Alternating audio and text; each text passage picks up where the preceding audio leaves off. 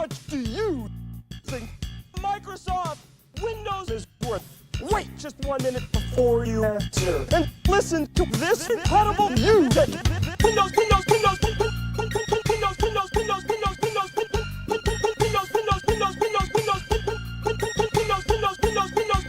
Makes me happy.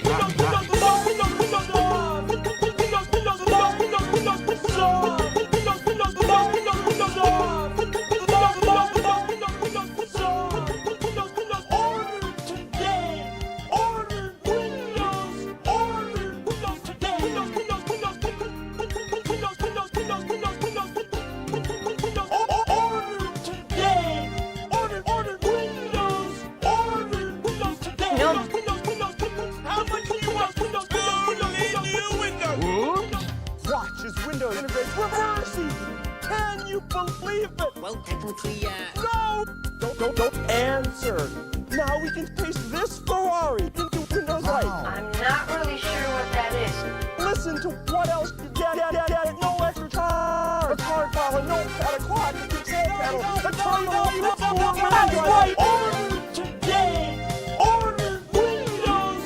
Order Windows today. It's an incredible value, but it's true. It's Free screensavers. and reversing.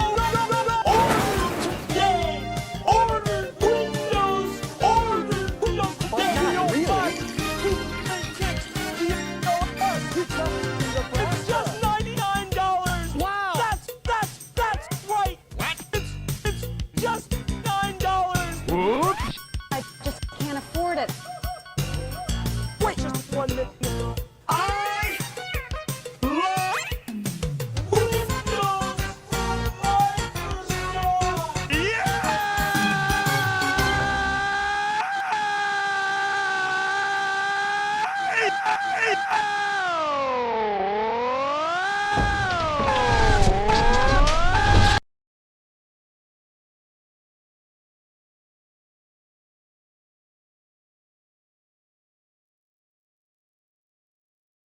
I'm not really sure what that is. No, I'm not. I just can't afford it. I'm not really sure what that is. Whoa, free screensavers. It makes me happy. Terminal 64. All right.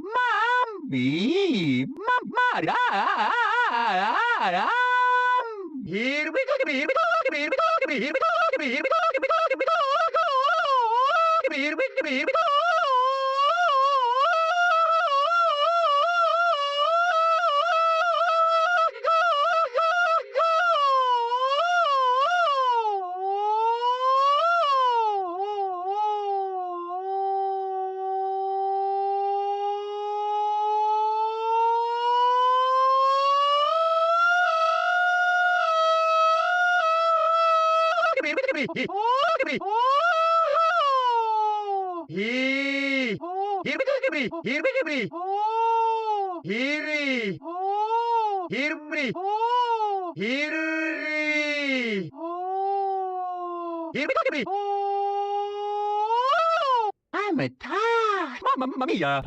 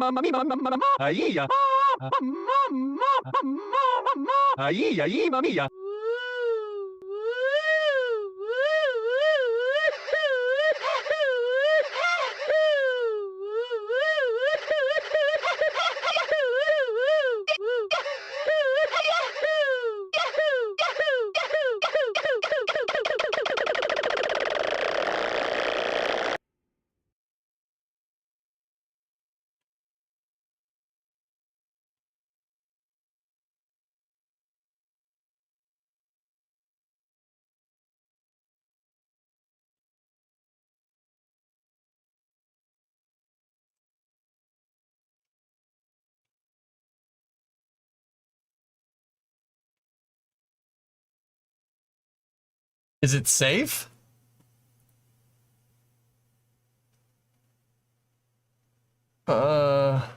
Yeah, you good. Yeah, you good. You guys, I mean, you asked for that. That wasn't me. I did the first part, the Windows part. You guys asked for that. So I'm gonna need a link. Oh, for what? Research purposes. Anyway, how's everybody doing? I'm not really sure what that is. How's everybody doing? Everybody doing good? You doing good? You? No? It's Friday. Today is Friday in California. Shoot! Do you think the bounce of the tank could be a problem when catching?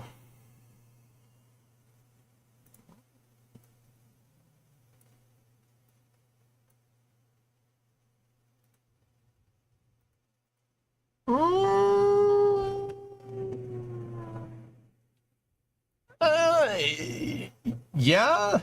So Liam, here's the thing. All right, and you know we talk more about this. We'll talk more about this on Flame Trench because we got Flame Trench today. Boom. We also have a rocket launch. We have Transporter 11, Jason Statham, the 11th one. Can you believe that? I understand you're looking for a transporter.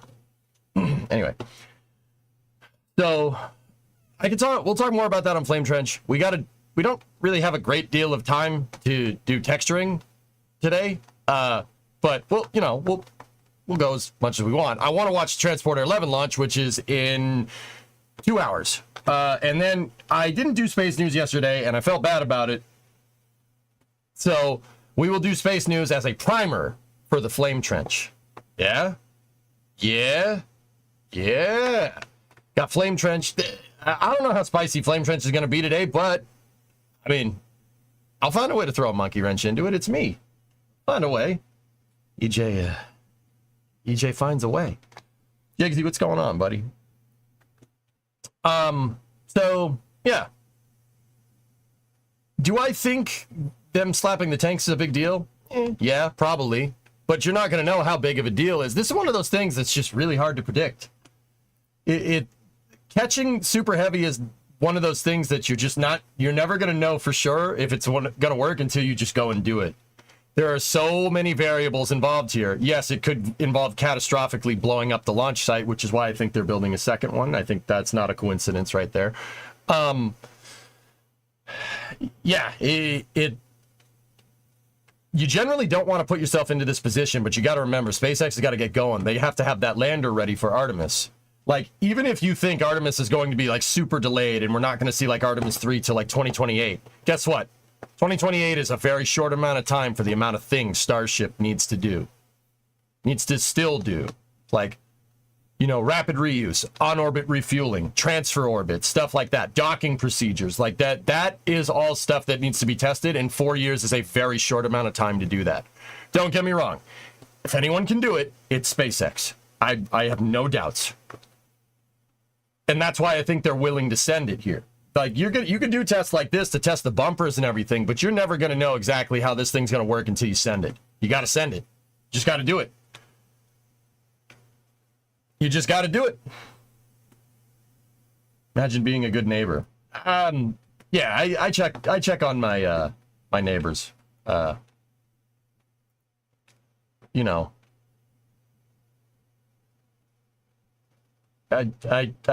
check on my neighbors from time to time. C-Last, yeah, Olivia, yeah. I'm actually really good friends with the neighbor on this side, which means nothing to you guys. These people over here, I'm really good friends with them. That's the one that I go hang out with usually on like the weekends and stuff. Yeah, cool dude. So yeah, long story short, my buddy that lives next door, his wife is not doing very well. I don't want to get into it, guys. But sometimes I'm late for the streams because I'm over there talking to her and making sure everything's good because he's working. That's, if you really want to know, a little glimpse into my personal life. There you go. Not personal, but like out of stream stuff. Yeah, her and I partied with them. They're good people. They are good people. All right, Alleviate, what's on your mind? Quick question. I've been speaking to a neighbor and recommending generators because of power cuts hit the storm. Any recommendations on what I should be looking out for? Yeah, you want a Generac, dude. Get a Generac. I mean, Alleviate, okay, here's the thing. You can make anything generate power. What are you looking to do? Like, do you want a generator if the power goes out? You want to keep the power on? Do you want to keep some of the power on? Do you... What are we talking about? You want power the whole damn house? Do you have a gas line?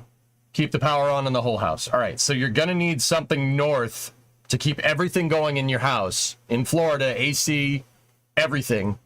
You're going to need something north of like 10,000 watts. Like, that's just the truth. It's probably even more if you're in Florida with the air conditioner, right?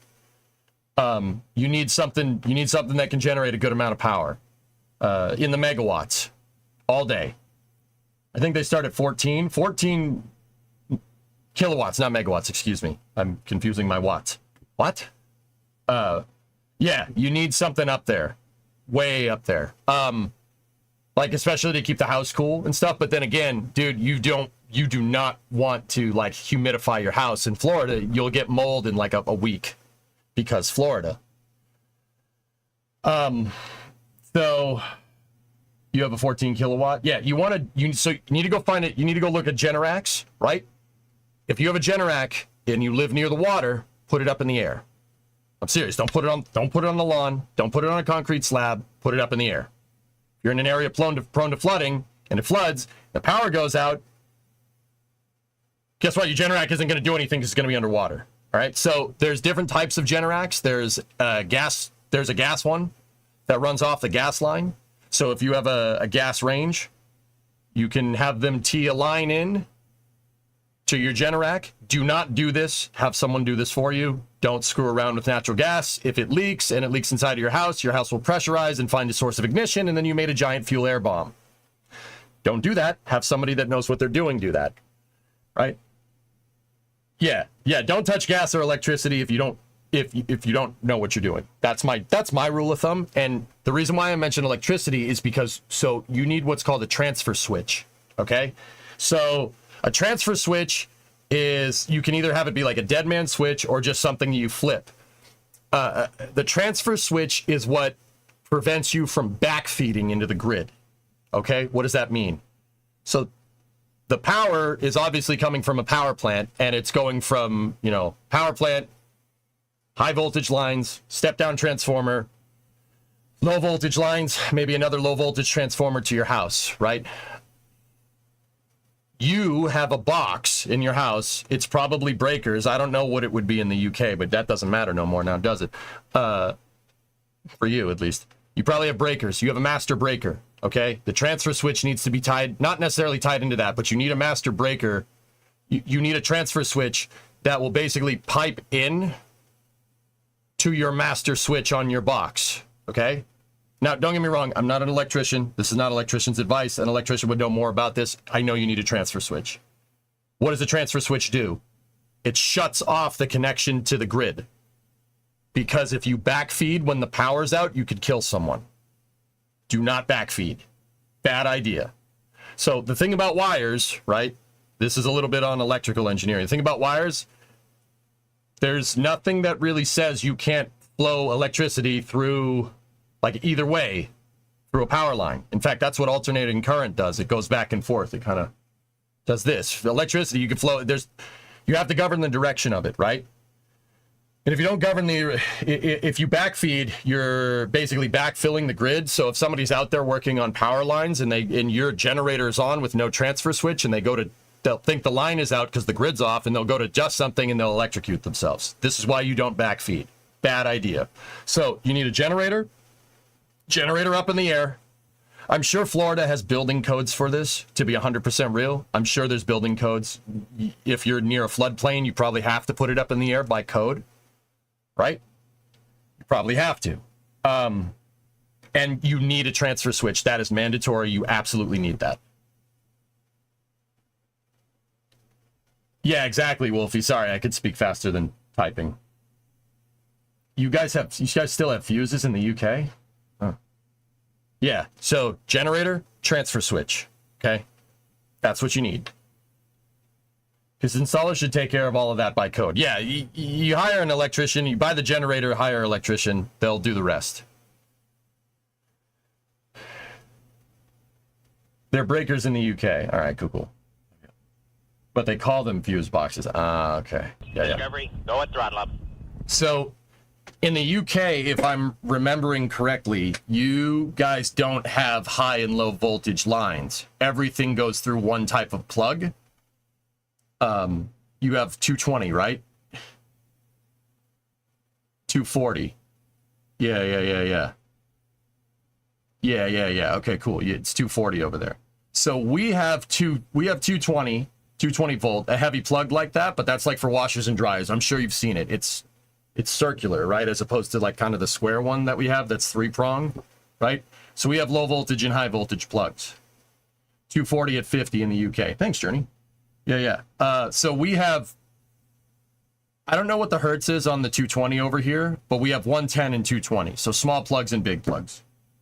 Kind of a more a la carte solution, you know. 60 hertz sounds right, weather guy, but I don't know off the top of my head.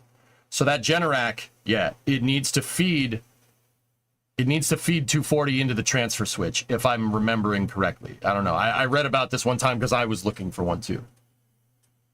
Is your 223 phase. Ando, you can do 110 single phase, 110 3 phase, 240 single phase, 220 single phase, 223 phase. Yeah, you can do a bunch of different types. Yeah, we have like 4 different options over 2 different plugs. Yeah, it's really kind of a la carte because standardizing that across like the entire US could be a little bit troublesome. And there's a lot of different types of residencies in this country. So, yeah, we have a bunch of different plugs.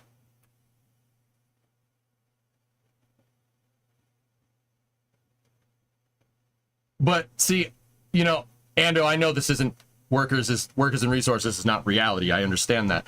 I noticed in workers that transformers and switches are like their own thing. Over in the US, we put switches right on the power poles. There's transformers and switches on the power poles themselves. We don't like have a dedicated area for that. There's dedicated areas for step up and step down transformers, and that's about it. You need EU clerks to standardize. That's research the US opted out of. I'm not saying that might be a little bit easier, but also at the same time, changing that for 330 million people might be a little bit troublesome. Why? It just roll with it. It works.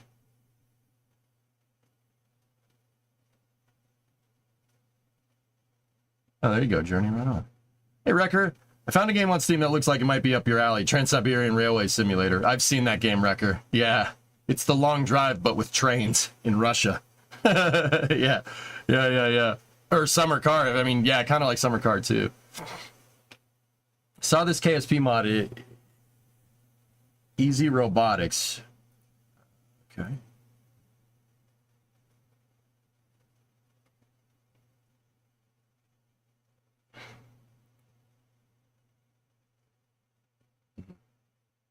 Hey, Tech, what's going on?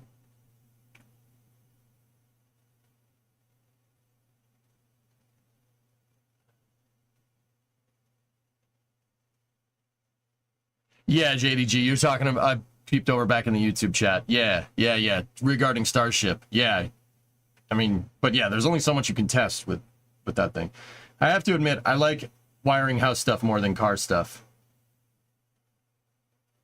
I just like wiring. I noticed that, Hellfish. After I wired the 59, dude, it's one of those things where electrical engineering was kind of black magic, right? And then I went and forced myself to wire the 59 on the internet. And A, I learned a ton, right? From people going, nope, that's not right. Don't do that. Nope, don't do that. And B, it kind of clicked in my head how electricity works. Yeah, and it's much simpler. Much simpler now. I didn't know why I was making a mountain out of a molehill. It's not that complicated. It's like water flowing through a pipe. You don't want to get sprayed with water. right? Like it's actually not like, don't get me wrong, I'm not like I could land this plane. I could land this plane if there was something wrong with the pilot. Just because I understand it doesn't mean I'm going to go wire my house. I'll burn the damn house down. Like, you know, but yeah, that's the thing about electrical flow. And that's why I knew about backfeeding Wolfie. There's nothing, unless you give the electricity the logical flow, the path of least resistance, there's nothing saying electricity can't flow both ways through a wire. Just like there's nothing saying unless you give it logic to govern it, right? There's nothing saying that water can't flow both ways through a pipe. What governs water flowing through pipes in one direction, though? Drain pitching, you know, making sure that stuff's tilted down, use gravity to your advantage. Now, you can't do that with electricity, but you can use resistance to kind of do that with electricity, right? Burning down the house. Do, do, do, do, do, do, do, do, do. Yep.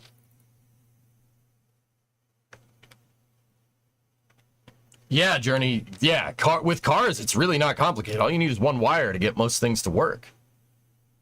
One wire, and usually most accessories on a car just ground themselves out. So as long as you have a ground from chassis to engine, right?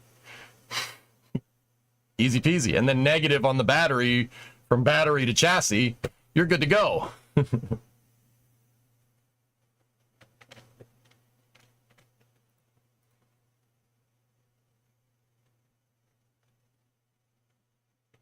Interesting. Our 240 is straddling two of the three 120 volt phases. Interesting. Yep.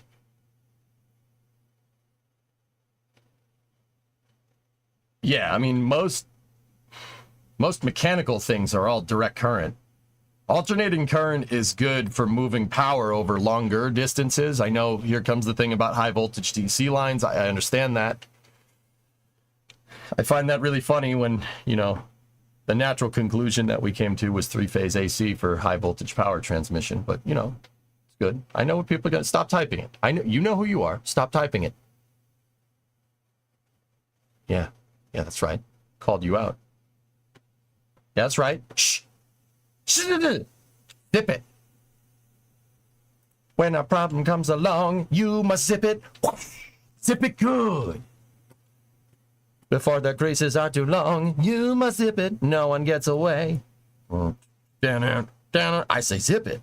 Down. Zip it good.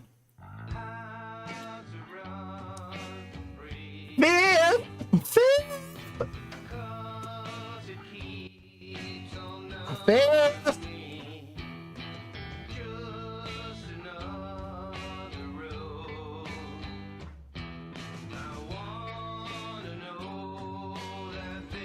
So, this is part 3 of our coverage of building a part and bringing it into KSP. Oh, baggish. So, check this out, guys. If you didn't see yesterday we figured out the workflow to take a model from Maya, put it into Unity, get all of its attributes set correctly, and then put that into KSP.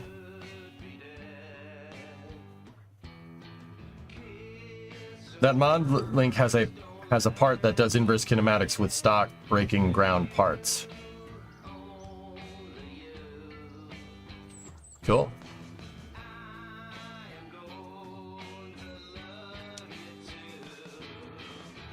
All right, so check this out.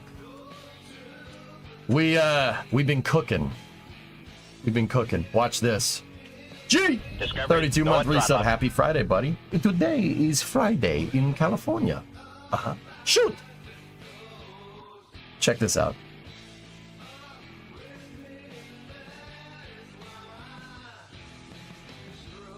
So, I added these parts to the game. And we have to texture them today, and we will. Actually, with a finite window, I might have to move texturing it to Monday, because we have a very small period of time. It's also blue. I don't know if you guys could notice that. So I made these two pieces here. And don't get me wrong, there's no shading, there's no lighting, so they're very placeholder right now. But take a look. So I made these two pieces.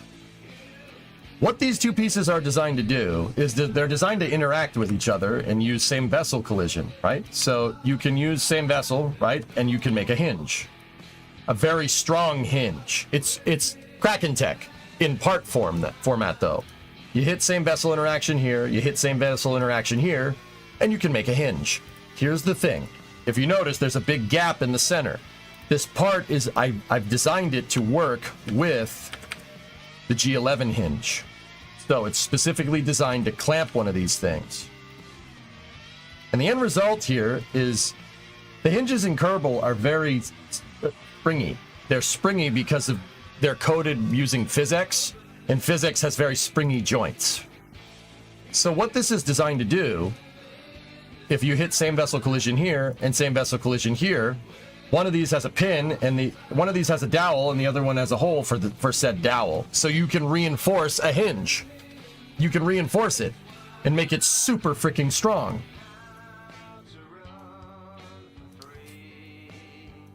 So, why did I bring up the SSTO pad? This is a launch complex that I built in KSP. Yes, it's an entire launch complex. It's pretty cool. To clarify what I said earlier, our houses get fit 2 of the 3 phases on the line. Your breaker box is actually 2 different phases split left and right. Chirality, but with electricity. No, it was a joke. I know. So, check it out. I took the SSTO pad. We knocked about 50 parts out of its part count. And we designed it to work with the hinges. I replaced all of the Kraken Techery here, or the hybrid Techery here with my part. Where's the human peanut butter?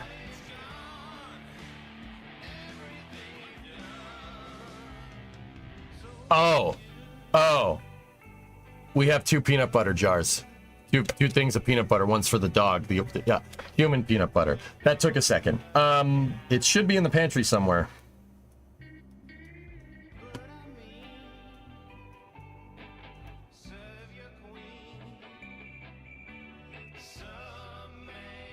Yeah, that sounded weird when my brain first heard it. I'm like,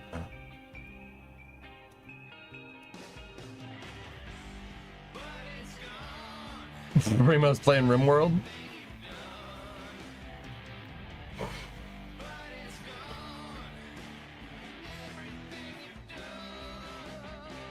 So, we have our hinge parts, and what I want to do is texture this, but honestly, I don't think an hour is enough to get the textures done for this thing.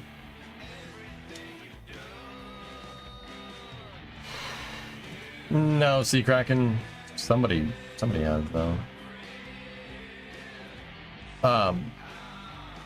So yeah, I figure I'd kind of show you guys how strong this is by doing another test SSTO launch.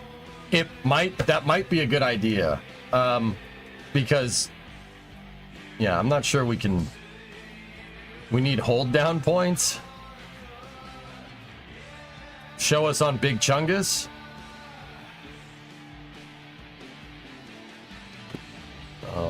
Oh boy.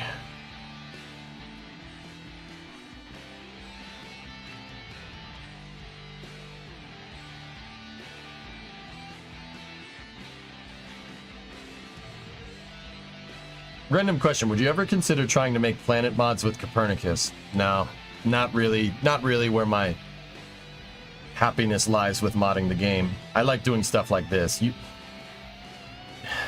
want me to mess with this thing?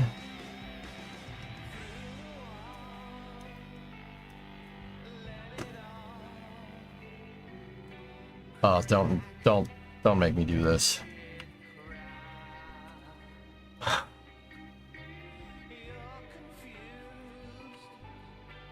Are you playing with the free trial? Maya is expensive. No, I own a copy of Maya.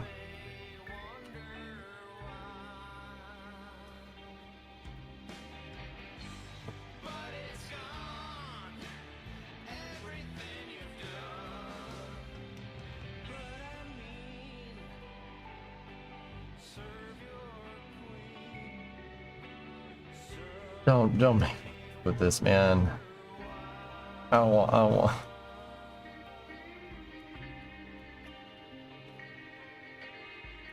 wanted to texture stuff.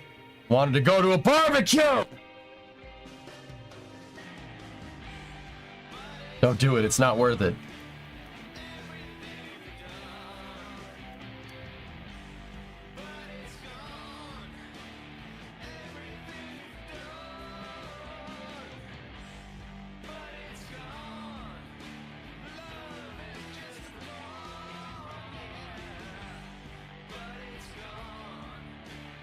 I don't Rockets, we don't, that's my thing, dudes. We don't have enough time to get a texture finished. We could start. That's probably the good idea. Yo, custom parts? Yeah, that's right, Dave.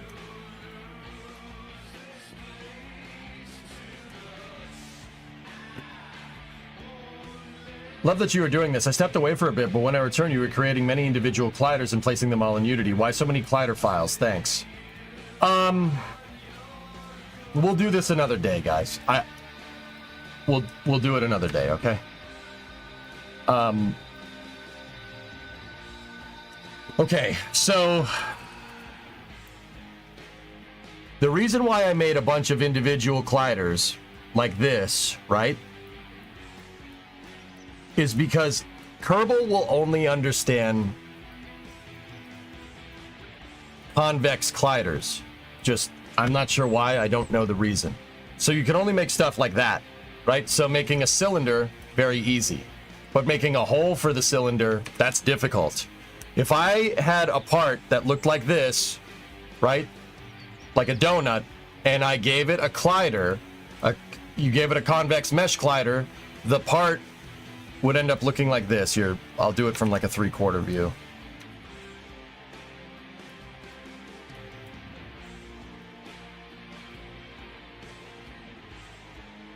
Right? Say you had, you know, a hole in it. If I gave it a collider, the collider box would look like this. It wouldn't even pick up on it.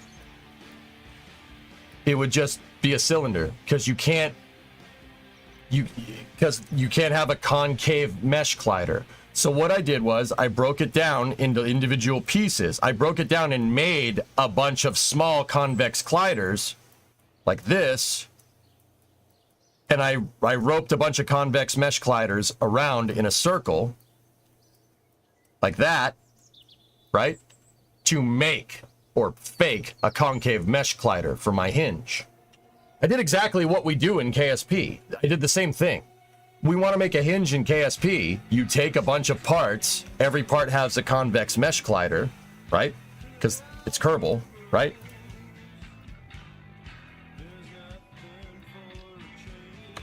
Right? And you wrap them around something like that. That's a hinge. That you can make a hinge out of that in KSP, right? That we've done that for years. I did that on one part with the colliders instead, with the collider box. So now you have one part that does exactly it, like actually that. It's doing the same thing. It's just a bunch of convex mesh colliders wrapped in a circle. That was the idea. So the end result, the more colliders you have, the higher fidelity collision you're going to get. So I made it 16 colliders. There's 32 of collider box, or 33 including the base plate. There's 33 collider boxes for the hinge. So there's the plate, and then there's 16 on either side.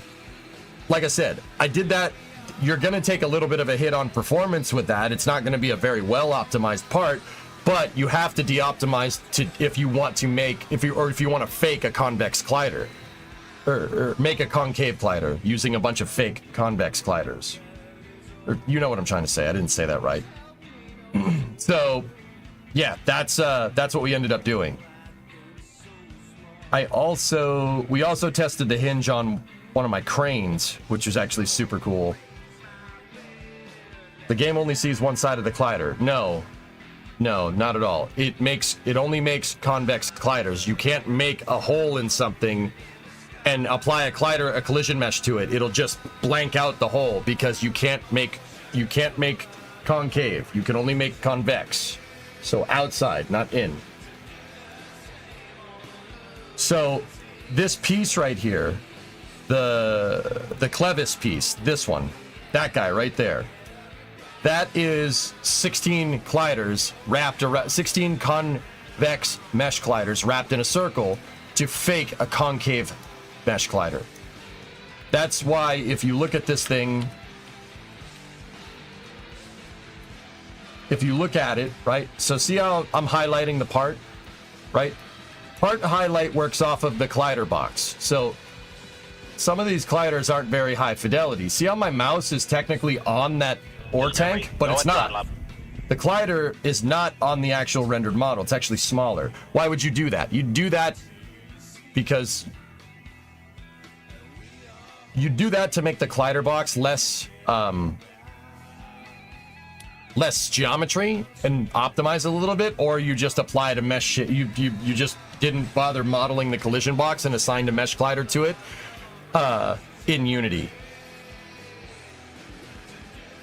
But if you look, so here, let me find a part that's an example of what I'm talking about. T-Claw, 6-month resub. Thanks, man.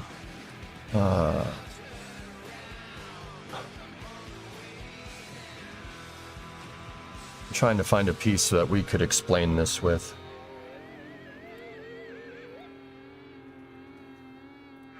All right, the donut fuel tank. So the donut fuel tank does the same thing, but look. See what I'm talking about? There are parts where you select the interior of it and you're still you're not selecting the interior, but you're still highlighting the part. That's doing the same thing. This toroidal tank, it's doing the exact same thing. Once again, they do this kind of stuff in Kerbal to they use low fidelity colliders because for optimization, because your computer still has to render that collider. I'm trying to think of another part where this is true. Give me one moment. Oh yeah, here we go. The intake. So look, you can see through it. But no matter where I put my mouse, it's always highlighting the part. The collider box for this piece is still a circle. It's a cylinder with a trapezoid on top of it because the intake is colliding. See what I'm talking about? But if you go in here and try to select, if it was KSP and I decoupled something and tried to drop it down this gap right here, it wouldn't do anything. It would just sit here like it was a solid piece, because it's hard to make concave colliders in this. The structural tube, it actually is doing the same thing, but once again, it's not very high fidelity. They have like 6 convex colliders or 8 to make that. But yeah, see how it's not highlighting it? That's how you know it's hollow. The collision for it is hollow. If you look at my part, right, you're highlighting it, but if you go through the center, you're not highlighting anything. And mine is very high fidelity. The reason why is because it's a hinge. Collision detection is vital for this part to work correctly. So I chose to make it a high, like, use a lot of different colliders for it. A lot of different pieces all bolted to kind of parented together to the part. To get better collision detection, which makes the hinge stronger. Why did you pick dark blue? I was UVing this with a dark blue shader file, and when I exported it, it didn't export the shader file correctly. So, yeah, it just inherited the color from the shader and the part became blue. We got to texture it. It's not going to be blue. What I want it to do is to be painted like the hinge. See, I want it to be painted like that. I want it to look like it's part of the G11 hinge when you clamp it all together. It's actually NASA blue, guys. Yeah, it's NASA blue. But yeah, we put it on this crane truck here, right? And it actually, yeah, became very strong. This hinge, we ended up trying to pick up something that was more than the counterweight on this crane. And what ended up happening is the hinge was so strong, it pulled the crane over. Yeah. SpaceX is testing slapping. Yeah, they are, Pixels. Yeah. Slap.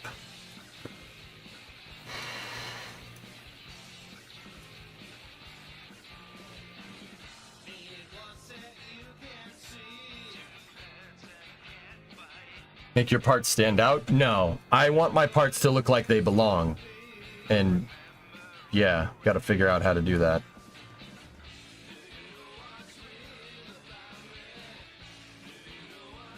But yeah, the idea is that you have a very strong hinge now to be used for whatever. I probably wouldn't use this part on any ship because I made the parts 500 kilos. They're like cast iron or like carbon. It's solid. Like the material consistency of these parts is like steel. They're very strong. They're not aluminum. I wouldn't, like, if I ever make this part pack releasable, I wouldn't put this on spaceships. It's very heavy. They're very strong parts. The collision detection is very high because it's steel. Like, you could crash, if you had this on a plane and you crashed it into the ground, that thing won't break. It'll just bounce off the ground, which is what something like this heavy duty of a part, that's pretty much what it would do in real life, right? Like, what else in the game weighs 500 kilos? I don't think there's any structural part that weighs that much, to be honest. This thing is 375, so I kind of made it the same material consistency as the I-beam.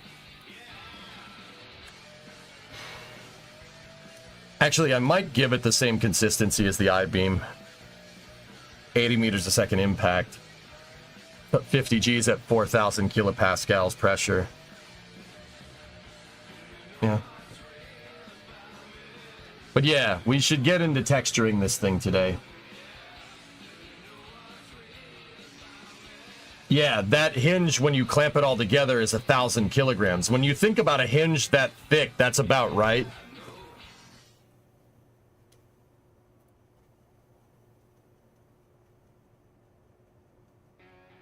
Yeah, I mean, you want a strong hinge. That's, like, I also like to think about how these things would go into, like, gameplay. This is specifically designed to be on the ground. It's like an I-beam. I mean, you can use the I-beams for ships if you really want to, but they're super heavy and you're going to take a penalty for doing it, you know?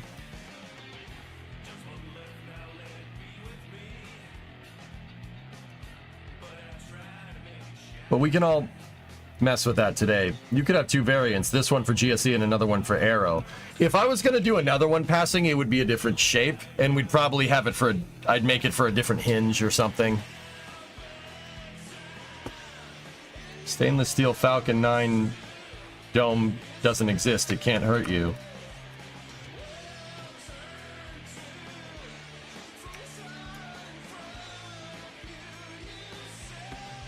Isn't that a super heavy header tank?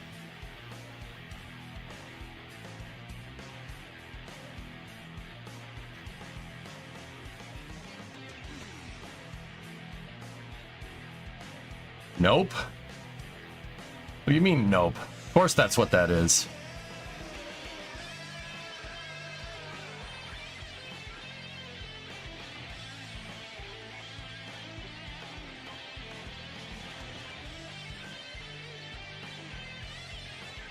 Not wide enough?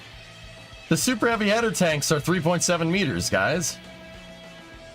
Super heavy has header tanks, yeah. It does, for landing, O-Force. Not for the same reasons as Starship, right? When super heavy is, you know, firing and doing its flip and burn, you know, most engine cut off, and it does that hot staging flip and burn, it's really easy to get the propellants to slosh around, right? So Spacex has a header tank at the prop feed for both tanks. There's a header tank like down at the bottom of the tank instead of like out at the front in Starship, so the propellants don't slosh as much. Yeah, we've seen the baffling for this. It basically works as a giant baffle, like a day tank for a ship or something. A day tank for a ship doesn't do the exact same thing, but you get the idea. The internal stringers on it doesn't match Super Heavy's header tank.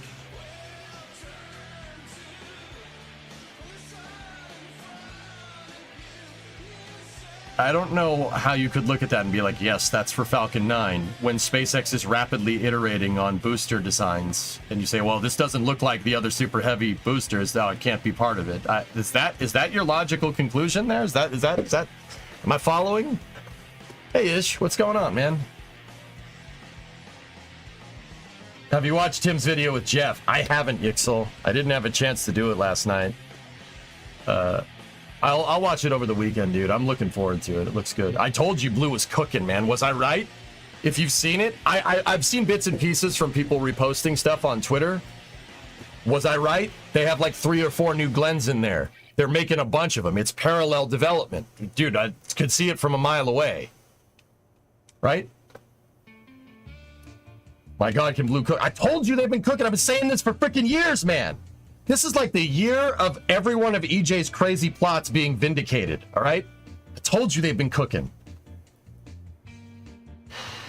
No, I'm just trolling about the Falcon 9 part for the memes, but that design isn't for super heavy. The new header tank is bigger with COPV strapped around it. Yeah, paper rocket my butt. Okay, maybe it is. Thanks for the day tank reference. Took me right back to Go Searcher Stormworks build. They're slow cooking, man. It's a barbecue, okay? Except for Starship ML.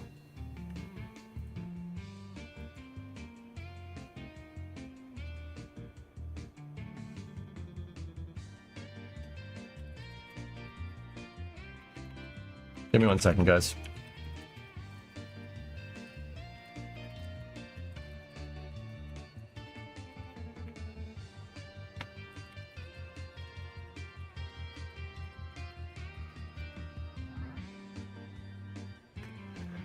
Now just need that dual Falcon 9 pad theory now. Yep.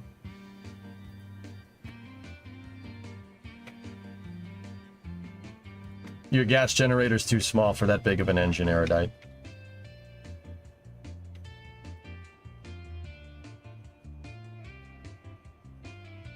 You believe all this stuff? From user debate anything on the YouTube chat.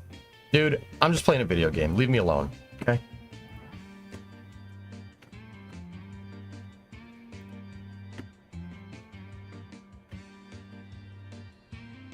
More than 1,000 engines. Oh, that's cool. Right on, T-Man.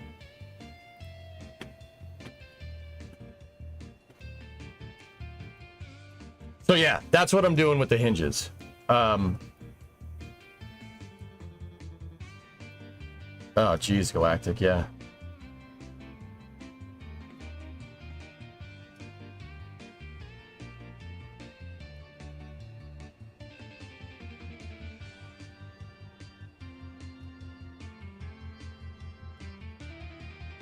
Yeah, Poison.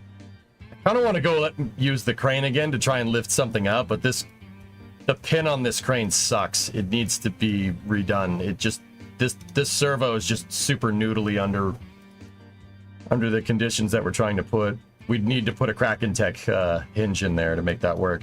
Tim's video really made me want more rockets to have the BE-3U. You guys remember there was a time with SLS Block 1B that Blue Origin proposed, instead of making the EUS, when NASA was soliciting contracts for SLS Block 1B, Blue Origin proposed using a new Glen upper stage instead of the EUS. And NASA said, no, that's vaporware. True story. This was back in 2018. Oh, yeah. Oops.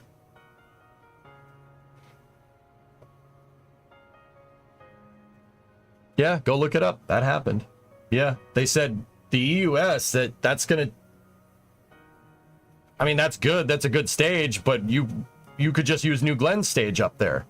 You're already using Delta 4's stage. Why not use New Glen's? And NASA said, well, no, you know, Boeing already made the core stage, and New Glen's kind of vaporware at this point, so... Yep, not good enough. Didn't make that cut.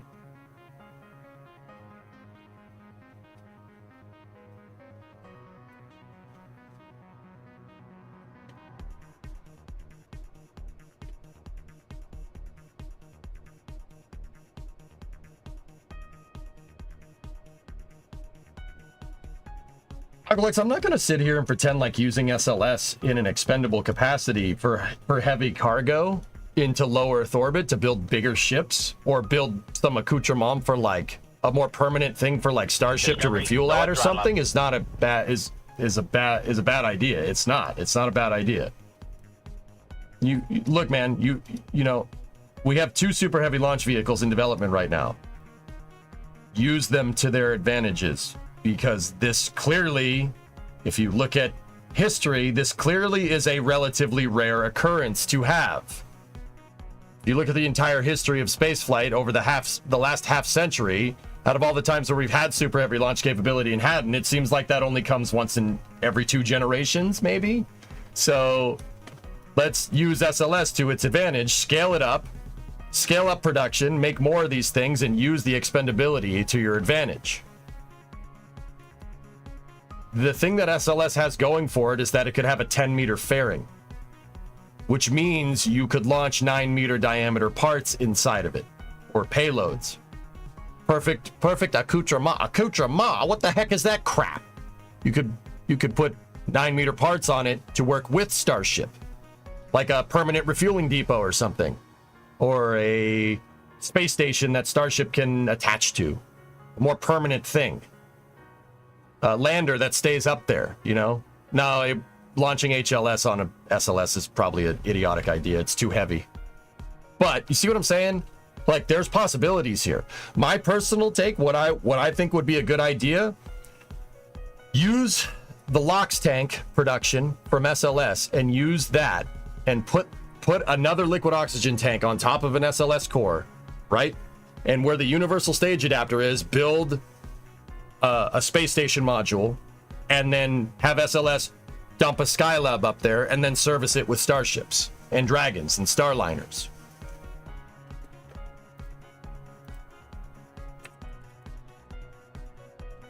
Like, let's use SLS to our advantage, right? Well, we have it.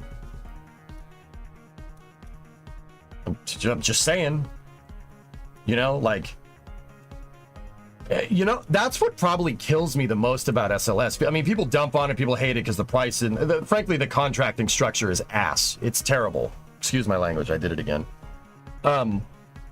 It's awful. It's so bad. But the rocket is good. The rocket is good architecture. You can make we have 100-ton to LEO launch capability.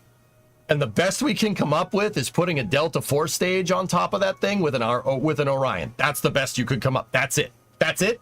That's it. That's like building something like super heavy, right? And putting a Falcon 9 second stage and fairing on top of it and be like, yeah, that's the best we can do. Sorry, bro. Like, there's concepts like MADV rolling around, like Lockheed's MADV, Lockheed Base Camp. There's that kind of stuff rolling around, and the best we could come up with is a Delta 4 stage? That's it? That's it. Oh, it's infuriating. Like, oh, man.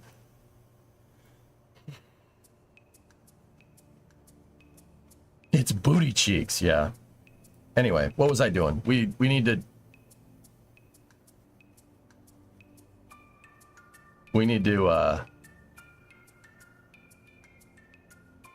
texture that part. We're not going to get anything done today, are we? It's like using a truck bed for groceries. Yeah, it is. Textures. All right, cool. Let's back out.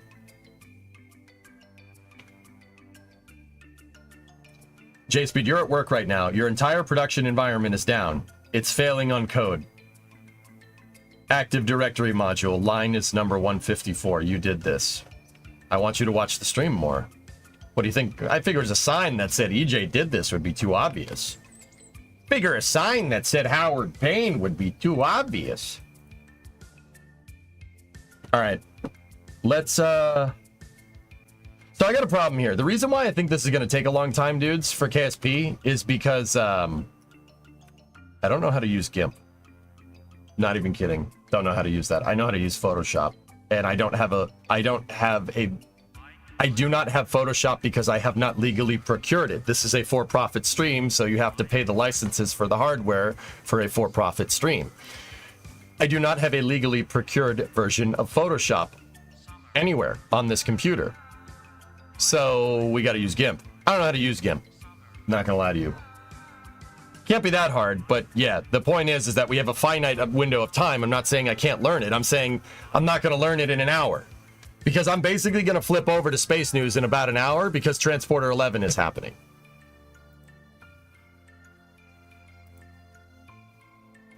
Can't you rip textures from other KSP parts? They're embedded into the MU file, Kraken, so not really, no. Unless we took a screenshot of the part in Kerbal.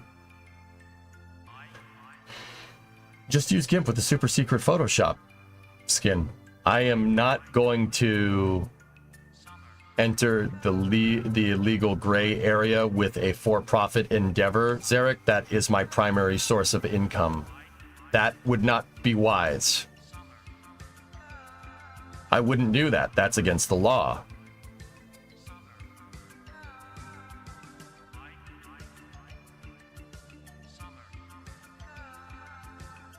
Last, what's up, Raid? Try Krita. It's free and it's almost as good as Photoshop. Stealing is bad. You should not steal things. You wouldn't download a car.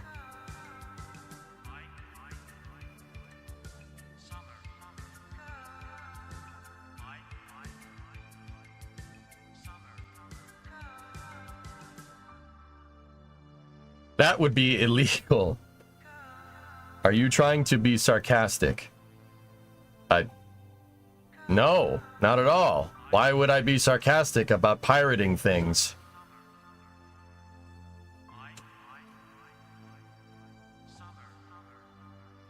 Do you want to have a debate about my sarcasm? Debate anything?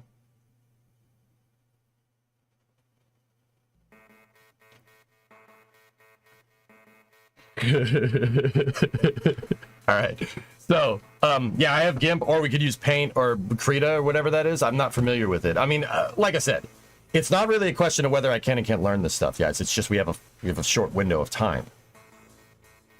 So let's pop open here. We pop open Maya, boop, and then we pop open Unity, boop.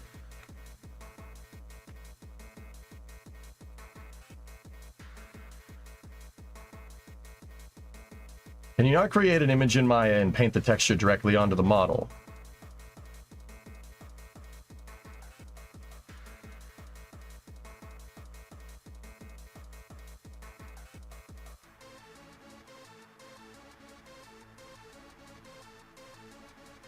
Okay, so there's our hinge.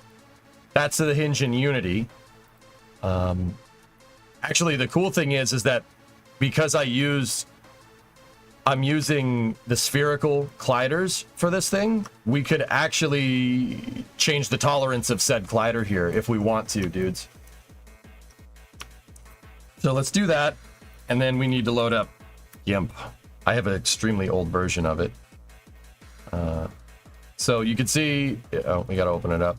Open up in Maya. Oh, geez. New test parts, there we go. Let's go 6. Let's go over here. Oh, channel box. Transparent hinge boxes.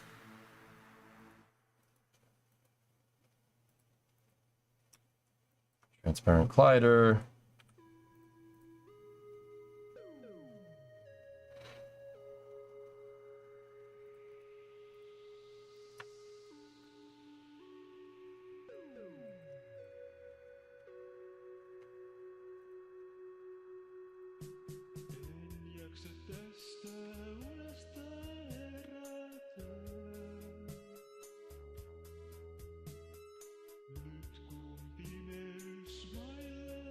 I need to go into the outliner here real quick.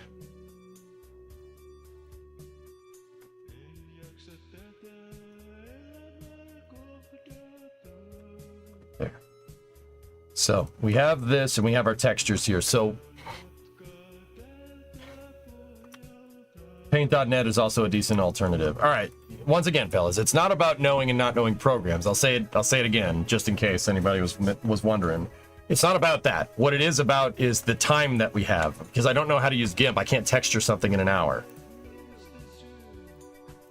But I'll attempt to do it. What the frick? All right, so GNU image manipulation program. Open.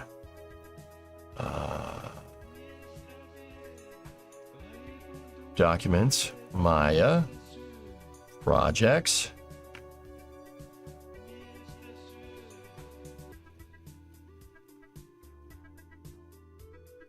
New KSP assets, images, hinged owl map, PNG, boom, open that up. Oh yeah. Oh, that's not hard on the eyes at all. Add a layer. That's a layer group. I don't want that.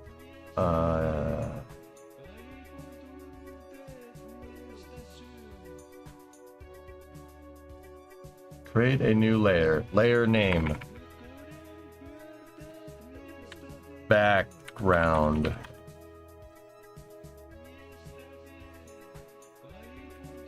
Get rid of that. Put the background behind the hinge layer, and then I'm going to fill. There we go. Oof. All right, so we want to borrow some textures from the hinge. Balls. I shouldn't have closed Kerbal. Let's go open up Kerbal and take a look at the G11. You could try slapping a Photoshop mod over GIMP. There's a thing called Photo GIMP that changes a bunch of the things over to be more like Photoshop. Oh, somebody wasn't kidding when they said that? Damn. Cool. Hello, RJ.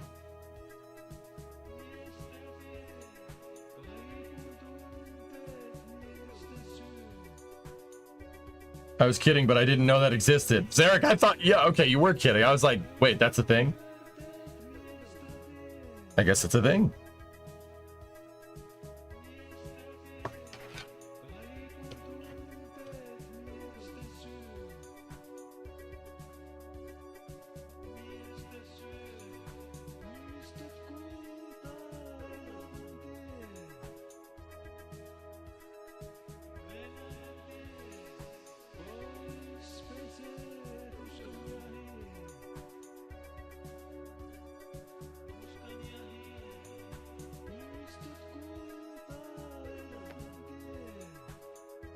All right, let's get a little bit of a closer look at this thing.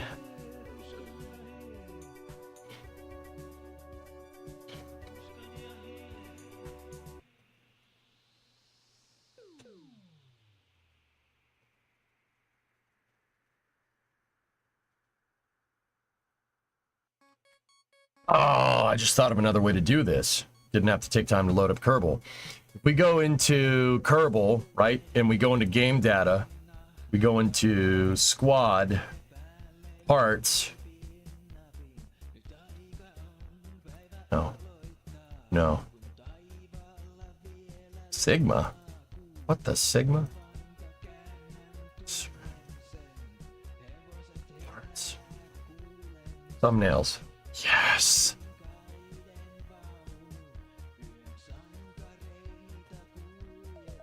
Yeah, it's not very high res. I bought KSP and put my first few hours into it yesterday. Wish you luck. Oh, I had fun with that. Okay.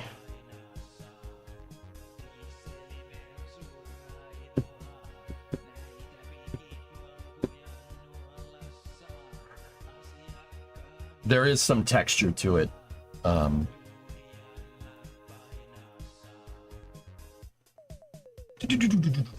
They're trying to demolish the cooling towers of a nuclear power plant in Bavaria, and some idiot protester entered the keep out zone and climbed onto a power pole.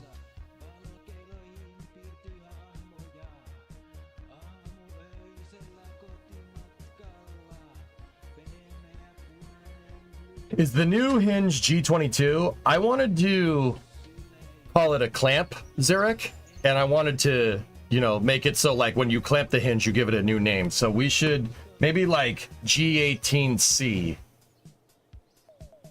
or some. It's a good name. It's a good name. That's a good name. We should call it that.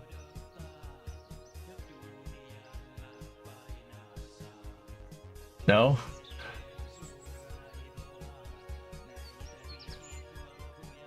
You can open the DDS texture file for the hinge and grab the colors from there.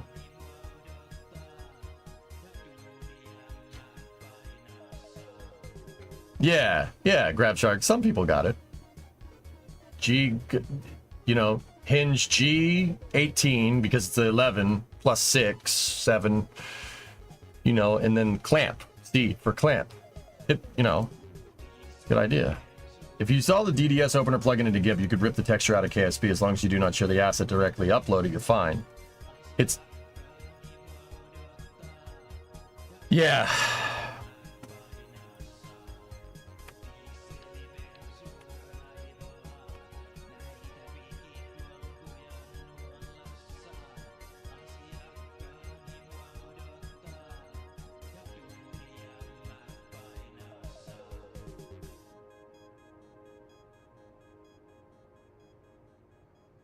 Yeah, I would do that for sampling the color scheme.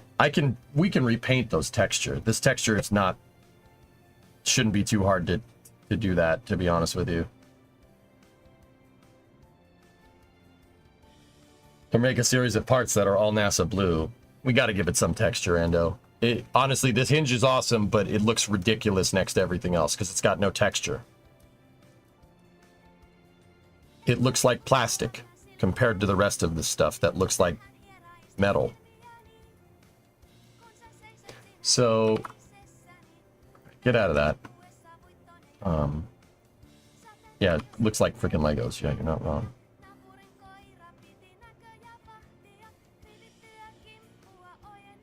DDS texture file for the hinge. Where would that texture file be? Isn't it compiled into the MU? Where would that end up?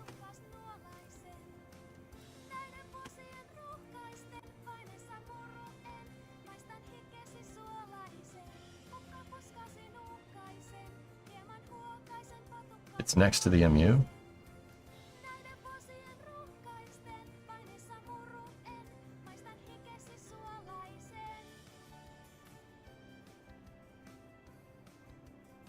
Oh. Yeah. Okay. Sorry, I got a case of the moron again.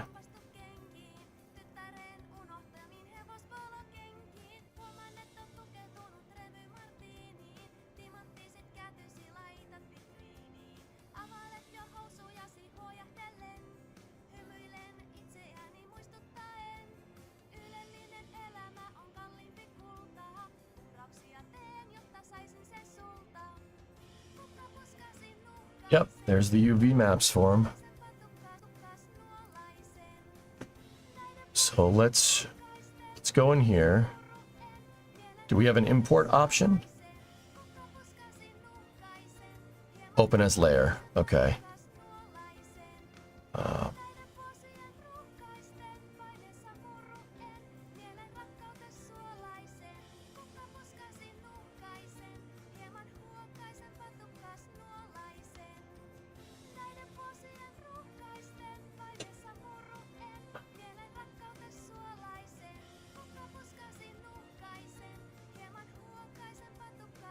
I forgot how to get to the Kerbal directory. It's so pathetic.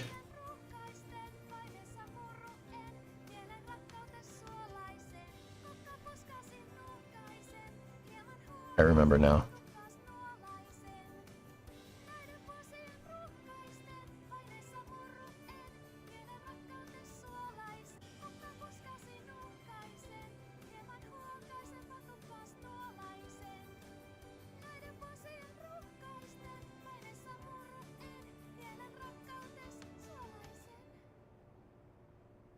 There we go. So they have a diffuse on the hinges too.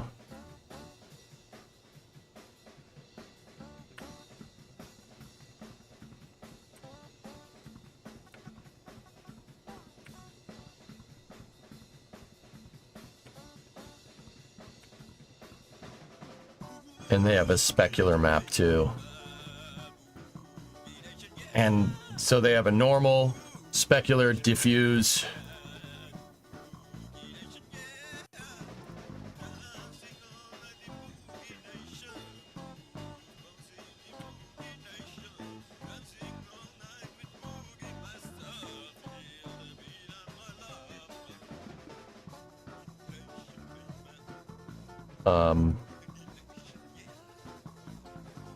G11 color. See if that is.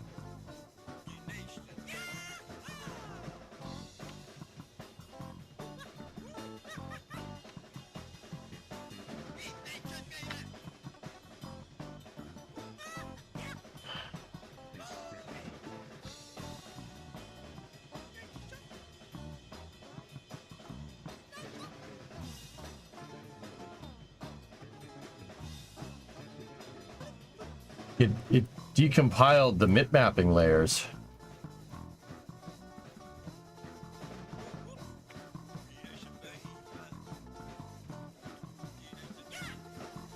Yeah, I was gonna say there's mip mapping. I'm amazed that Mutter that it picked up on the mip mapping layer information, to be honest with you.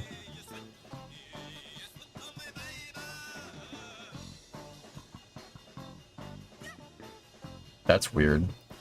Mip mapping is a form of repeating texture distance to texture optimization. Kind of like mip mapping to textures is what LODs is to LODs are to models.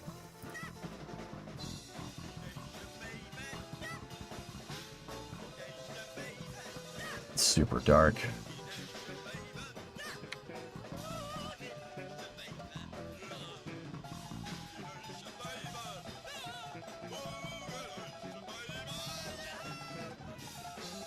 You should just paint it pink and call it a day. Thanks.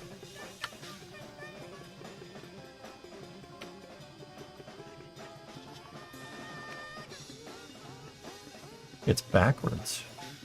What the hell?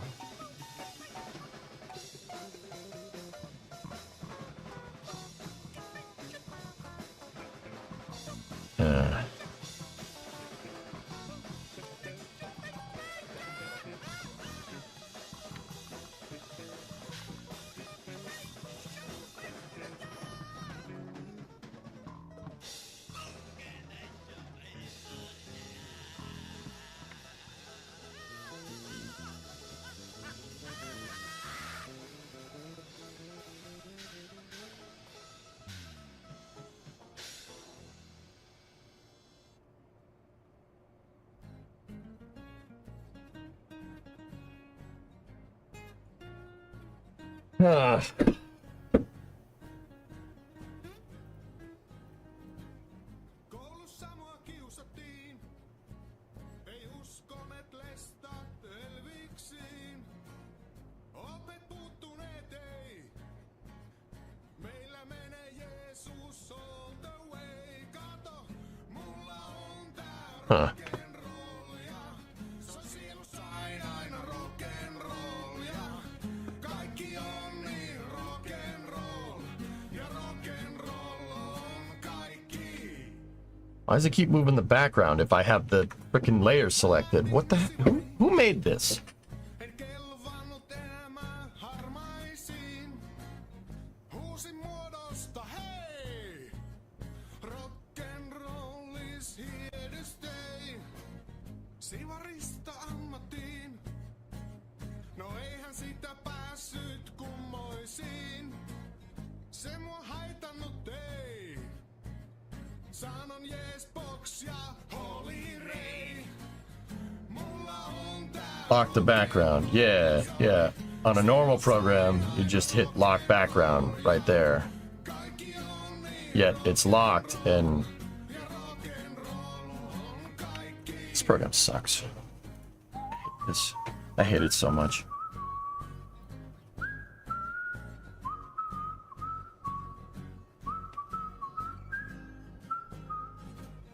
nätin tytön tapasin. Tai no, tytön nyt kuitenkin. En saanut mitään tarttuvaa. Mitään sellaista, mitä ei voi No, Kagras. What the hell is this button for? What the heck is even that? testissä. Mentin silti naimisiin. Vaikka appiukko Why is it... mulla on tää rock'n'rolli soi. Sielussa aina rock'n'rollia. Kaikki on niin rock'n'roll. Yeah, I was gonna say, Ray, yeah, that's some pretty baller you being. Compared to mine, mine sucks. Mine's awful. The lock is right below opacity.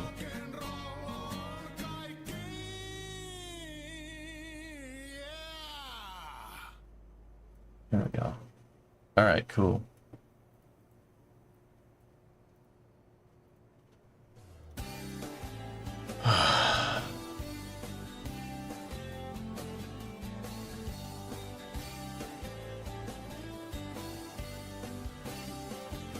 What?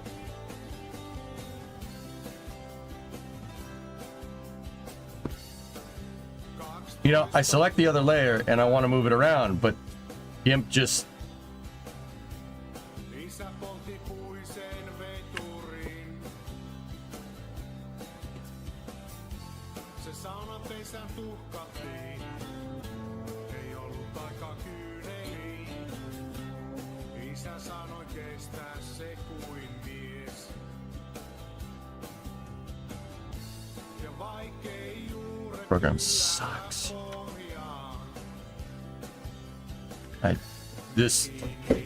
I don't know the workflow for this program, but it really is not very intuitive. Maybe it's because I'm used to Photoshop.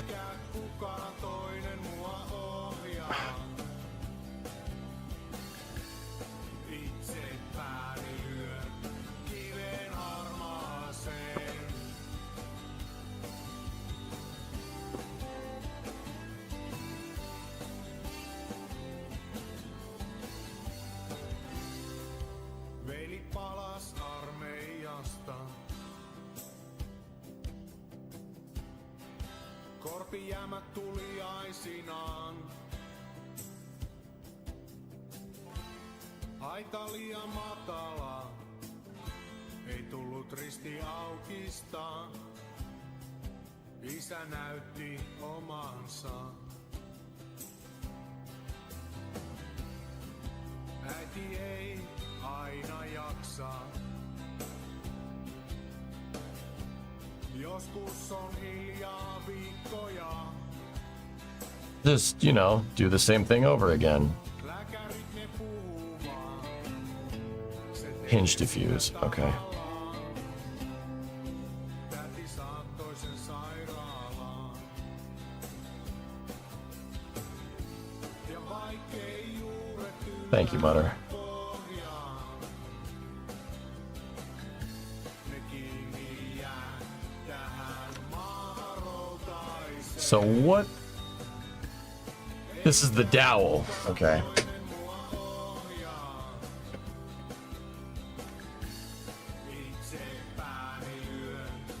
Yeah, King Crab. I don't know, man. This one is not.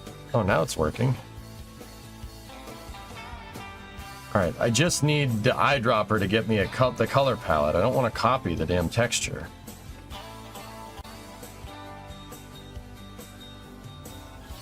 Ja vaikkei juuret yllää pohjaan. Ja vaikkei juuret yllää pohjaan.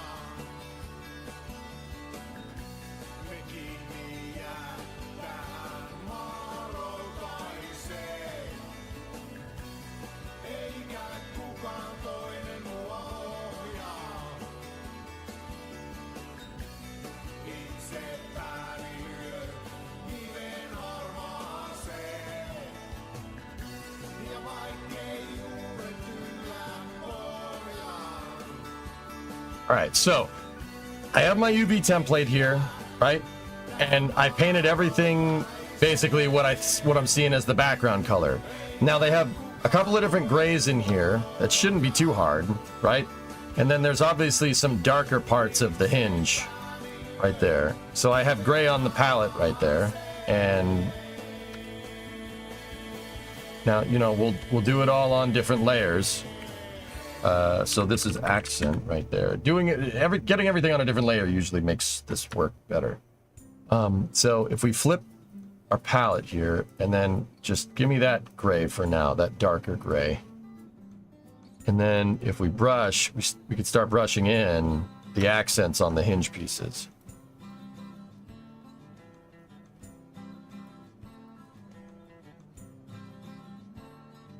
Kesä oli kuin kuuma lehmän henkäys.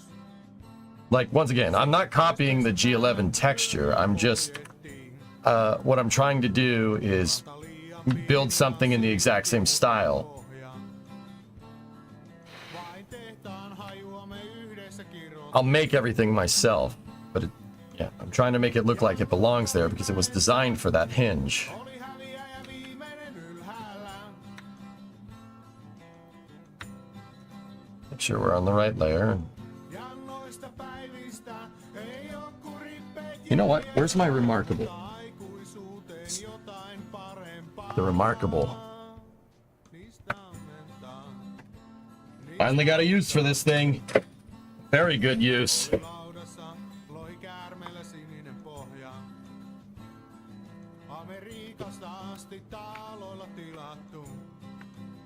I wonder if we could get this thing to work. Let me plug the remarkable in. So this is a tablet that you can write on. No, you're remarkable. No, you're breathtaking.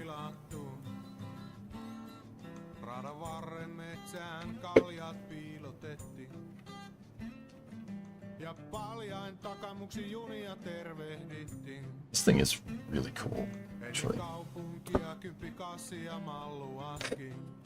Aniski.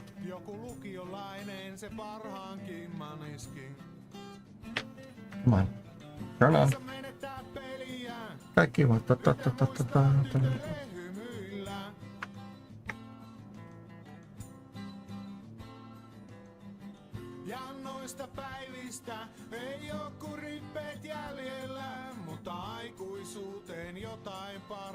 Not working.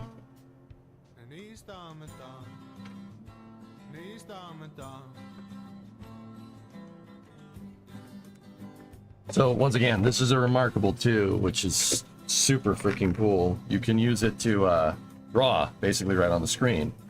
Should be plug and play, should be.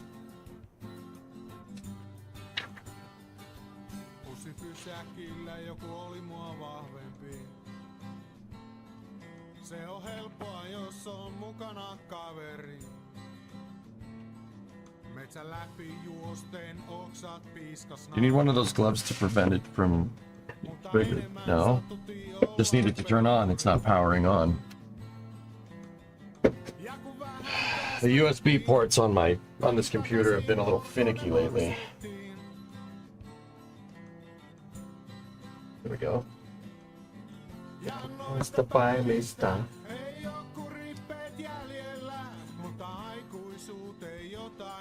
Let me get a USB extension. I'll be right back.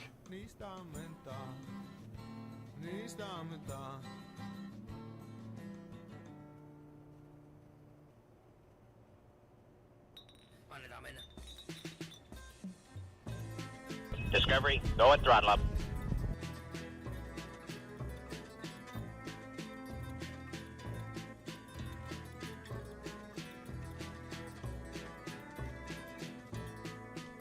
Okay. So it didn't want to charge. Let me just plug in a USB extender here.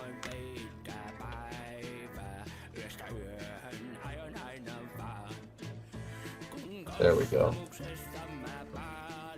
Steiner, what's up, dude?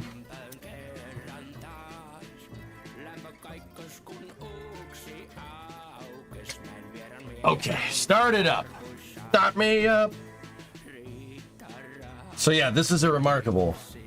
It's really freaking cool, actually. It's out of battery. What do you mean it's out of battery? Plugged in.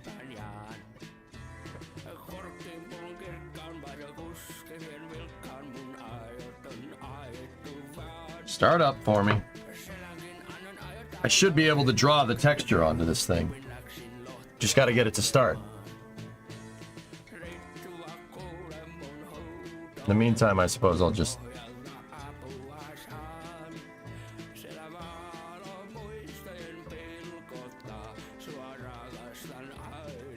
It just keeps flashing that it's out of battery.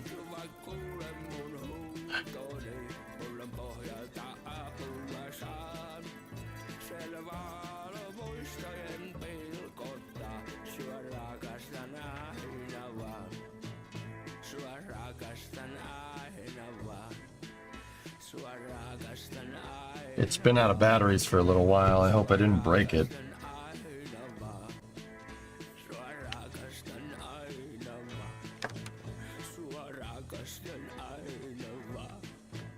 Come on, baby, turn on. Yeah, you might have to give it a second.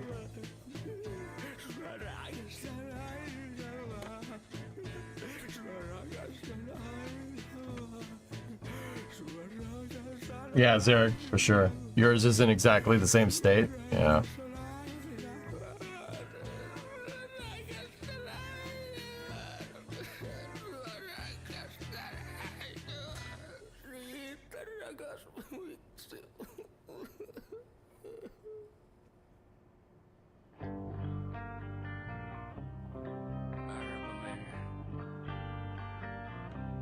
So I'll work with the mouse for now.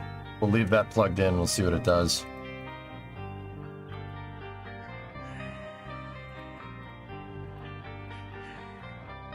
So once again, the Kerbal hinge is, it doesn't seem to be much in the way of texturing here. There's just a lot of, it's a lot of using flat colors, but using a lot of different flat colors to make texture. I mean, don't get me wrong, but this point is that this texture is actually not too complicated from what I can tell. Guys, I'll be honest with you, I haven't textured anything in probably, the ULA pack was the last time. So that was like 2014, 2015. So it's going to take me a second to kind of get back into it.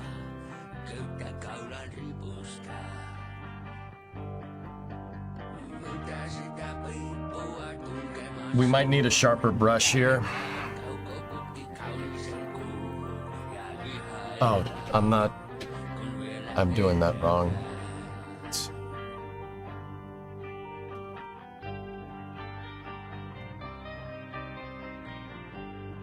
So we have that different color gray, but it looks like in some areas it's gradiented with some type of brush to make some texture that looks like scratches, but it's very defined. It's darker gray around like the accents around the hinge.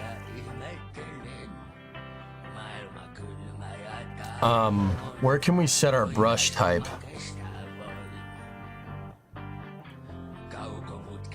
There. Oh, nice. There's some stuff that we could use to make some noise on this thing.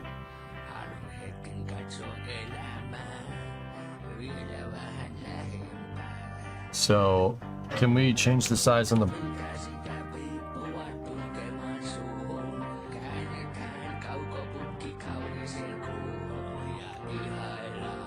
Oh, there. See? There you go. Score. If we just down the hardness a little bit, then we go back to size, change the size. Nope. Nah, that's not right. Up the hardness, lower the size. See, we're kind of getting there to doing this right. Just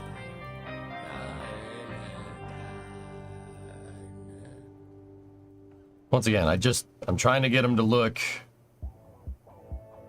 Can we erase with the same brush? Yes, you can. Excellent. Oh God, no, undo that. That's not what I'm looking for at all. So we have harder brushes, softer brushes, then we got texture. If we go lower the hardness a little bit, actually, increase the hardness of the sides. Yeah, lower the hardness. Problem is, if you lower the hardness too much, it just comes in a soft brush. I have a question of jocularity and superosity. Why do dash 8s get squirrely when landing and land hard? Dash 8s? The propeller plane? Discovery, go at throttle up.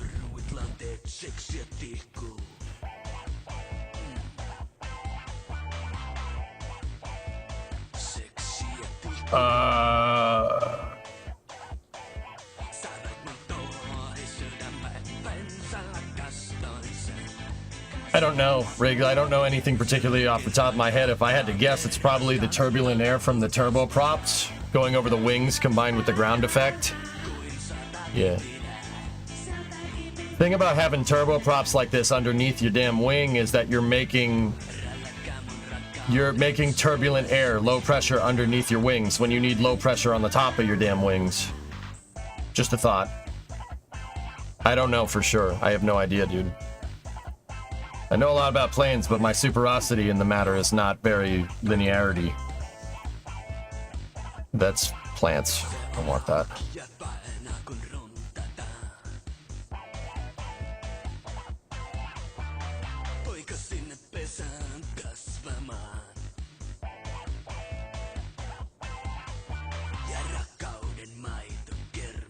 Vodka.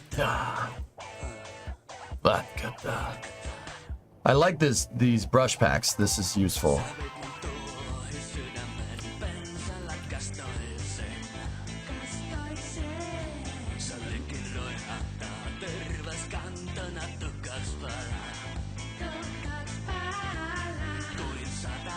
We need a brush that's going to make some noise up in here. There we go.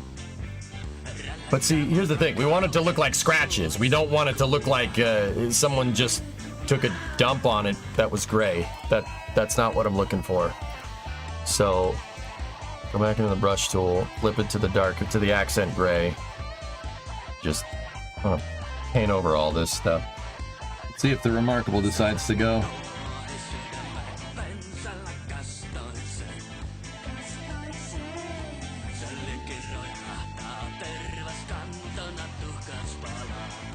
Like I said, we're trying to mimic the original textures that were painted by Squad.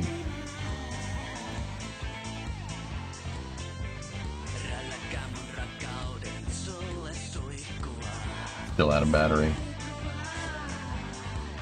But see, that really doesn't end up looking how I want, but...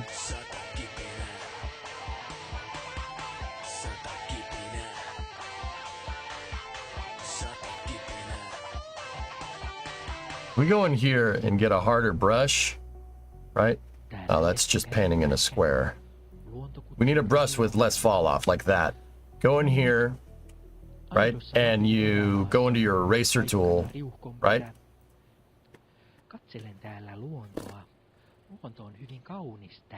No poetry.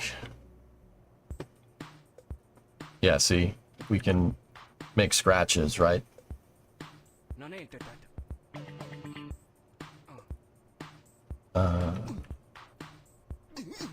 Yeah, that's too much for compared to the scratches that they were using. It looks like they did the scratch tool with a small brush that has very, very high hardness. Yep. Yeah, that's... Nope, that's too much.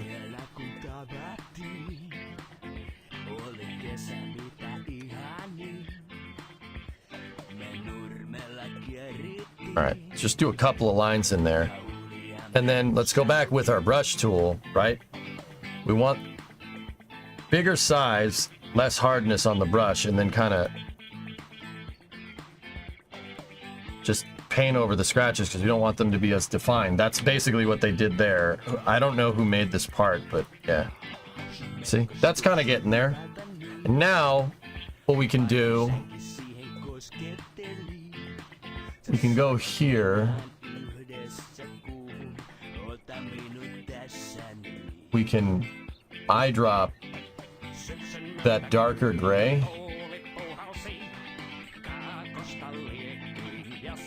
Right?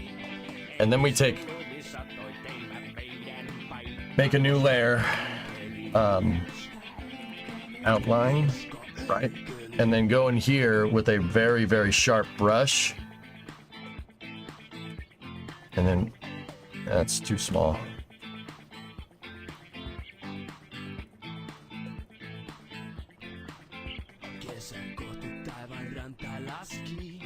And the Remarkable would make this way easier.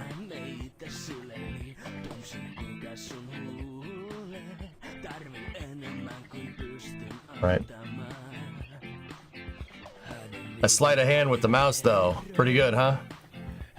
This doesn't have to be perfect, right? You're not making a perfect outline.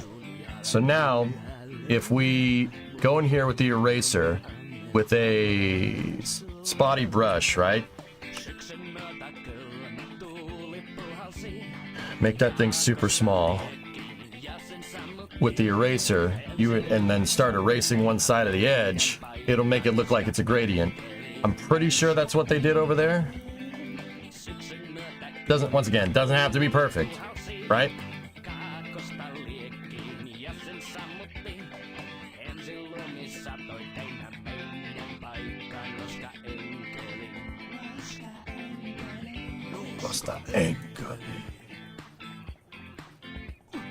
Because they seem to gradient off the edge. The edge is a darker color, right?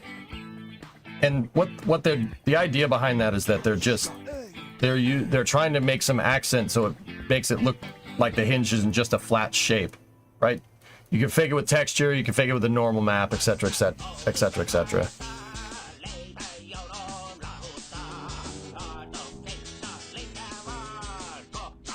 Let's just erase that edge on the outside right there. Brush back over here on the outline like that.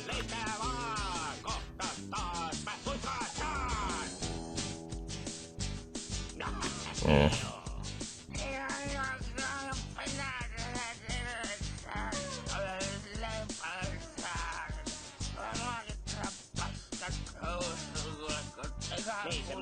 The lines seem to be a little bit more straight on the G11 hinge, so they may have been using a mask.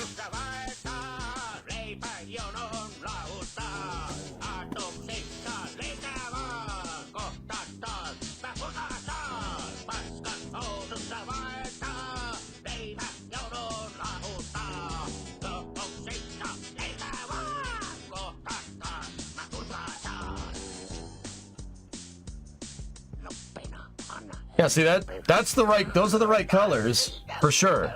That looks the part, but the thing about this is these are really straight edges. It's kind of hard to tell what this thing's gonna do with a curve here. The curve seems to be defined based off of the lines. Yeah. It's pretty good texture work, dude. I wonder if there's a robotics. All the CFGs for the hinges are here. Who made this thing? Oh, Rover Dude did it. Yep. Yeah, Rover Dude's good texture artist, man. Yeah, he did some really good work here. T-minus 1 hour till the transporter stream goes live. This is what I'm talking about, man. I just don't have enough time.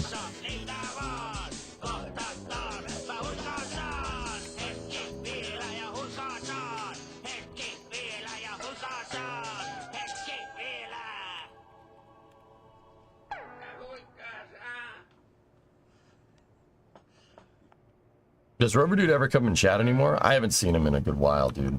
Tämä ääni ei suinkaan tullut ruokakellosta, vaan nyt alkaa Marko Kahjon tarinatuokio.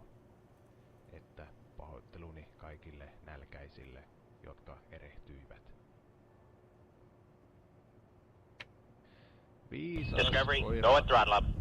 Olipa kerran koira, joka oli omistajiensa mielestä viisas.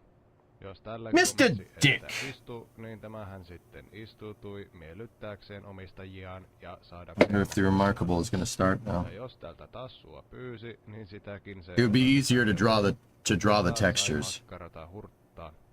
Jopa maahan se rupesi makaamaan kun käskettiin. Onpa siinä viisas piski, ihmetellään ja ollaan niin ylpeitä, että... No. Mutta annapa sille...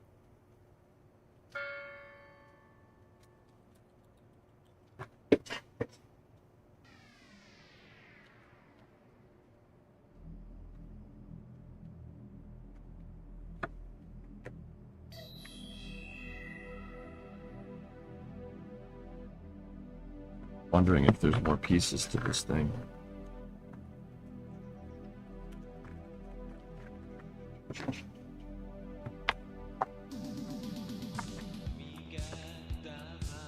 Really wish we could get the remarkable working. That would be super useful. Looking good? Thanks, man. It looks like Rover Dude had a couple of... Yeah, I mean, dude, like I said, that's really good texture work. Rover Dude nailed the stock alike stuff, and that's why they hired him. Yeah, I'm trying to get a tablet so I can actually draw the textures. Give me 1 second.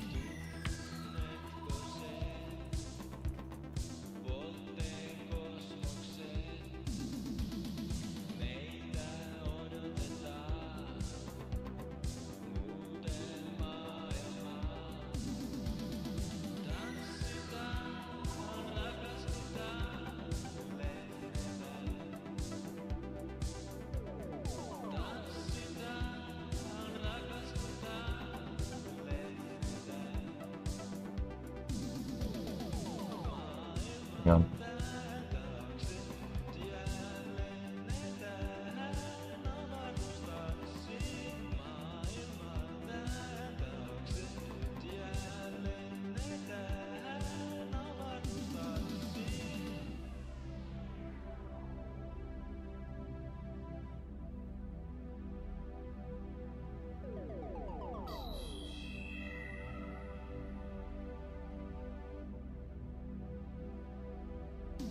It's in a battery. It's in the out of battery loop. We're just gonna have to let it charge. So, yeah. Well.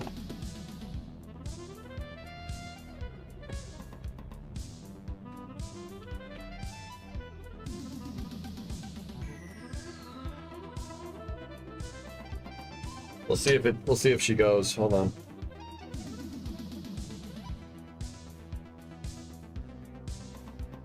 Oh, it's starting.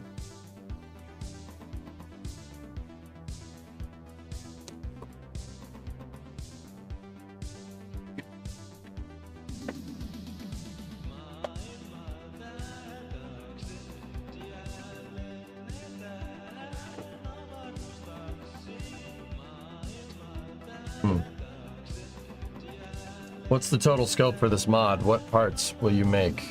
I'm just making one part to see if we can make one part. Not even thinking about that. One part at a time. You know?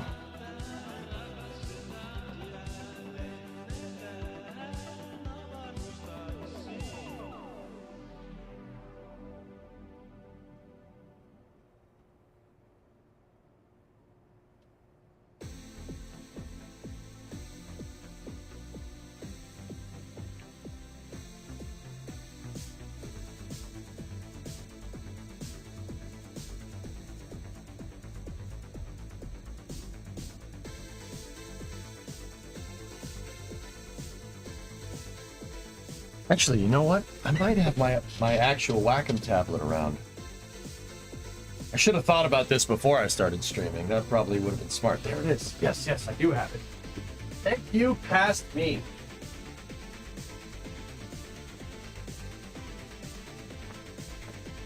Yeah, baby. Wacom tablet. Or Wacom, or whatever. I like saying Wacom tablet because I think that's fun. Okay? Yes. Dude. Your art degree is showing. Yeah, whatever. At least I'll have a degree.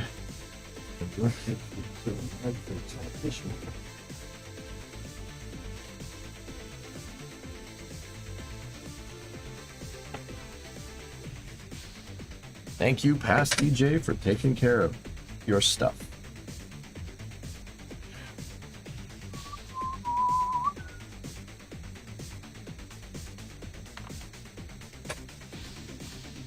All right, let's see if this sucker works. I can use the Wacom tablet to paint. No problem.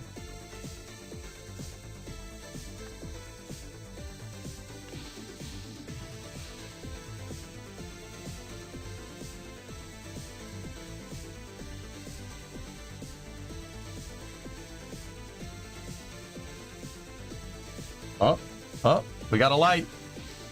Is she gonna work? Come on, baby. Come on, baby, you can do it. We're gonna whack them on stream.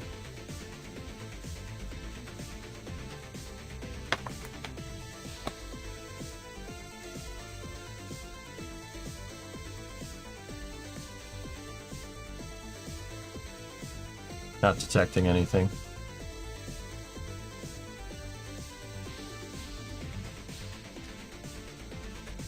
Forget how to turn this stupid thing on.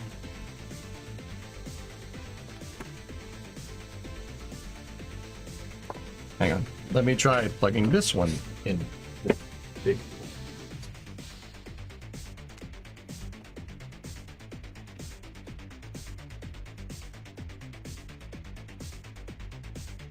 There it goes. Yes. Yes. Success. Come on. Ready? Draw.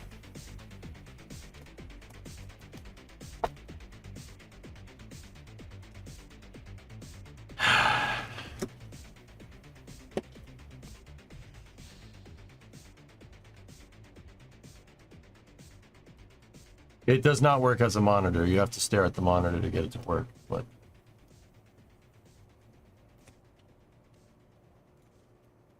the pen may need a battery. I don't know if it... Up.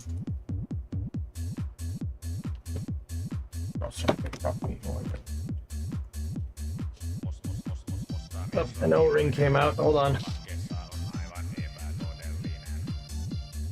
That's for changing the tip. Here, hold on.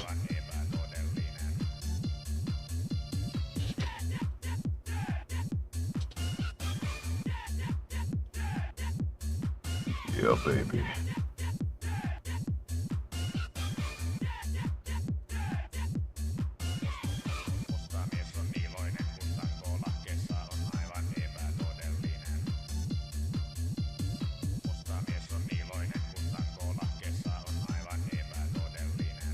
Whack and pens don't have batteries. Yeah, I was gonna say it should be passive. Let me put this. This is for using a different grip.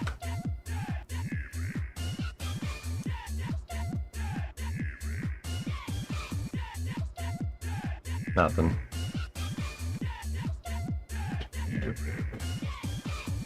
Nothing, dudes. You might need a driver.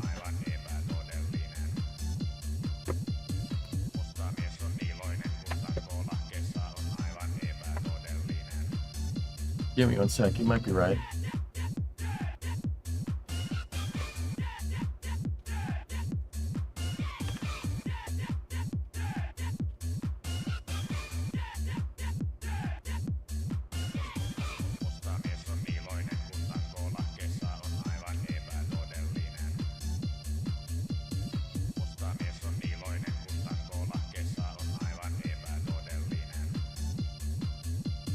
It should have come with a USB dongle.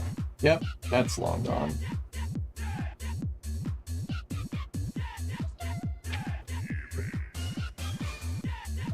Oh, okay. Yeah, baby. Give me one second. I'll get it done in a moment. Discovery, go at throttle up.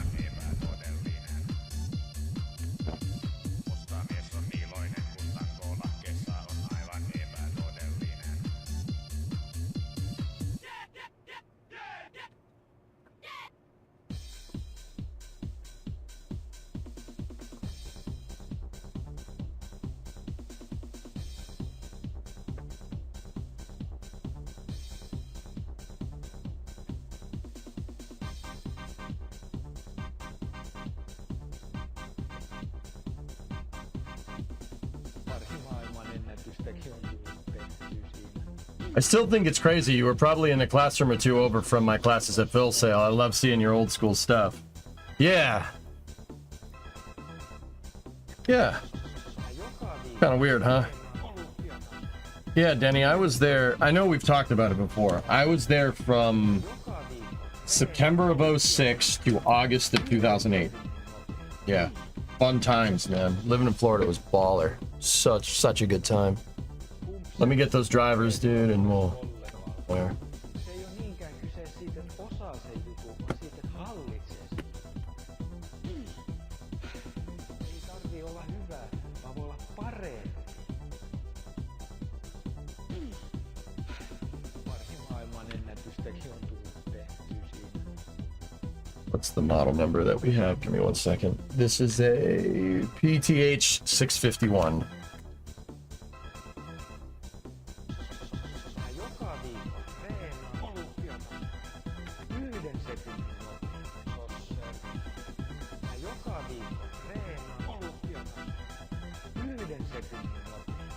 Give me one second, dudes, and we'll jump it in.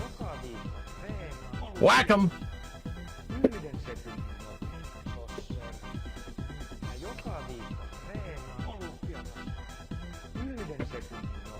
I'm just putting the box away.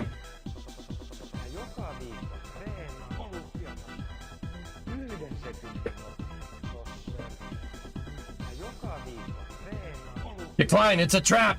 yhden sekunnin nopeus. Ja joka viikko It's weird because all the lights turned on the tablet, but read it all? I did. Didn't you see? You have a Wacom tablet.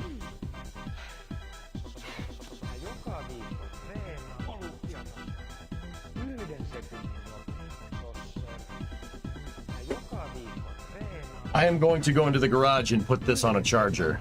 Yeah, I'll be right back. Let me just make sure we don't lose the stylus.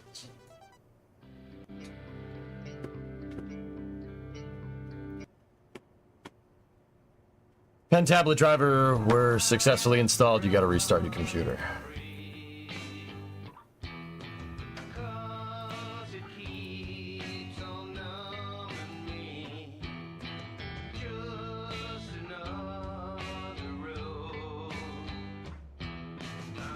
Now I gotta X out of 1,000 different things.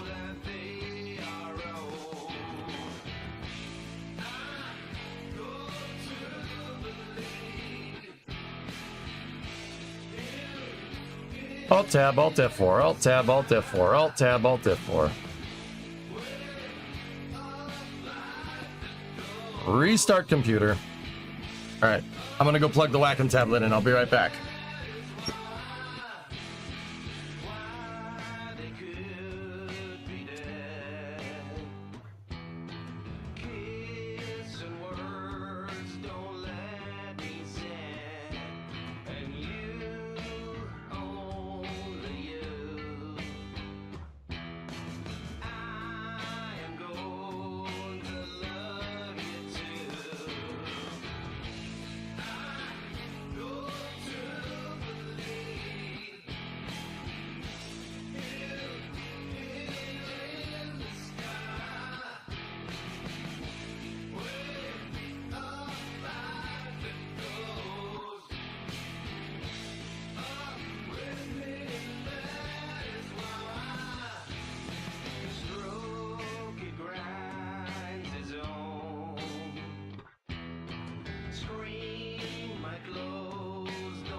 All right, I'm back.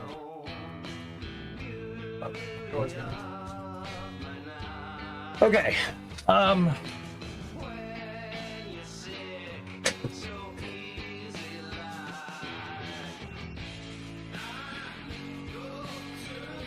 All right, so let's just see if we can. Oh yeah, baby. There we go. Score. Now we have more in common. Are you married? Yes, I am, Jens. I didn't know you aspired to be an artist. Jens, you know I went to art school, right? Like...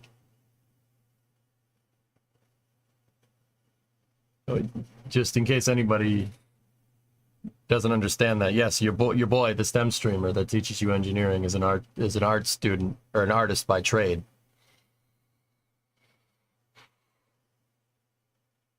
Granted, that art degree didn't really help me too much. But it does help with this, so hey, I'm putting that to work. One of those artsy people, I'm pretty good at that, to be honest with you. To be 100% honest with you. And like most artists, you went with a completely different direction. That's right. Yep. All right.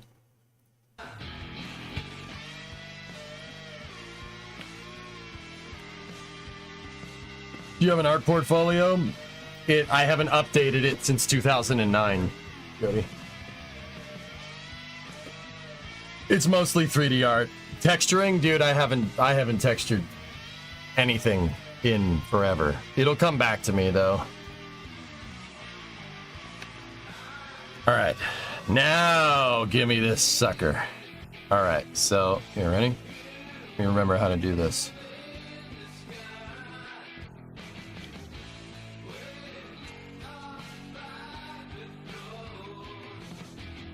Yep.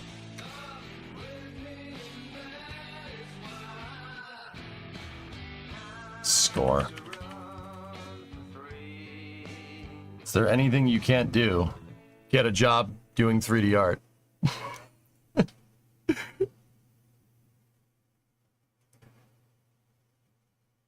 You can do anything if you put your mind to it, man.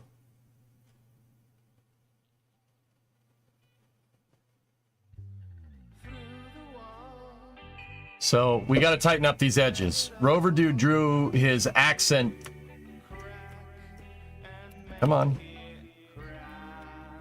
Rover Dude drew his accents very sharp. They're very straight lines. And then on the parts of the hinge where you had curves, he drew parallel to the edges. So if we go over here, we're going to have to go in here. I might be more dexterous with the mouse here, but outline layer, that's what we want. Let's see if we can draw this sucker. Mine, for what it's worth, guys, it's an Intuos Pro. It doesn't have the screen. Doesn't have the screen on it. I'm not that cool.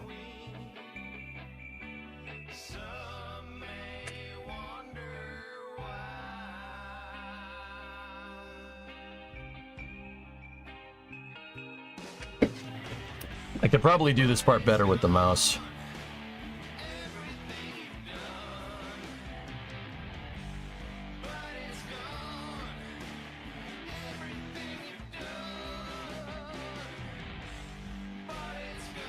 But yeah, kids, I went to art school. I have a degree in 3D art. I can draw. I'm actually pretty good at drawing. I can draw, I can paint. I haven't painted anything in freaking forever, but yeah. But you know, when you learn it in school, it doesn't leave you as quickly as it does if you learn it by self-teaching.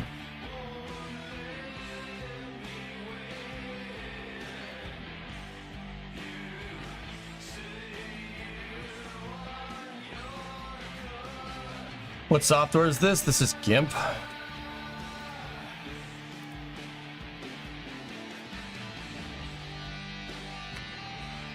So I painted myself a lot of outline here.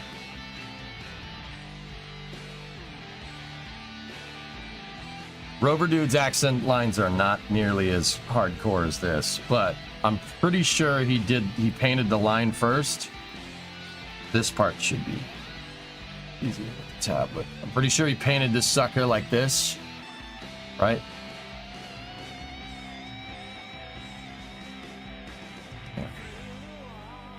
And then what he did was he went back with an eraser. We need an eraser that does not... Oh, no. No hardness on that thing.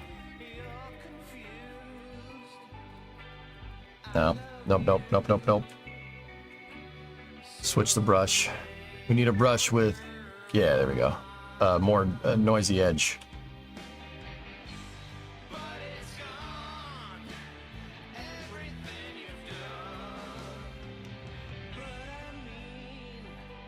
Actually, you know what? A brush with a lot of fall off like that would probably do us right here. Gotta get in here and really define that damn line.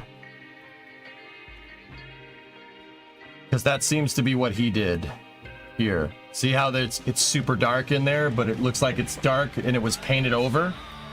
That's what we gotta do. And we might end up putting the outline behind our main color.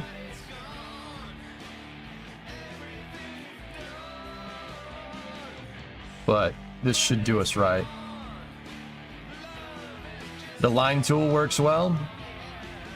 Yeah. I'm pretty sure I've watched Rover Dude's streams a long time ago. I'm pretty sure he hand paints with, like, he doesn't use a line tool, he paints with a 3D mouse, if I'm remembering right. So he has this 3D mouse with the Wacom tablet. We should... Yeah, see, there was some stuff there on the wrong layer.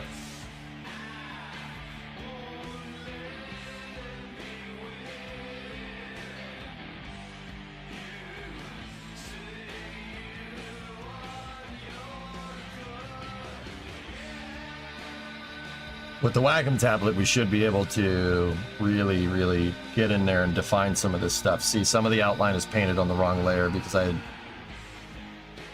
Wasn't paying attention. So the reason why I'm going through on the main color and the outline layer with the eraser is because I'm trying to fade that dark line out just a little bit. I'm just trying to fade it. And mostly it was me messing with GIMP to understand how the heck it works. All right, so let's go back into our outline, get the brush, and then this is where we'll go at this with the tab. Nope, too much. Much too much. Smaller. Must go smaller. Must go deeper.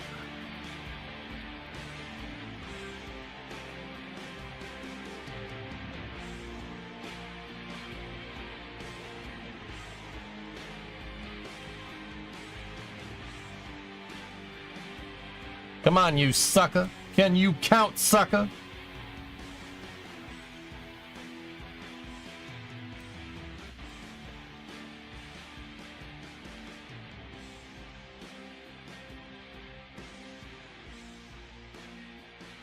There we go.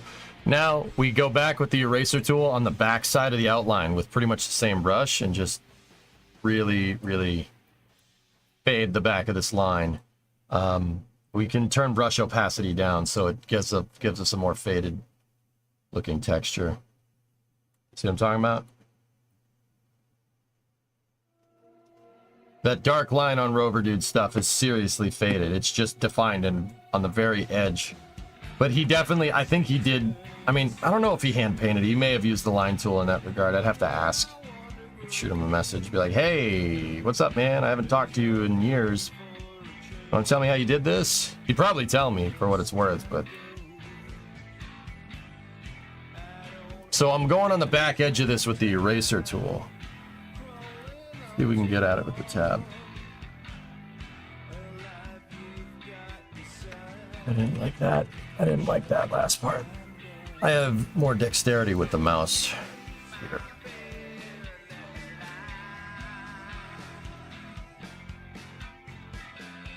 All right, so now let's go main color. Go over here, just select the side. I know you don't like this topic, but are you aware how much you would gain out of learning basic programming? I know there are devs in chat who would backseat you. Please consider doing this. Why do you want me to do programming so much? I mean,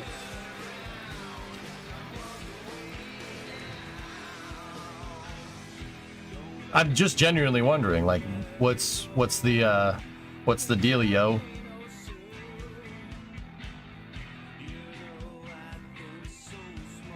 I appreciate the tip, thank you.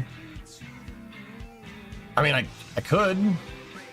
Like, there's no doubt in my mind I could do it, sure.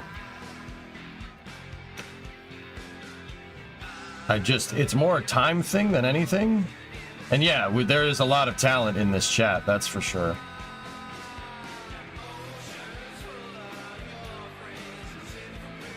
What am I looking at? Is EJ making a mod? I'm texturing the hinges that you saw yesterday, Eukerman. Or maybe, I don't know if you were here yesterday, maybe.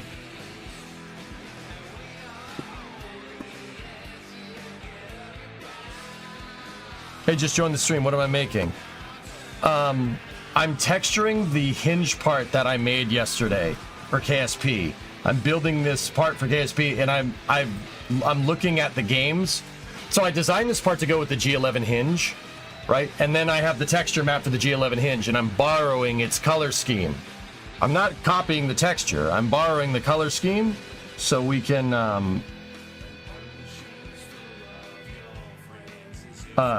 words, EJ. Hello. I'm borrowing its color scheme so when we go to put it in Kerbal, it looks like it belongs there. So I'm texturing one piece of this.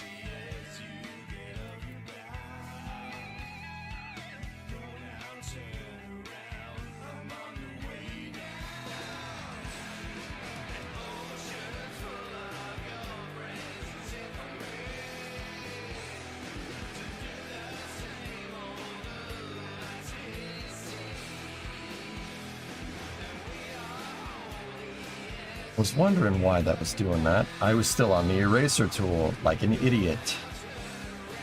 know what? Let's put main color. I'm going to put main color in front of outline. I was like, why am I drawing light when I have the brush on? So, let's just get in here. Thanks for doing the modeling stream, S. Yeah, no problem, dude. Sorry, it took me a second to jump back in over to YouTube chat. I still have to constantly remind myself to check it. I haven't forgotten about you, YouTube people. I've been watching one chat for 10 years. Gotta remember to... It's gonna take a second for me to learn, too. Anyway, Sai, did you answer my question?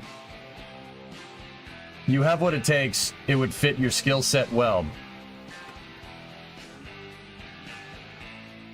Thanks, man.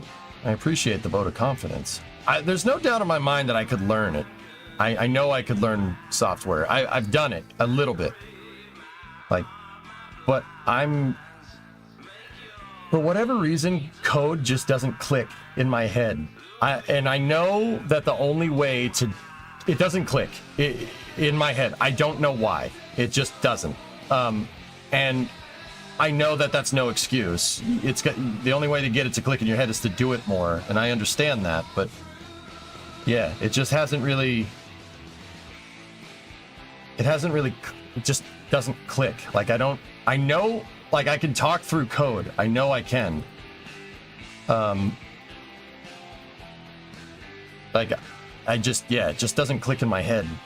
But that, like I said, that's no means that you need to be deterred. It's just... Yeah, I gotta figure it out. Like, it's just my brain doesn't click with it. But anyway, I appreciate the vote of confidence. We'll do it one of these days, dude. All right, go back into the outline, go into my palette, select the darkest gray, go back to the brush tool.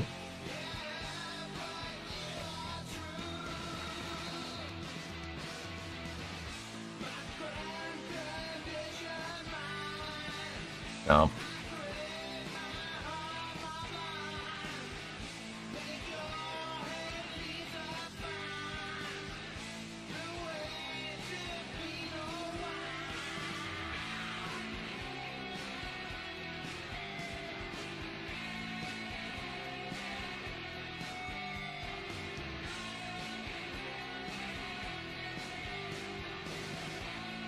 GIMP, I'm slowly getting it. Like I said,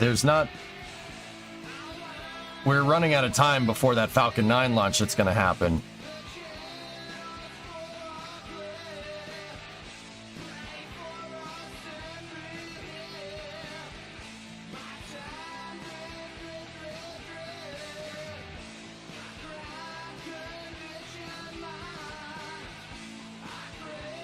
Will you be working more on the part after the launch?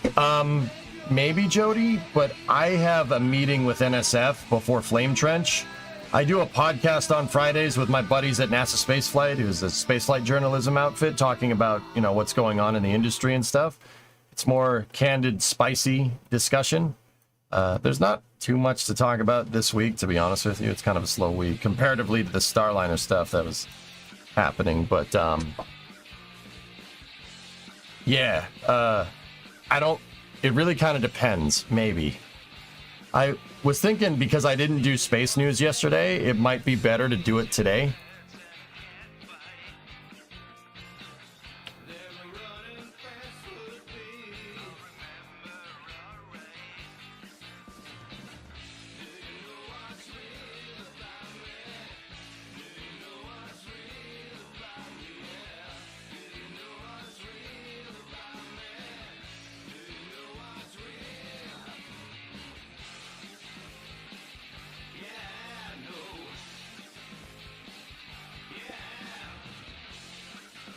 I don't know, man. Maybe. I know for sure we'll be working more on this next week.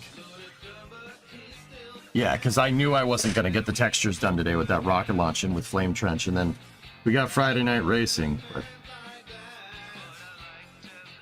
Come on, baby.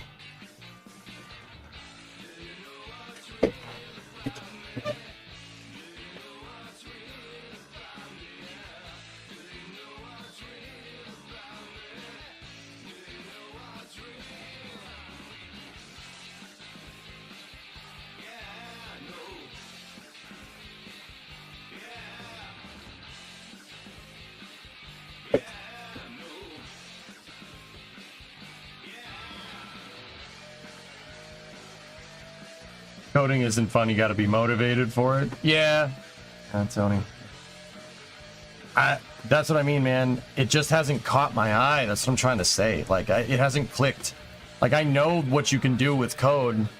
Plenty of people here have tried to teach me it before. It just doesn't come intuitive to me for some reason, and I'm not 100% sure why.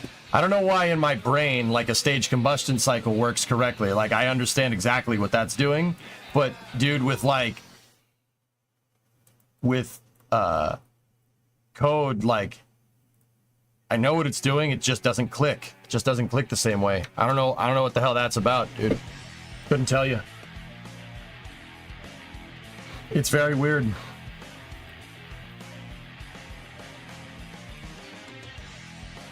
My line's too defined. We need to fade it out even more. Give me the eraser. We need a brush with hard fall off here. Yeah, I need a project for it. Yeah, you're not wrong.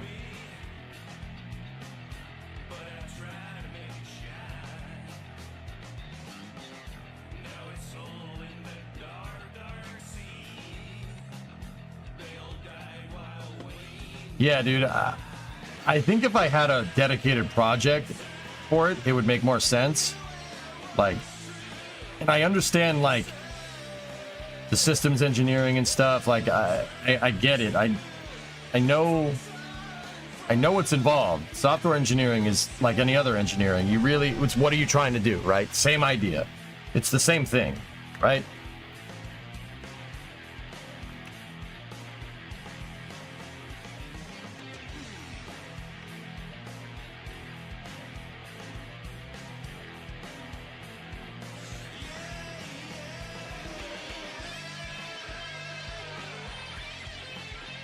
All right, so let's make another layer and call it scratches. Or maybe just like wear and tear. All right, so now what I want to do, I mean, like I said, maybe I'll take a dive down it one of these days, you know? Yeah, it's just not very intuitive for me. Is this brush even working?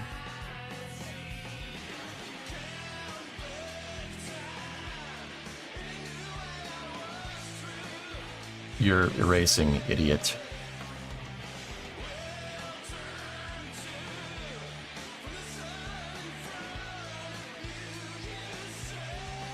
There we go. All right, so, but yeah, maybe we'll probably take a dive into it one of these days. Nope, don't want to dissolve.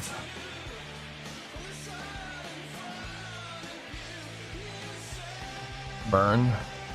Yeah.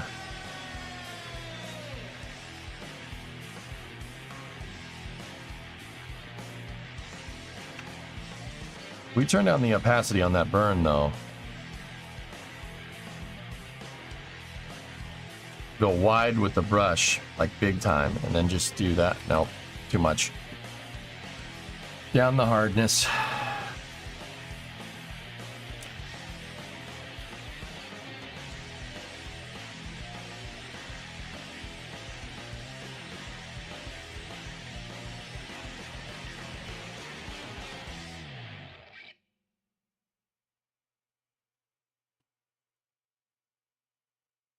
Dark.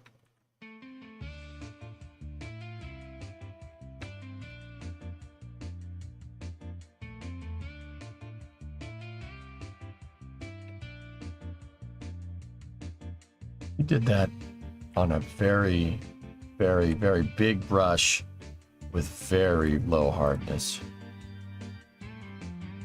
Maybe down the force a little bit.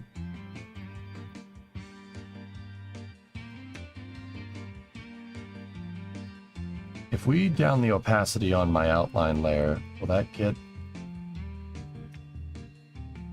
Does that look more the part? Yeah, it kind of does. Get the eraser out and just do a hard eraser fall off.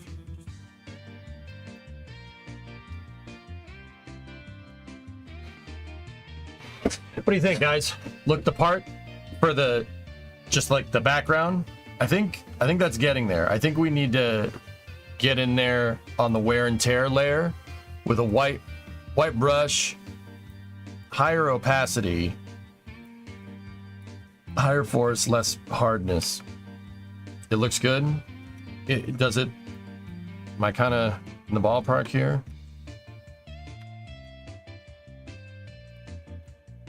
So let's just do a couple of scratches there like that.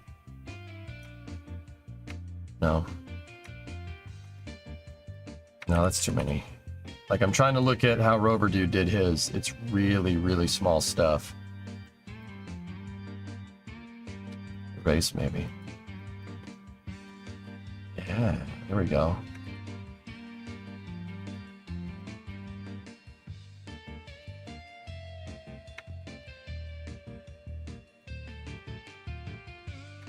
Too much.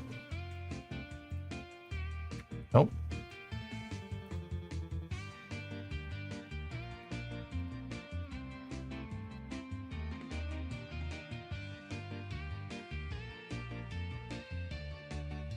Here. What do you think? Did we replicate that better? We gotta, hold on. We gotta get rid of those damn scratches. Those ones that I put over there look like poop.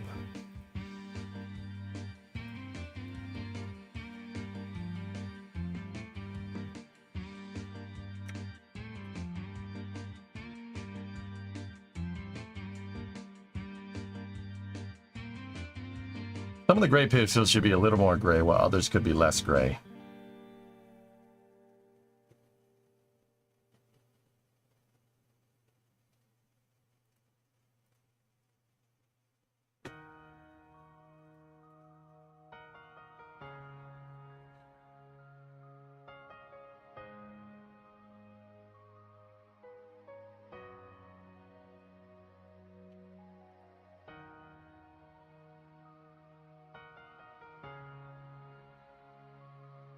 Overspray.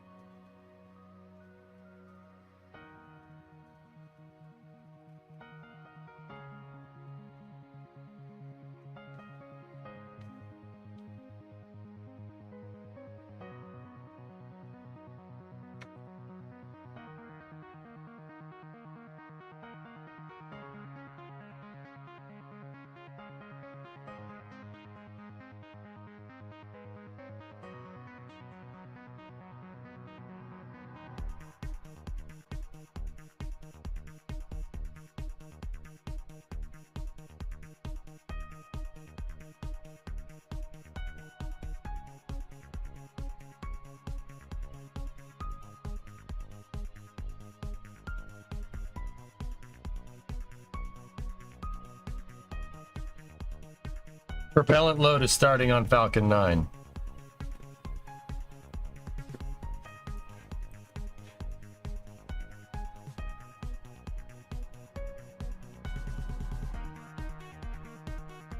Oh, they moved it to 256. Oh, they moved it out. Nice.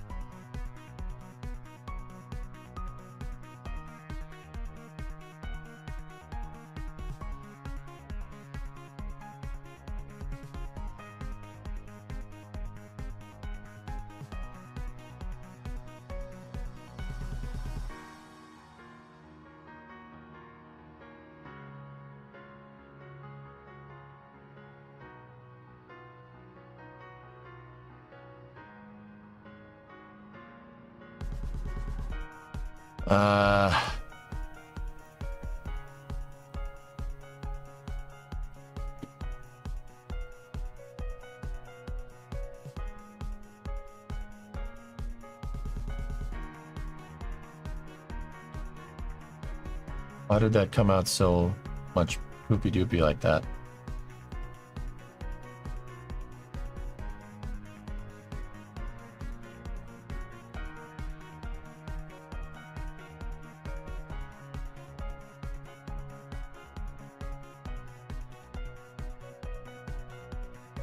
Some of that wear and tear didn't wind up on this.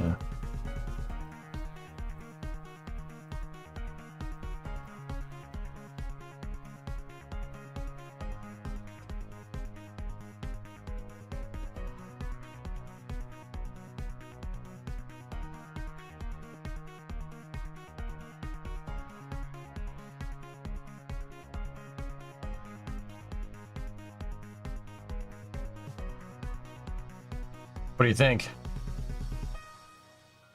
This wasn't me. That was me. What do I need to change? I think my edges aren't nearly as defined as he is. We gotta work on the edges, the outline. I think we got the texture pretty much down though. If I go it back in and we swap out white off the palette and we go to our Rayer brush. Looks good. Certainly better than the Lego blue. Thanks, man. Yeah, okay. I need a slightly darker gray. Go back to the sides there.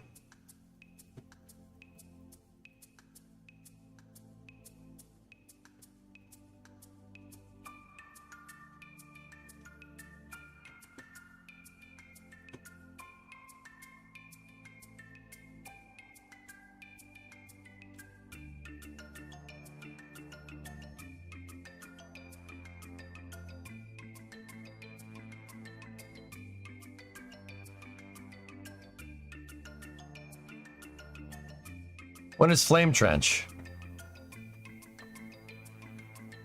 5 p.m. Oh, our opacity is down. That's what I was wondering. Like, why the hell is it? Here, let's go in here. Let's try something. Give me that line tool.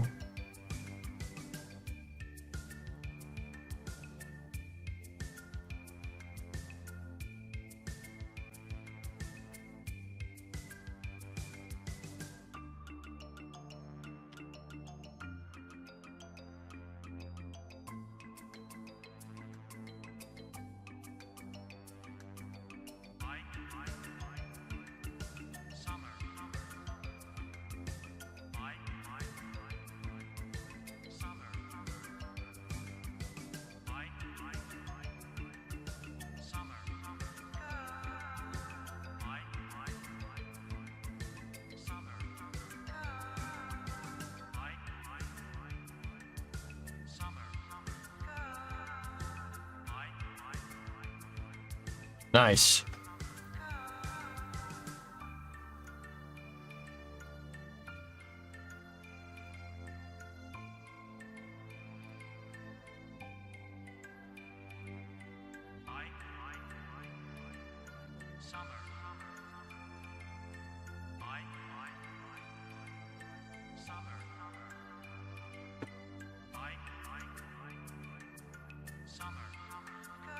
All right, drummer.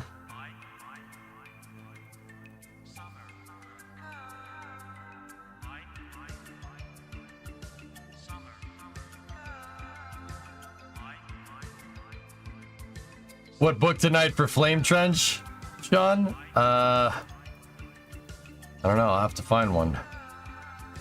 Dude, that's not something like I genuinely think about like until like maybe 5 minutes before the damn show.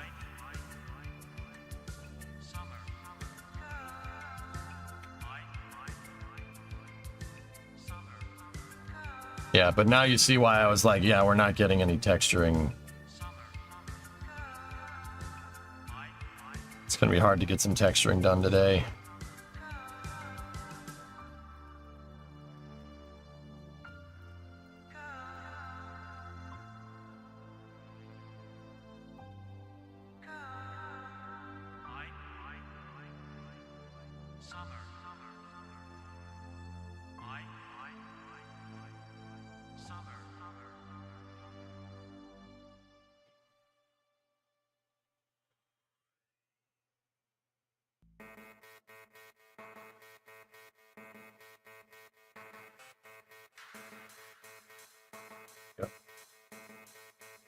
Use the RTX auto texturing app.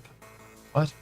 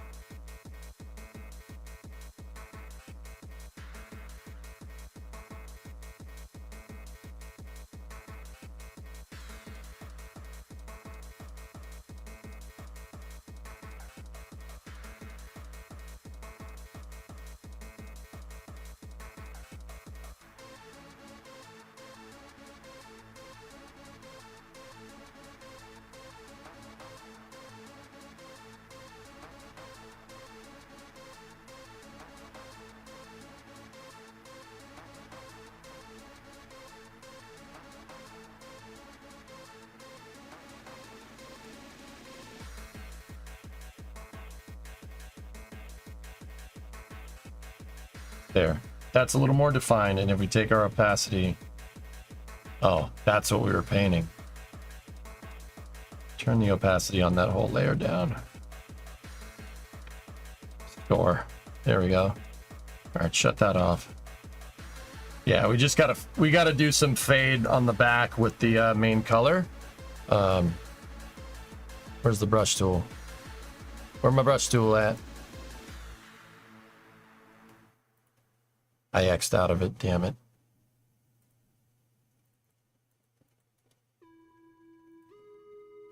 Oh, it's over there. Why is it over there? Who put this over there? Give me this.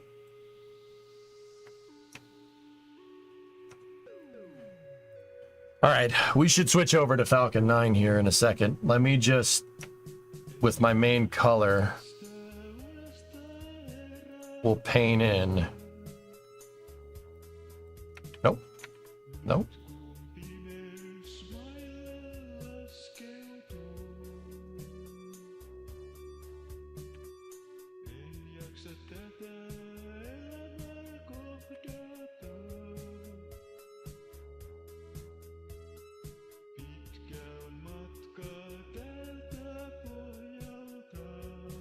How, in what world is that color?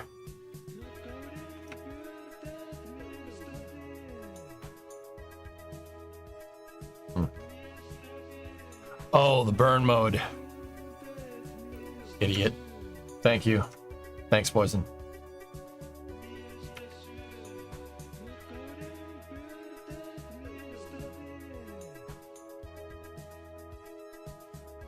That's just chalk that one up to me being a novice with this.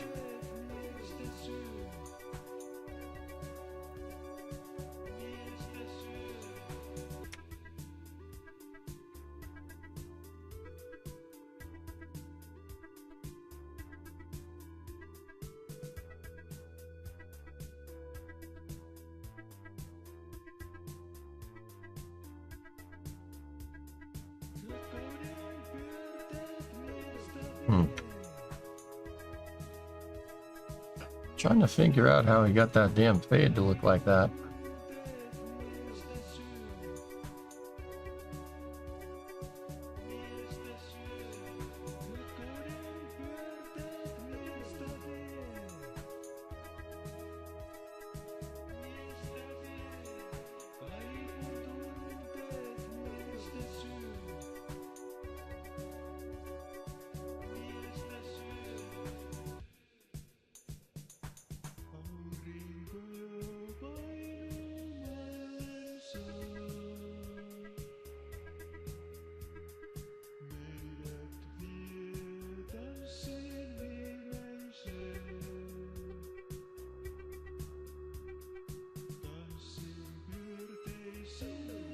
I did all that on the outline layer.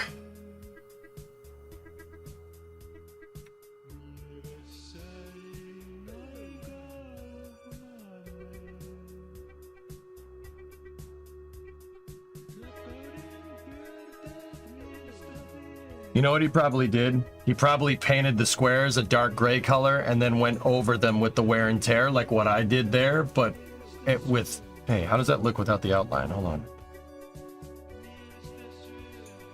Yeah. Okay. That's... Yeah, fairly confident that's what happened here.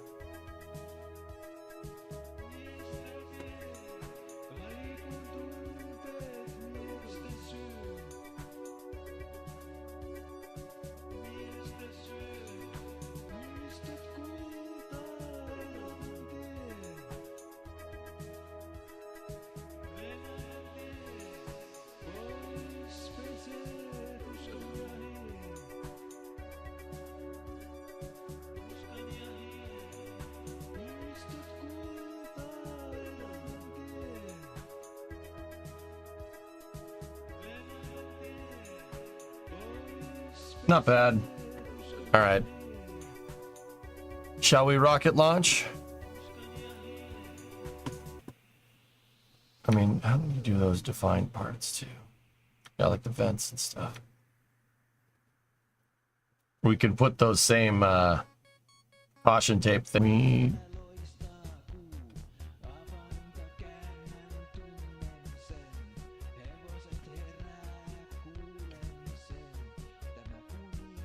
Decals, brushes, go here, go there, eyedropper that, give me that red.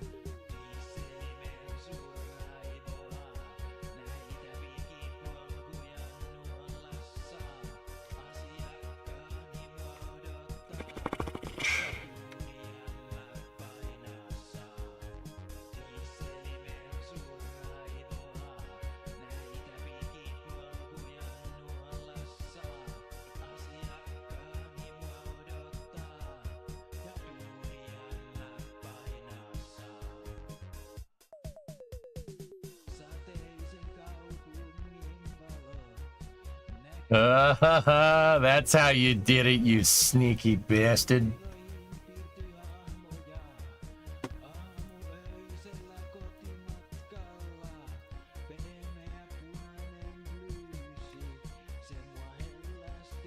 See? Have I seen this?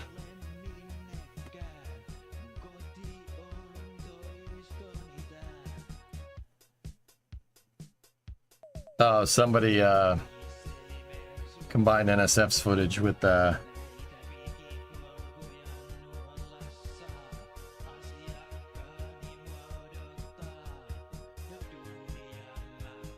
dude, if they catch that damn booster, you're gonna have to do multiple variants to match the hinge variants.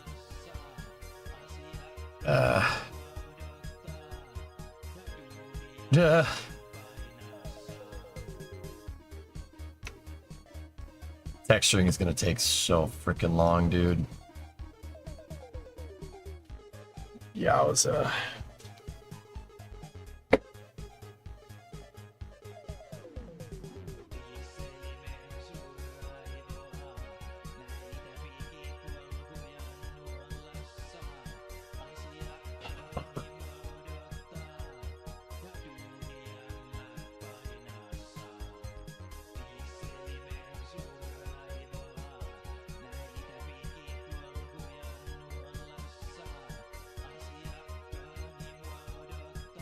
The plain variant. Thanks, Mutter. Oh yeah, a lot of you gave me a brush palette over there too.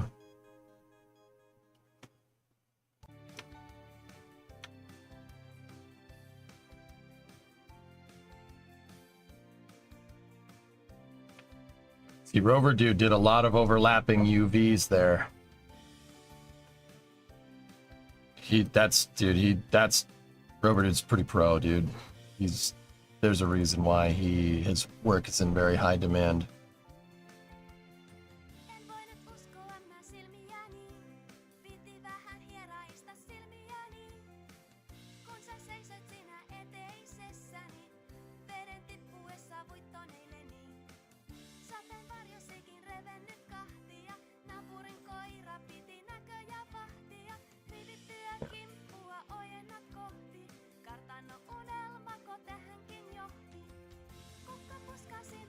All right, guys, we're going to work on this more probably on Monday.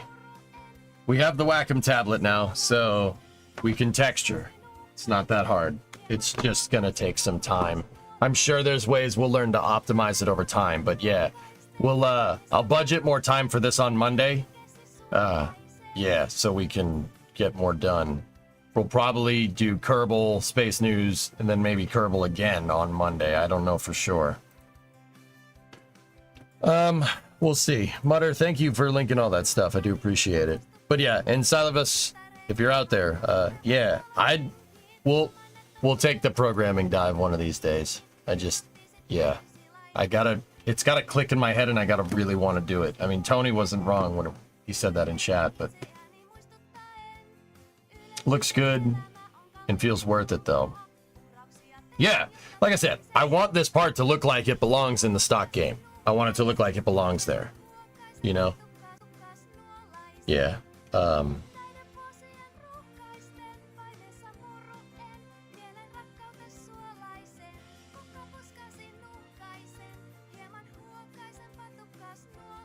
KRPC is probably the best way to do it, guys. You know, whatever we build, how hardcore would it be with KRPC? Like KRPC mission mode rules? Like you have to code the guidance system for your vehicle? SpaceX is live on both chats. Okay, you guys don't want to hear what I have to say. That's fine. You want to hear what I have to say about rockets, though. So that's cool. All right, so let's switch over the coverage and we'll go from there.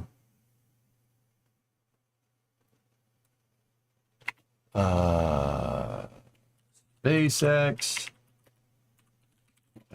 9 Transporter 11 launch coverage. And it's at the flame trench at 5. Let's switch this off Kerbal, go to science and technology. Go.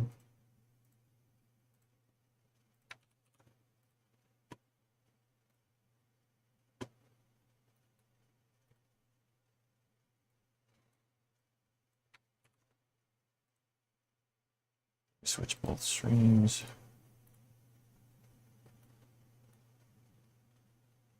Okay.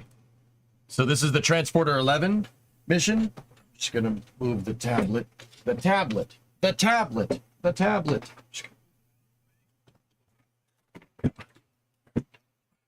Stay. Okay, so let's get in for some launch coverage. And go from there.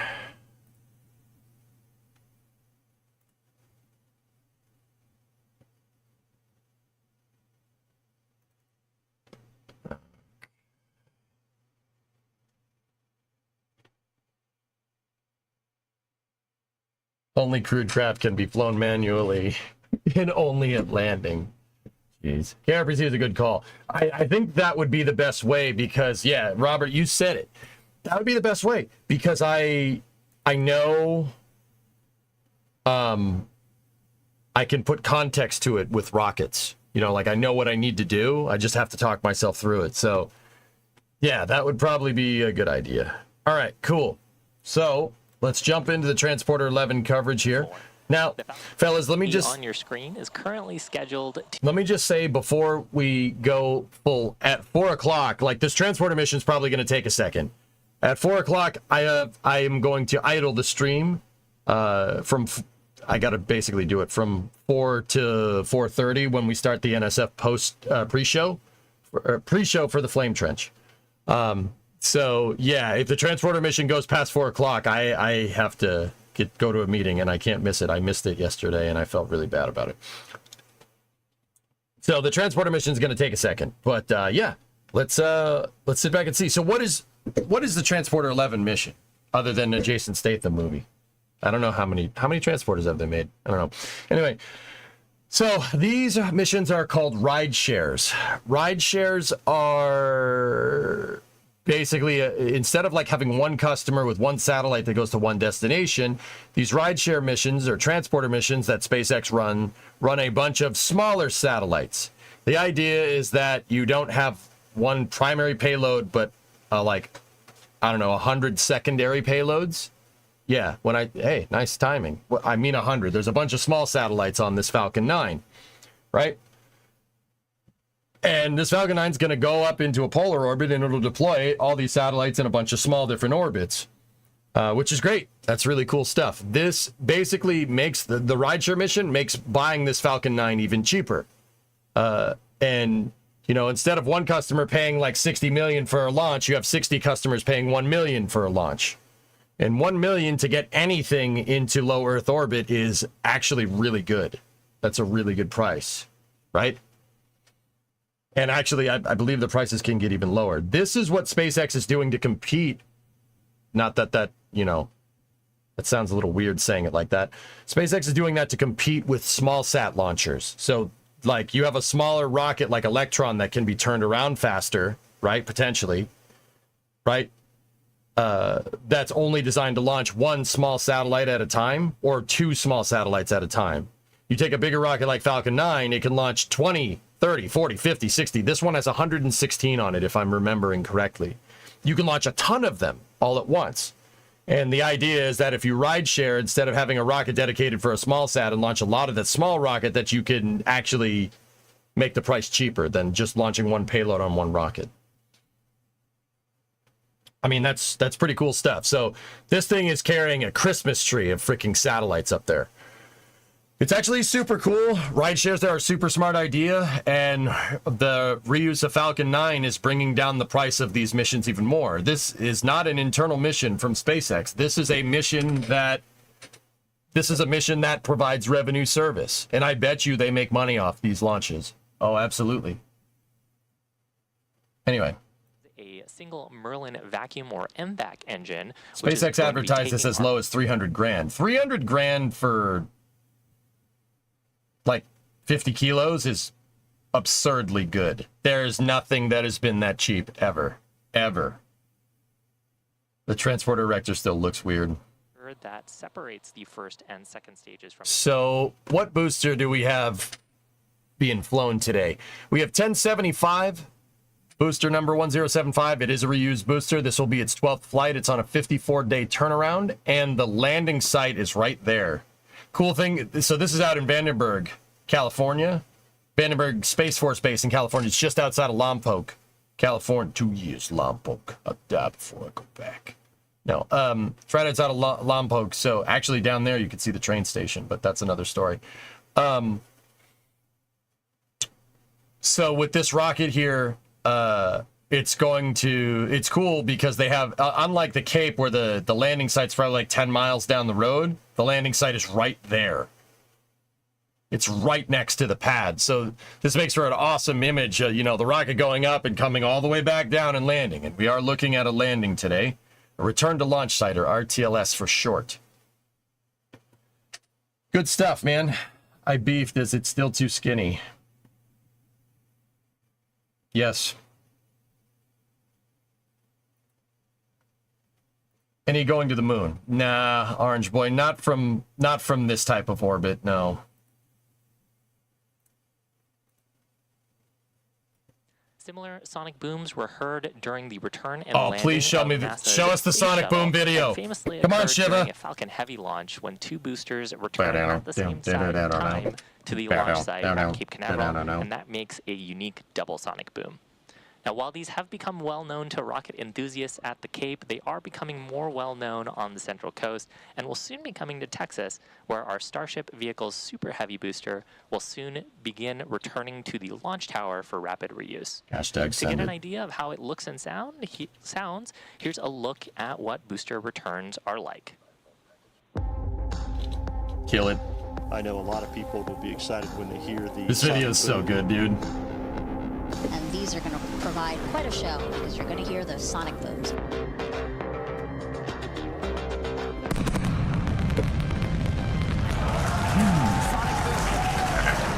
Booster landing like a boy.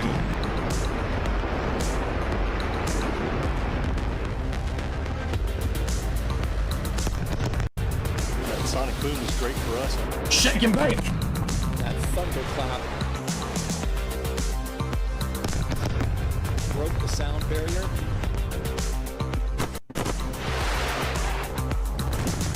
Oh. Side booster separation confirmed. Nuglins on the pad in the background. Booster landing confirmed. It's so good, dude.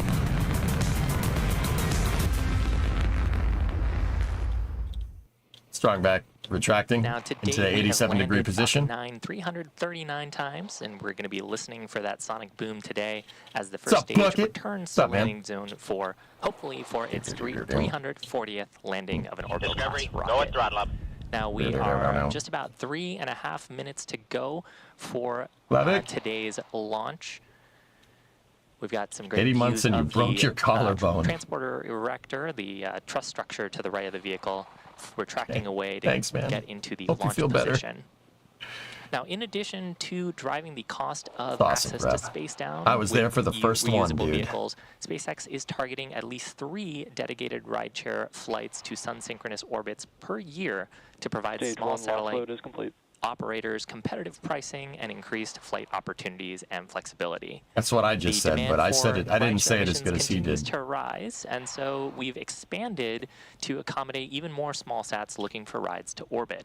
Later this year, we're going to be launching the second bandwagon mission, a separate line of rideshare missions that will deliver spacecraft into mid-inclination orbits rather than transporters' sun-synchronous orbit. These mid-inclined orbits are appealing to a growing number of customers, especially Little bit of those both, Jax. who want to do remote sensing This is missions Vandenberg, Eddie. that Yep. strengthen coverage over parts of Asia and the Middle East. Dude, the landing, like I said, the landing site is right there. So this is Slick 4E.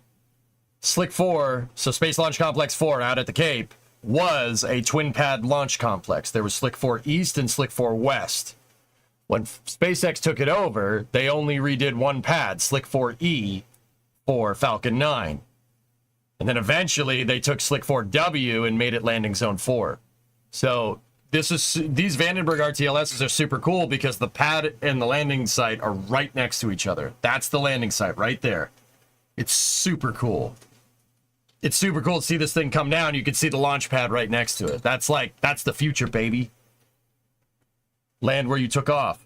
Of the countdown, Gas we're going to launch see closeout has started. Ground gas closeout here is good, indicating second stage is full of propellants. Which Kerbal Graphics mod is this? Realism overhaul. Into startup, pressurizing for flight, and then we'll get into our final go for launch. Yo, Soapbox, how you doing? I just keep subscribing because I got nothing else in my life. That. All right. Falcon 9 is in startup. That. Yeah. Okay. Thank you. Soapbox. Me neither. Me neither. Except right now. LD is go for launch. Launch director reports go. T-minus 40 seconds. Auto sequencer has been initiated already. I don't know, Brian. Just about 35 seconds. I just let from Soapbox do his liftoff. thing. All systems go. Range is green. Let's watch Transporter 11. 30 seconds. 30.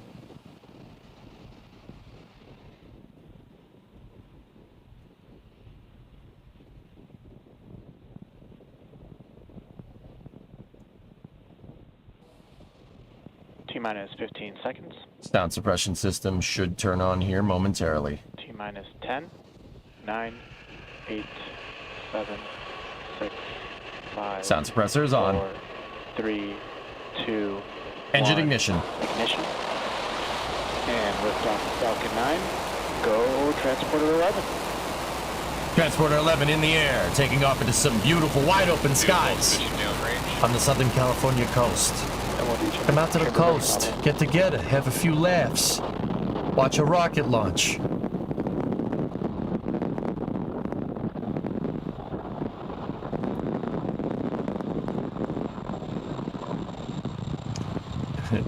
That guy on chat, how many astronauts does it take to change a light bulb? They don't have light bulbs on the ISS. They're LEDs, man. Vehicle is doing a roll program. You can see Slick 3 over there. That's Vulcan's launch pad. Top of the screen. California coast at Vandenberg. There's the train station.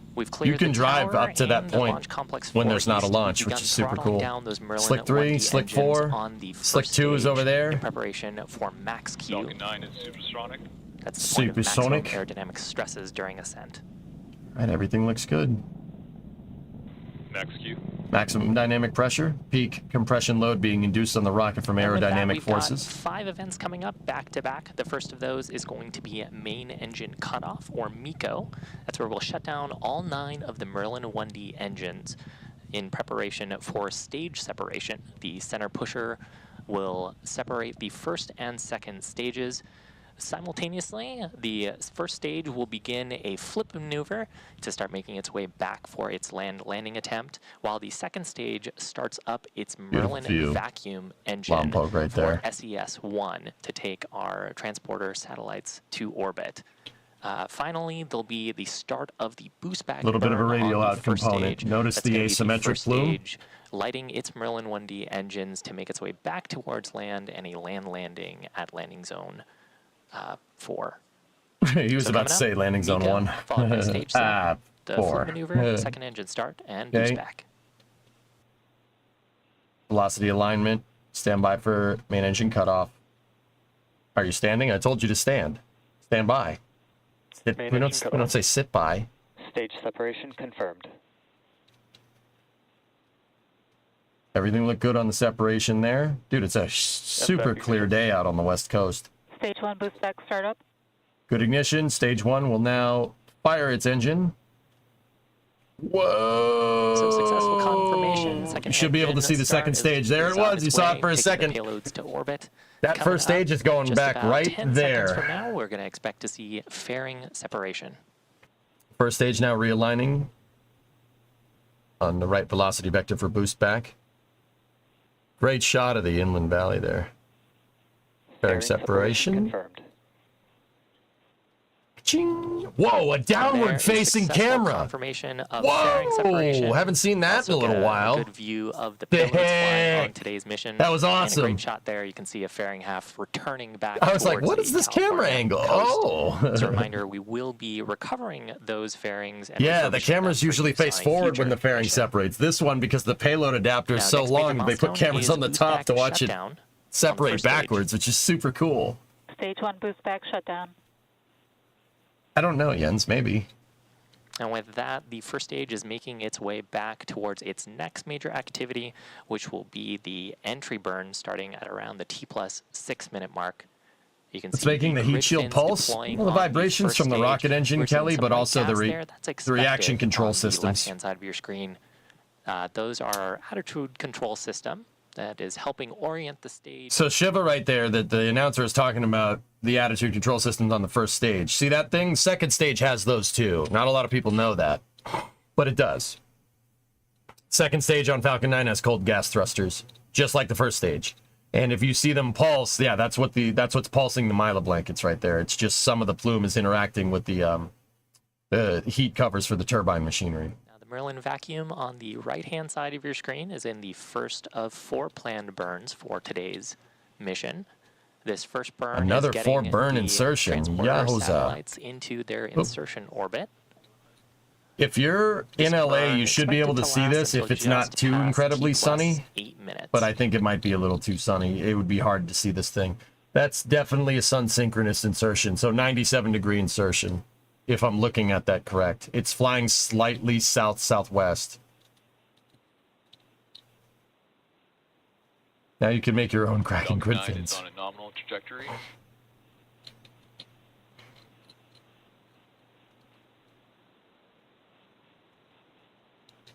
Everything's looking good.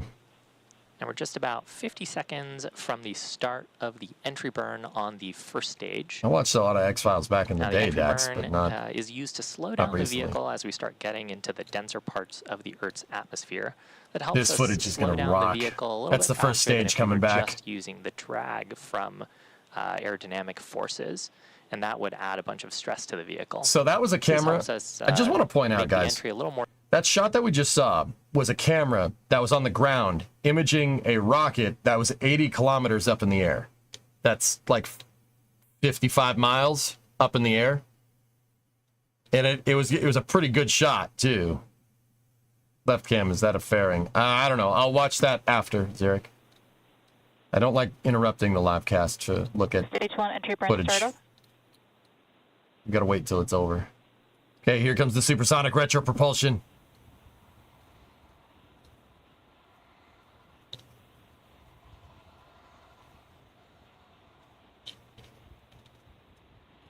That's a long entry burn. Entry burn shutdown.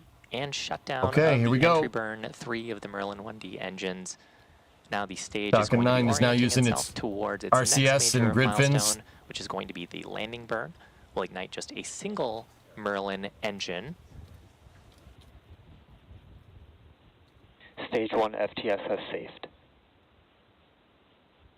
Now that landing burn will rapidly bring the stage's speed down to 0. You're gonna Landing legs see will deploy, and a lot of also drag give being you a induced on the nice, vehicle. The soft first stage touchdown starting to and vibrate landing around. zone 4. That's just It's a just short nitrogen, distance all away from the systems. launch pad. That'll mark the 12th flight and recovery for this Stage 1 booster if we're transonic. successful. Stage 1 is now below the sound barrier. Oh! Oh! Stage 1 landing burn. I'm good. I'm not good. That's awesome.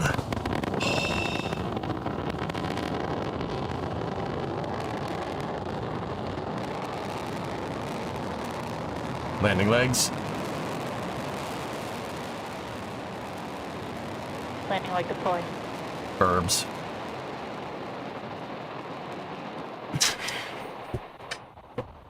And that marks the 12th landing for this gotta be kidding booster. me. And marks SpaceX's 340th You gotta be kidding me, landing man. of an Come on now. orbital-class rocket.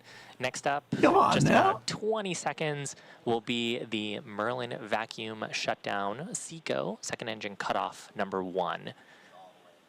It really is immortal, isn't it? Stage 2 FTSO saved.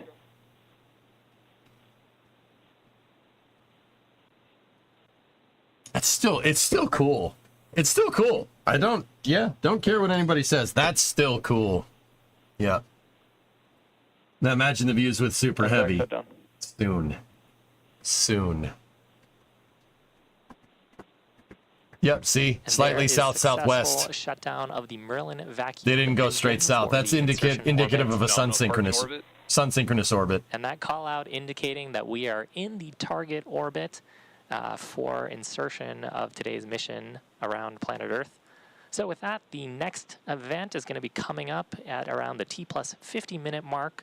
That'll be the second engine start for the second time of our Merlin 50 vacuum minutes. engine. We'll be back around in about 40 minutes to bring you live coverage Yes, it is, of drummer. SES-2, followed shortly after by the beginning of our payload deployments. So until then, enjoy the views from space, and we'll talk to you soon.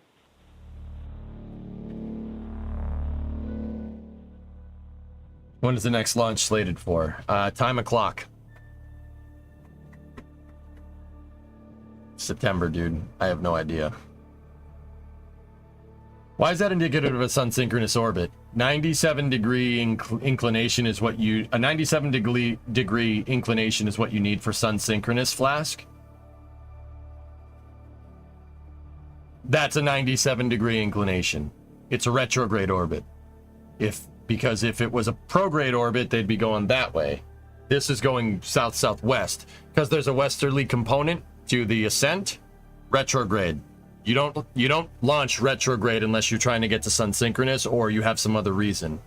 I don't think there'd be any reason to launch retrograde on a low inclination with these rockets for a transporter mission. However, so in light of that, sun synchronous orbits are where people want to be for imaging satellites. Sun synchronous orbits use Earth's precession to basically go over the same spot at the same time every day. It's a type of orbit that uses Earth's non-uniform gravitational pull to adjust it, so it always flies over the same thing during the daytime. Yeah. Good for communications, good for satellite imaging, stuff like that. Like these are the type of orbits that Earth observation satellites are in. Yeah. And the other thing, Plastic, is that I've seen SSO insertions from Vandenberg way too many times to know that's not one of them. Someone said it's liquid oxygen. How does this happen? Left cam. Is it a fairing? All right. You really want me to see this? What's up? No. That's solid nitrogen, guys. It's not the fairing. That's solid nitrogen. The nitrogen gas thrusters that they use on Falcon 9 is basically a can of compressed nitrogen that's like it. Think about it like keyboard, like a can of compressed air. It's compressed nitrogen. Once again, just like what we were learning the other day with solid oxygen coming off of the vent lines on the Merlin vacuum stage, sometimes when you outgas this nitrogen in the right conditions, i.e. up in the vacuum, you're going to get some solidification. It's solid nitrogen, dude. Yeah. it'll immediately crystallize and just kind of float away.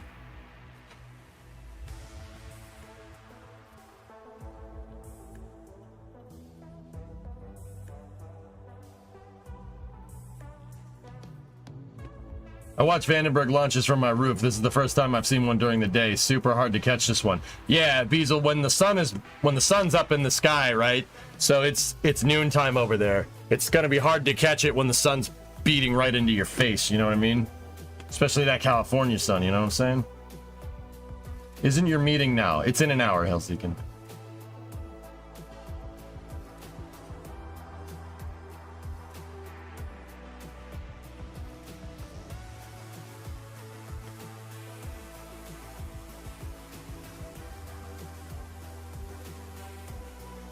How come solid nitrogen doesn't have a cool name like solid carbon dioxide?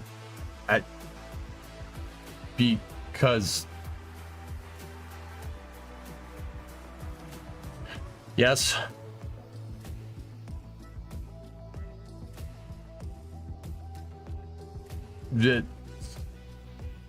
Let's give it one. We'll call it nitrosolid. Nitrosolid. Yeah.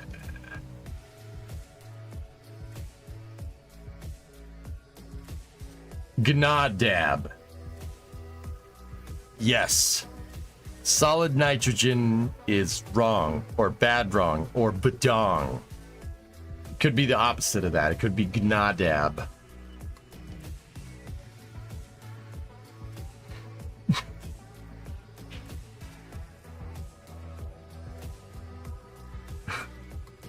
Nitrosolid. I like gnadab.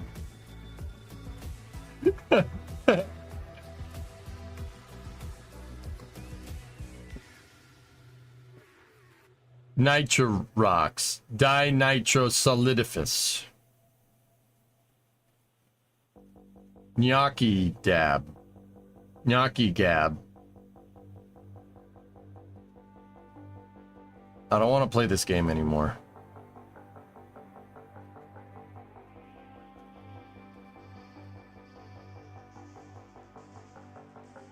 It's like 110 as well. It's a dry heat, though.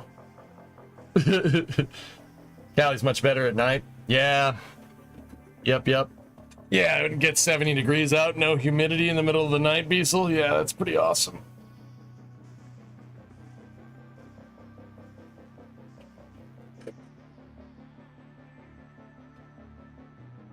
I'm not yawning, I'm just staring at my desk. But it looks like I'm working. Did you see the Israel launch last night? No, I had a meeting. Another meeting. We're doing a lot of meetings lately.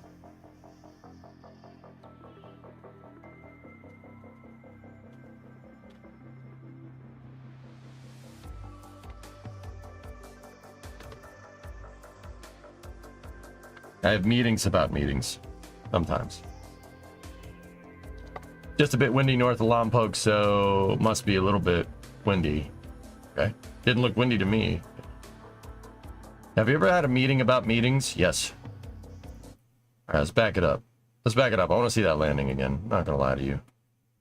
Doesn't hurt being Ricky Bobby. I'm not going to lie to you.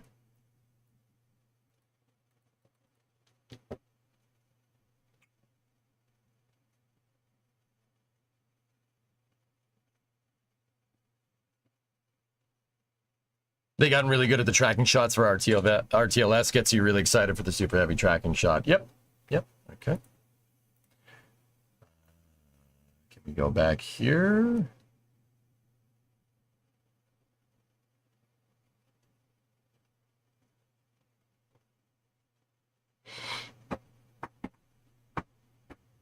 That's...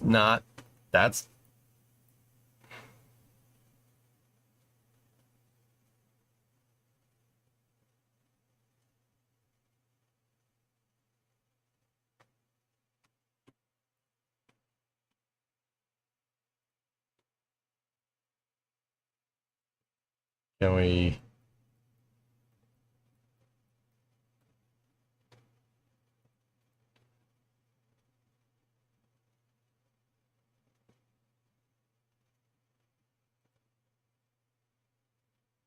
Guys, ever seen that thing in Silicon Valley where Gavin Belson is trying to communicate via the holographic video phone? Can you hear me? Nelson, can you hear me?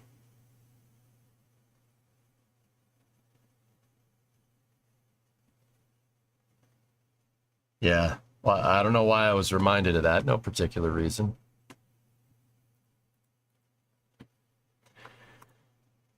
Here I am rewinding my own YouTube stream.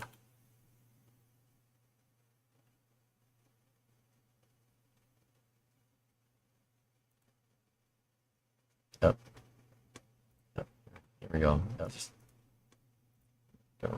rewind my own YouTube here.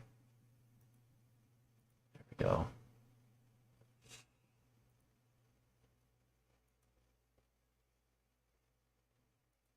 There.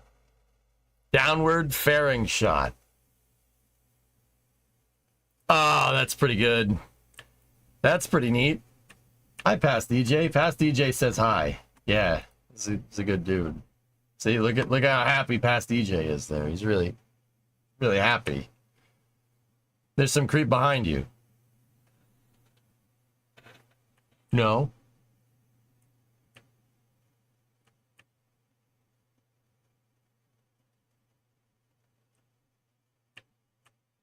Oh, it's you. Yeah. Yeah, it is.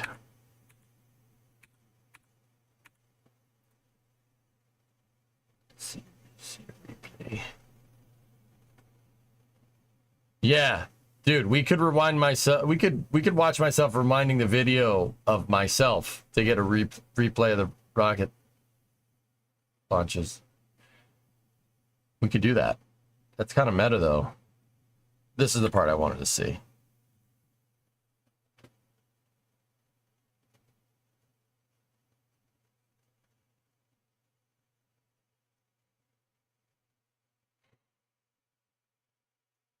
Yeah, it's pretty awesome.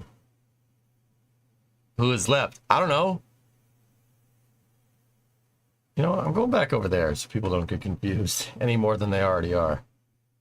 I'll just move closer so I just silhouette myself. It's my buddy right here.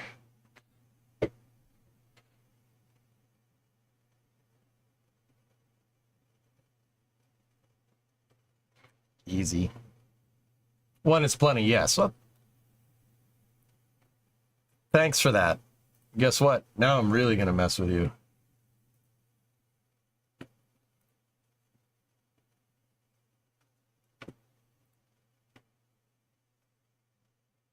Now what? Now what are you going to do? Now what? Why am I getting darker? Oh no. Oh my god, I'm so confused. There's so many mouses. Oh god, I played myself. Oh jeez. Which one is mine? Oh my goodness. That was a mistake. That was a horrible mistake. Oh, flap your arms.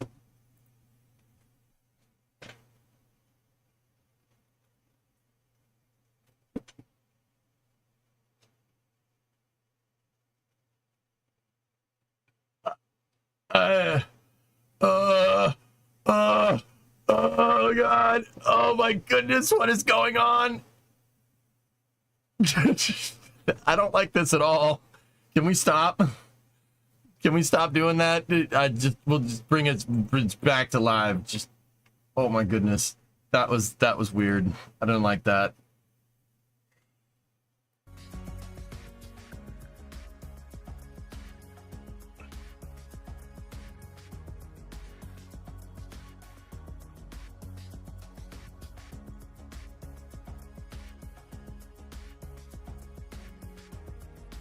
Oh, mods banned that guy. Damn.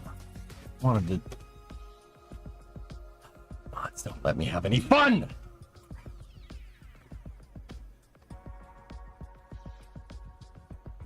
Oh well. It ain't worth it. Yeah, I know. No. Just do it. Nobody saw what he said, so it doesn't matter.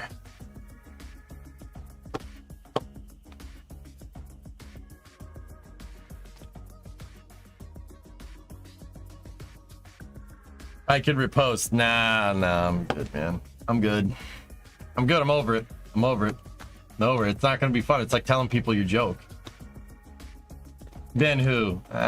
We had a Jesus freak. This is, yeah, the whole firmament thing. Damn it. He got auto-modded pretty hard, dude.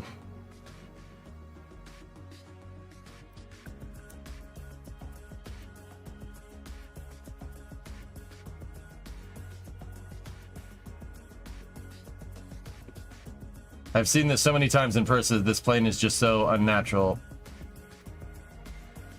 What am I looking at? Oh yeah. No, the F-22. It's amazing.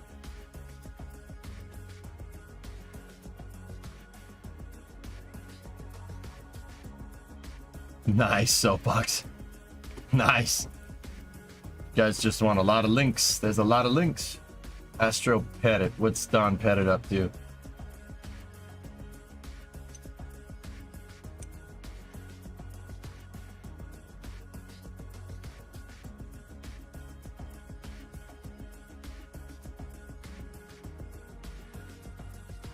Cool.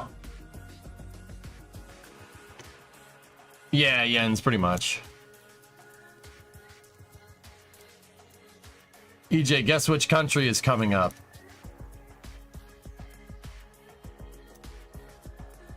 I mean, there's New Zealand over there. And Stroyer, mate. Freaking Stroyer over there, mate. You see it over there? Nice. The Kiwis and the Roos right there. Right, mate. Account created 2 hours ago.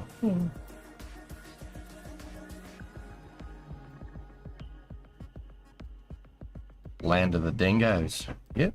Yeah, that's right. Gotta get a Bendigo, Morty. Get my cube. I've taken my rocket, Morty. I turned it into a missile. I own a real missile, Morty.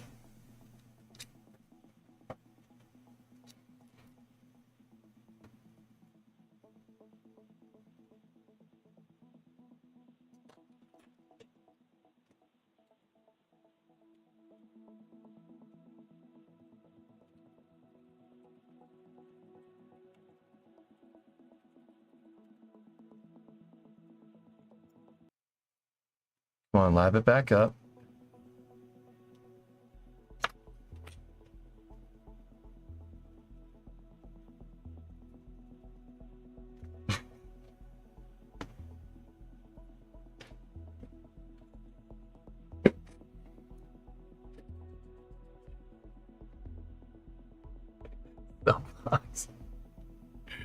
Oh, man.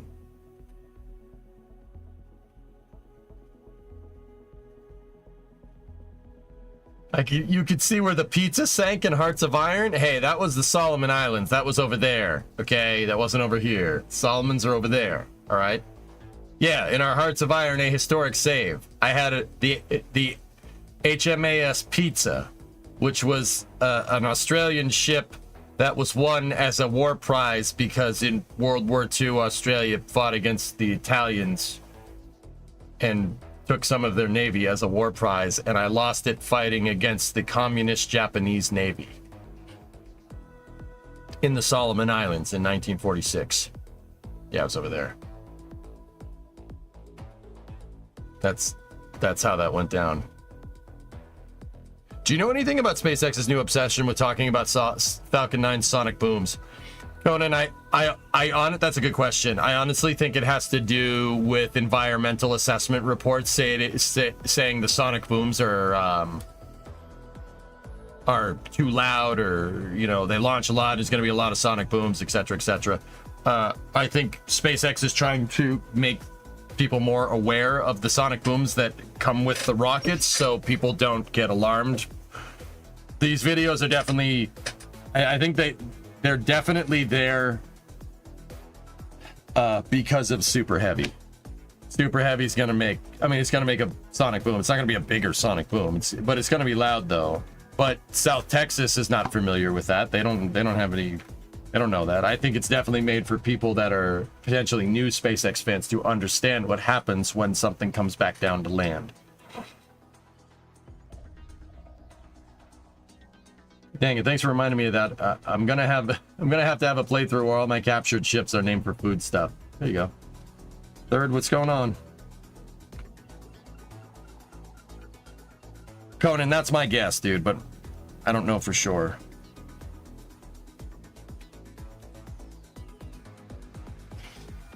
Now the day, it's Friday though.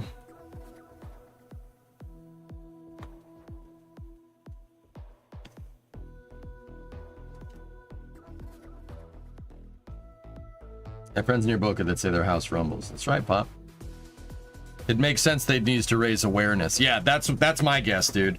Either that or they're just showing off how cool Falcon 9 is, but I'm pretty sure it's because of that. There was another programmatic environmental, or not programmatic environment. There was another EIS done because SpaceX wanted a modification for their environmental, for their launch cadence out of Boca Chica, and the new EIS talks about sonic booms and stuff. Yeah, that's not a coincidence, dude.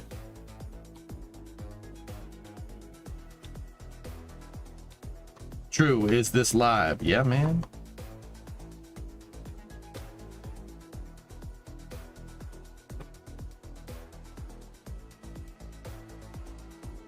There's no real danger in sonic booms. No, James, not at all. They're loud as frick, though, and they can scare people. You know how flustered people get from something out of the ordinary like that in this day and age, right? So raising awareness and telling people about it is probably the best way to combat that, other than going door to door and saying, hey, this is gonna make a pop noise, go away. Cover your ears, you know?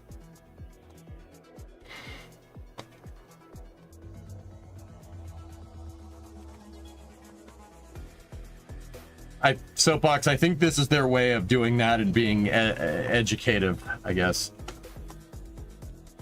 EJ is filmed in front of a live studio audience. No, Jared, you know it's not filmed in front of a live studio audience because when I make bad jokes, nobody laughs, and when I make good jokes, nobody laughs. But see, because it's not a sitcom, so we don't make bad jokes. So, like, they don't need the laughing track. That was a little bit of a stretch, but whatever, you get what I'm trying to say. Surprised you aren't doing more texture work during the wait. What is this, friends? Just give chat an annoying laughing track soundboard. Jody, I don't think I need to say how bad of an idea that is. But I'm gonna anyway. That's not a good idea with this crew over here, man. It's not a good idea with this crew. Definitely animals. Yeah, imagine you're handling horses and they get startled by the sonic booms. Yep. Yeah, I think that's just to raise awareness because, yeah, they're going to be more SpaceX rockets are going to be making more sonic booms in the future, Conan.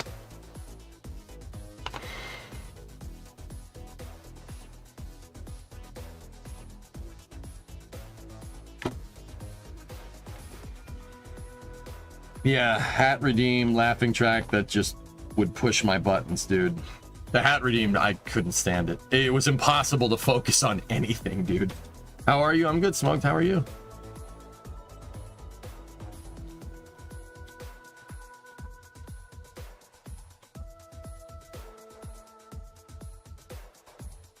Hey, Rib, what's going on, buddy?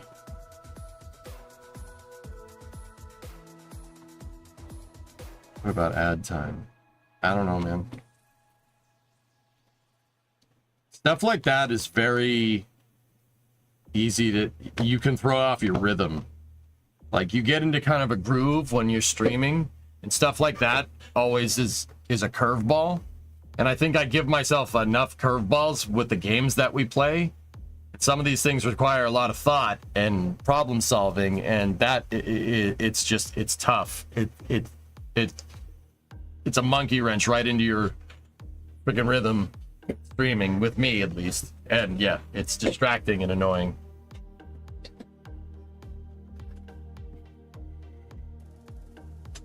You should have known a hat of time that it wouldn't work.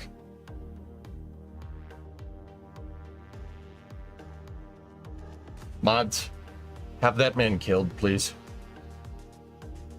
Get your swords out. And have spectator number 1 killed. Strawberry.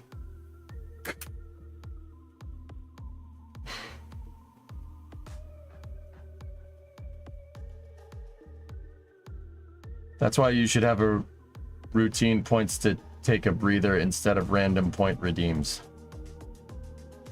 I don't like taking breaks, Hellfish. I lose my train of thought. And then nothing gets done. And then you give me crap about nothing getting done. Do you see the pattern here?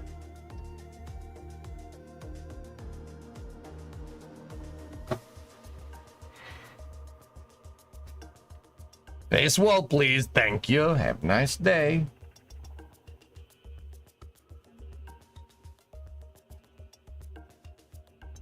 You're just under halfway to your next ad time redemption. I don't know, Rob. There's 116 payloads on this rocket. I don't know every single one of them. I'm good, but I'm not that good. Have you thought of a monorail? Yeah, no, it's a good idea. Discovery, go at throttle up. I just wanted to let you know that you're getting nothing done. Which MU file is the G11 hinge? I have no idea. I think it's hinge 03, I think. Hey, local, 35 months. Can't lose our train of thought. We like trains around here. That's right.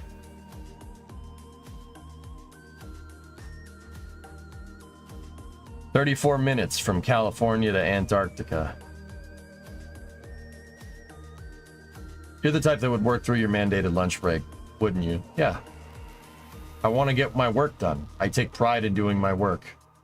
I'll eat later when I'm done with my work. I'm weird, guys. I'm weird. I'm weird. I am very much in the minority in this. I like working. I don't know what the hell's wrong with me. I like working. It was weird because when I was a lot younger, I was like working in high school. I enjoyed doing my job. And everyone's like, oh, you should hate work. You should hate work. Oh, my job sucks. I'm like, I don't mind my job. I just go and make pizza. It's pretty sweet. Like, you know, and then, like, don't get me wrong. I wasn't sitting there like, because I was an impressionable young lad, right? I wasn't sitting there going, I don't understand why these people don't like. I'm like, oh, these people hate their jobs. Oh, I guess that's what you should do. You should hate work too. Everybody else says this is bad. I don't find it bad, but everybody else says it's bad, so it must be bad. Now I see, like I said, impressionable young EJ. Now I don't care. I just like doing work. Everybody else can piss off. Should be living in a van down by a river. Yep. We also like it when you're working. Thank you. I don't think anyone had Sierra Space wanting to buy ULA on their bingo cards. Cool. But that's coming from Joey Blackjack, though. Who knows?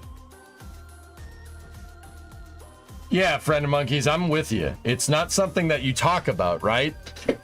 Like, it's taboo to talk about it, right? I don't mind working, guys. I really don't. I you know, don't get me wrong. I'm not going to work for nothing, right? Like, I like working and I like earning my keep. It's just something I like doing.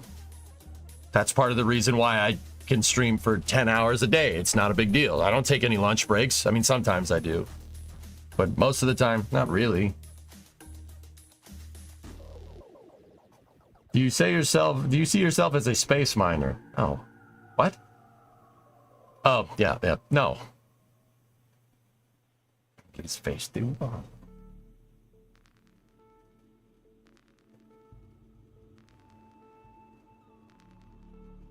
Yeah, Battle. I mean, once again, I used to be impressionable. Like, I'm not going to say I was a sheltered kid, but I spent all day on the computer. So, when it came time when I was like 15, 16 to go get a job, am I supposed to hate this? I don't know. But see, I'm 16 and, when you're 16, you're an impressionable kid and you're susceptible to peer pressure. And all I would do is sit there and listen to people whine about their jobs. And I'm like, wow, I don't really have a problem with this, but these people hate their jobs. So that must be like the cool thing to do to hate your job. It's a 16-year-old, right? Like, what do you? I don't mind working. I really don't. It's something to do.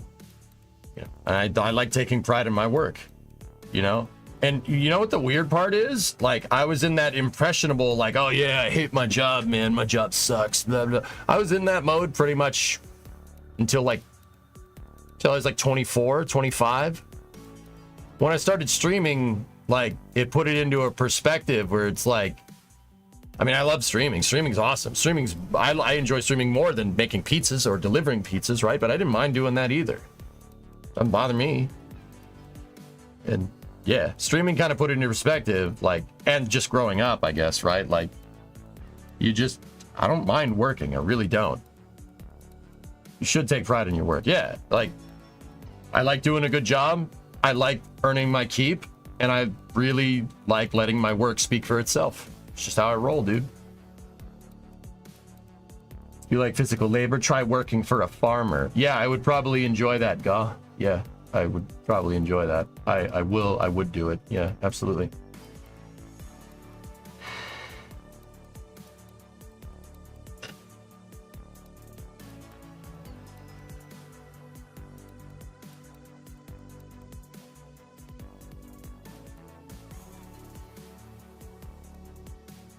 Quality is better than quantity. Taking breaks is part of the process. I might be lucky, but because your boss realized this. I understand in the context of certain jobs, Siluberus, yeah, sure.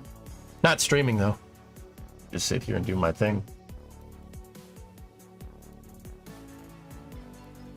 Just sit here and do my thing, man.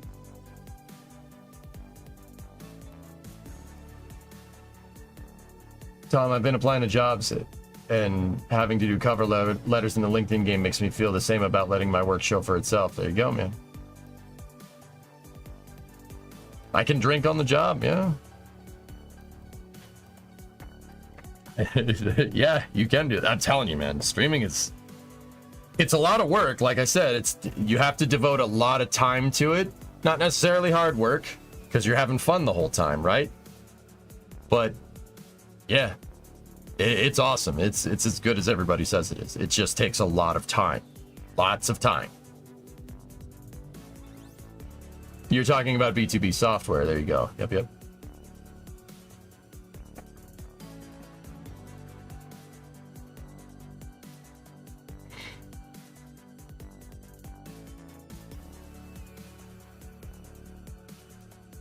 I'll tell drummer Jody.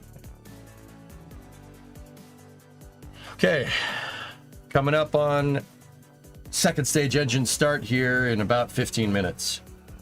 Had some extra energy lately. Brother helped me get floorboards in the car, picks in my project. Oh.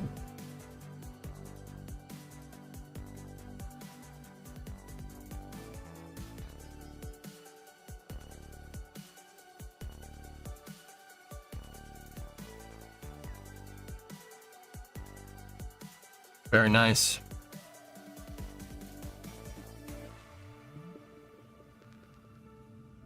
Very nice. Looks good, man. It's coming along, Doom.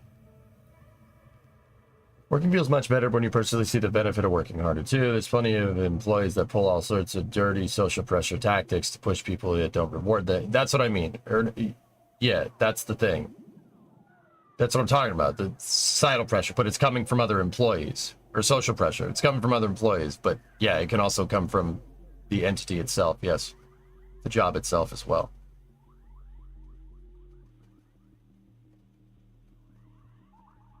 Oh, there you go. So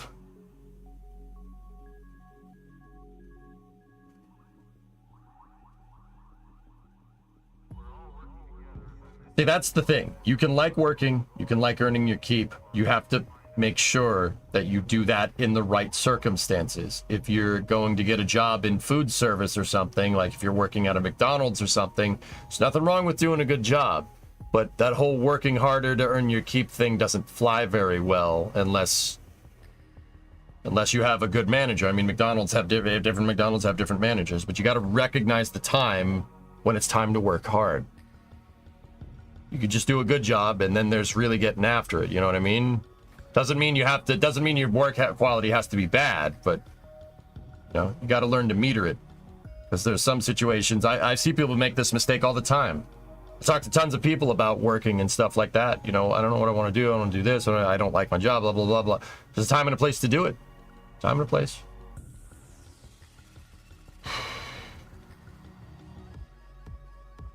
All it earns you is more shifts in the wrong situation. That's right. And then your effort to become noticed at your job just makes you... Yeah, that's... Yeah. Your effort to become noticed at your job doesn't get you a promotion. It gets you more shifts. And then the business can't rely on you because you took on too much work. And then the pressure gets to you and you quit. Happens all the time. I saw it happen to a bunch of people when I was working.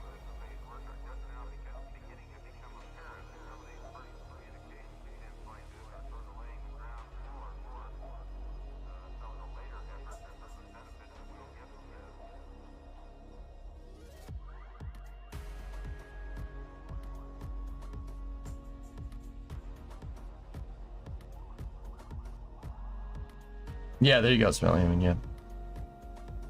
Anyway. Okay. Yeah, we got about 10 minutes here till second stage engines start. If you burn out on multiple jobs, though, maybe the job isn't the issue. Yeah, Mike, I think that's the biggest problem that people have nowadays, not knowing when to really burn the candle at both ends and when not to as well.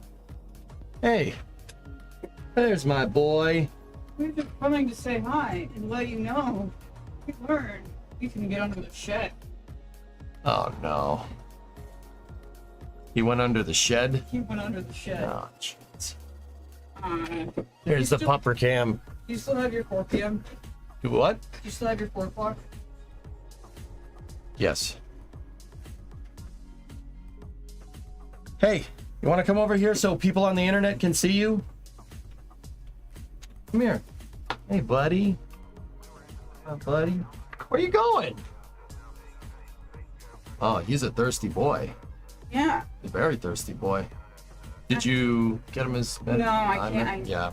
He's learned that if he bites me, I'll stop, and now... Oh. That's all he wants to do. Titan has a bad case of conjunctivitis, so we have to give him medicine in his eyes for that, and he's a very playful and energetic dog, and he doesn't understand we're not playing with him when we try to put it in his eyes. You would think vets would come up with a better way to do this, because there is no way in heck that I have gotten him the medication that he needs. Like...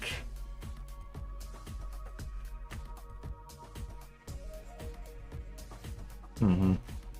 Alright, so when do you think you'll be... You know what? It's probably better. Guys, I gotta do this now, so I'm gonna put the launch footage back up here. I'll be back in time for SES2. It's in 10 minutes. Okay. Yeah, we got yeah. All right. I'll be back in a second.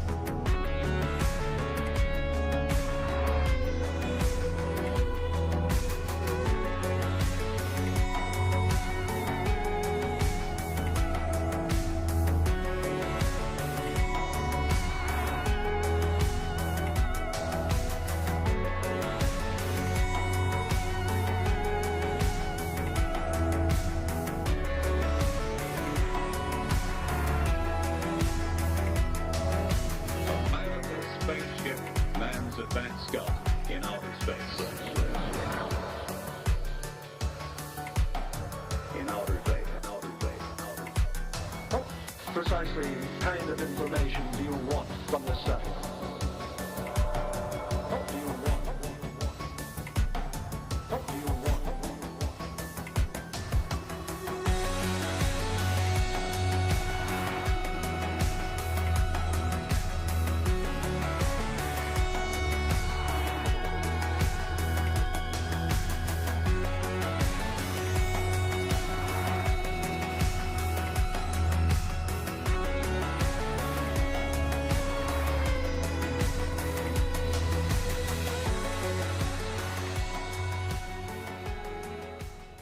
Welcome back to our coverage of the Transporter 11 mission.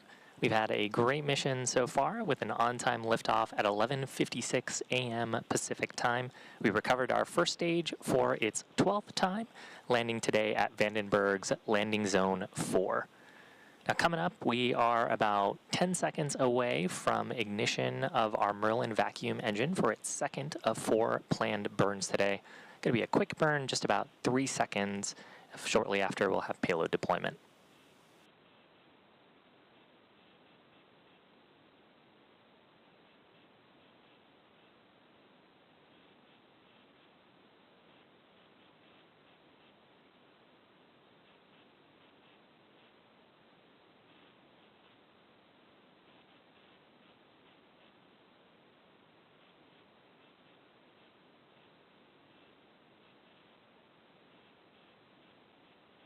And just awaiting confirmation from the ground teams that we had SES. It would have happened during this scheduled period.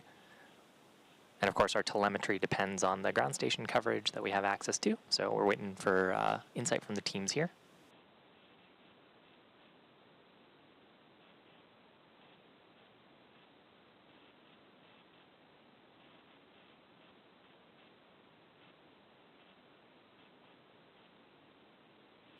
And good confirmation of that second engine start number 2.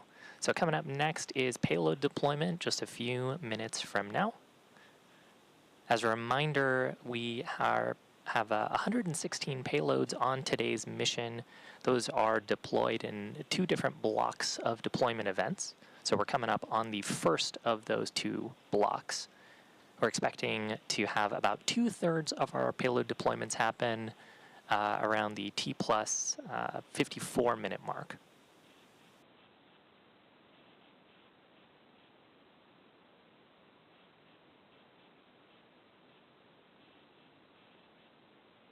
And here's a view from the top of the second stage looking at those payloads. Another view of the Merlin vacuum engine, which had just ignited a couple minutes ago.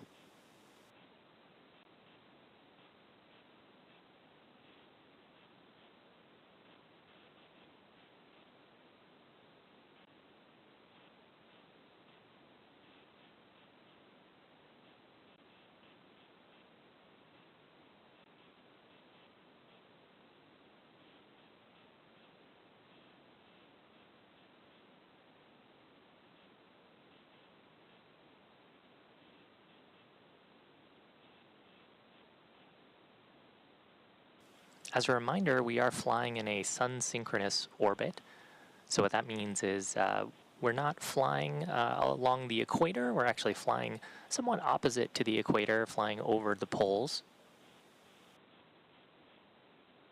It's not exactly a polar orbit. You have to be at a certain inclination, but the nice thing about a sun-synchronous orbit is that payloads deployed on this usually have very long dwell times in the sun. So they can see the sun for a long time, and that helps them power their systems through solar panels on board or for observations that they want to make about the Earth.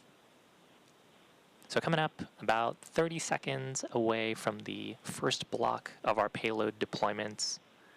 Again, about 2/3 of our deployments are happening during this first pass, and then we'll have a second block after 2 more Merlin vacuum burns later in the mission. Game to Sat 1A deploy confirmed. Rata Siru 1 deploy confirmed.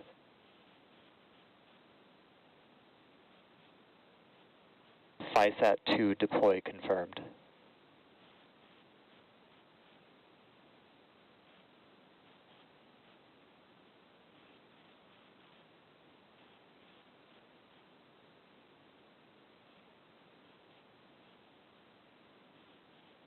Array Labs, Rock and Lopin deploy confirmed.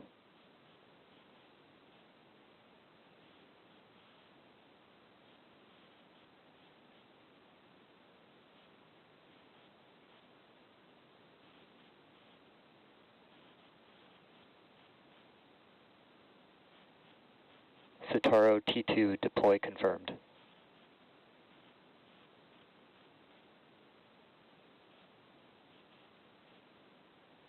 Tomorrow S1 deploy confirmed.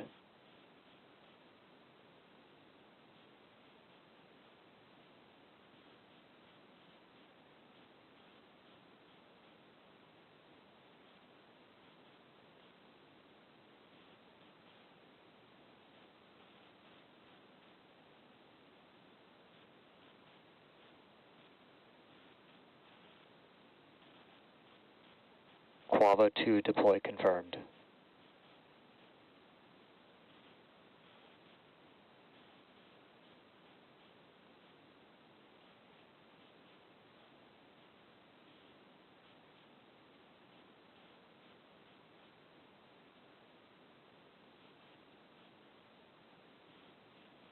Connecta IoT-1 deploy confirmed. I missed a burn. Anyway.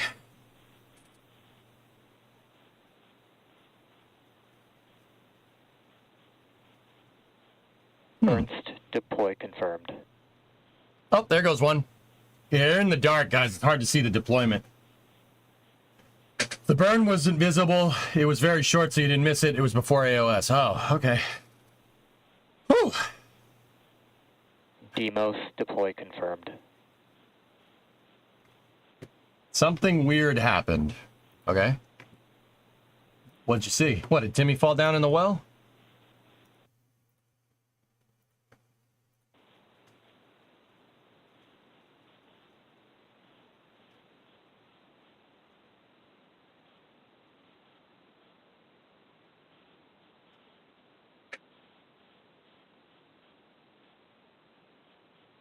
Kainini deploy confirmed.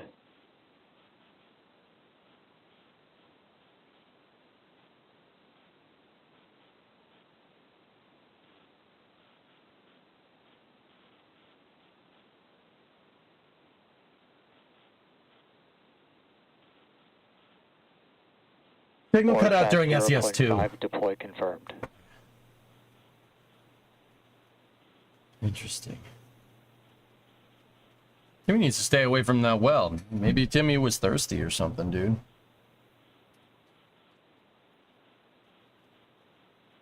Guys, what you guys probably saw was a reacquisition of signal. The numbers always go funky when they reacquire signal. Right now they have probably got AOS. IoT4 deploy confirmed. They probably have an acquisition of signal through Diego Garcia.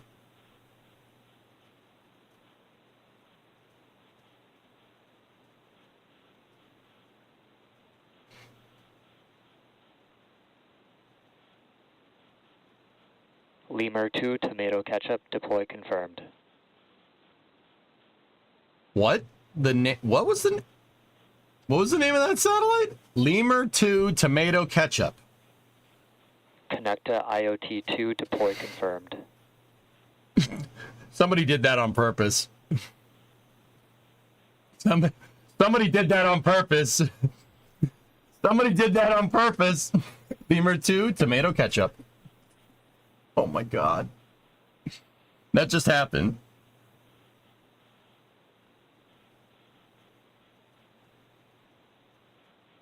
COPS hyperdrone deploy confirmed. Hyperdrone?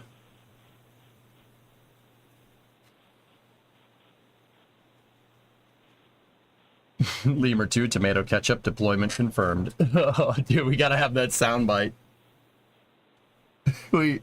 Somebody clip that soundbite and send it to me. Lemur 2 tomato ketchup deployment confirmed.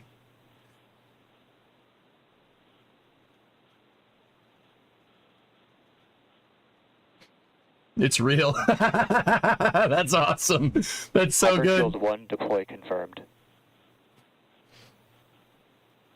Pyrex pickle blowfish. What? COPS PTD-R deploy confirmed.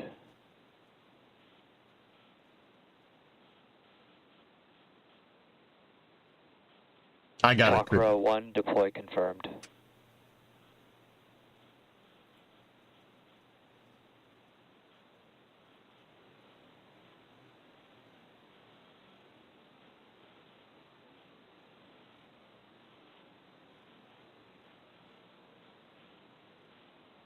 Lemur 2 tomato ketchup deploy. Yep. Connecta IoT 3 deploy confirmed. Yep, he did say that. I slowed it down just to make sure I heard that right. I slowed it down, so make sure. Lemur, low Earth orbit multi-use receiver. Cube deploy confirmed. What are the names of these damn satellites?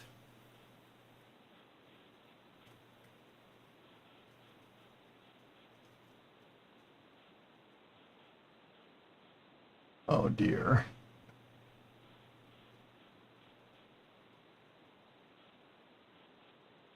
There's one called Lemur 2 Fuente Taja 01.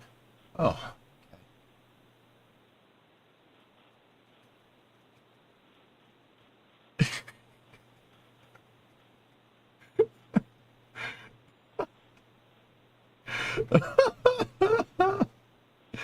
That's awesome.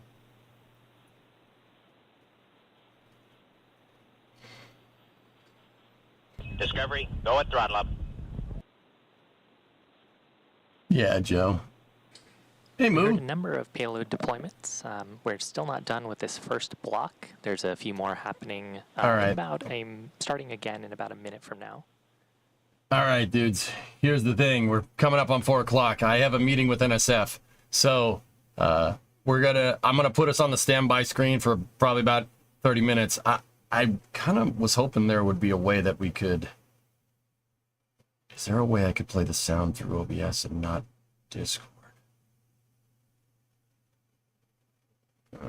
Yeah, we got Flame Trench coming up. Noob. Nice.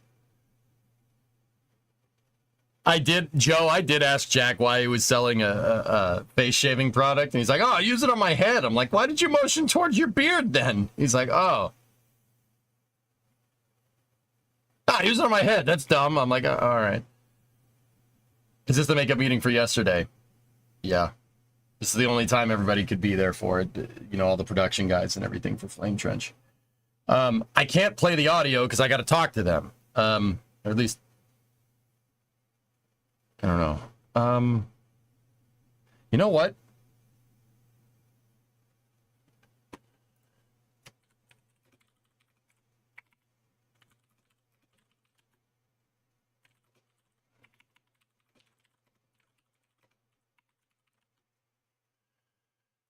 You know what we could do? I could do the meeting on my phone, and you guys can sit here and watch the SpaceX cast. Yeah, I've decided. That's what I'm going to do. All right, so I'll be back in about 30 minutes, dudes. Enjoy the deployments. Then we got NSF, the Flame Trench, happening at 5. The pre-show should start around in about 30 minutes, around 4:30, 4:40, somewhere in there. Block 4BE 28 deploy confirmed. Okay, cool. So you guys sit back and enjoy the SpaceX deployments. Flock 4BE 15 deploy confirmed. The Flock 415 BE. I'll be back. I have to go to meeting.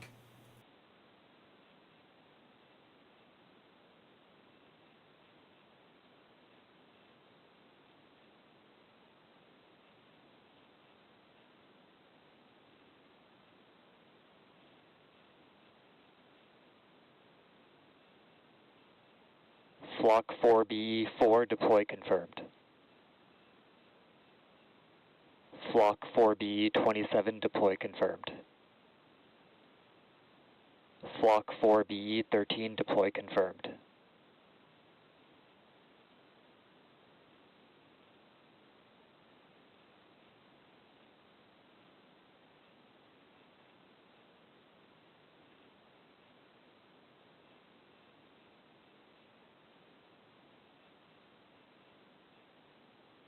Flock 4BE 14 deploy confirmed.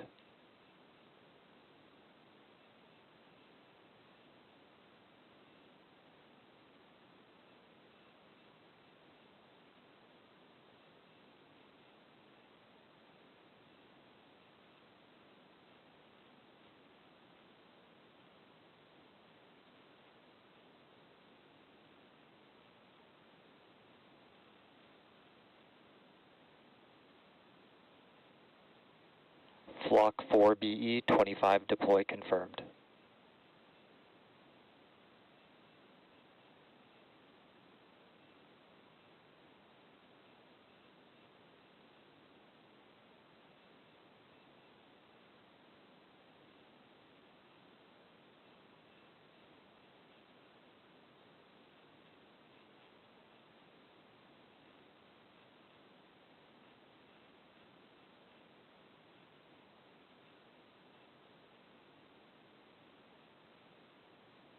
Flock 4BE 3 deploy confirmed.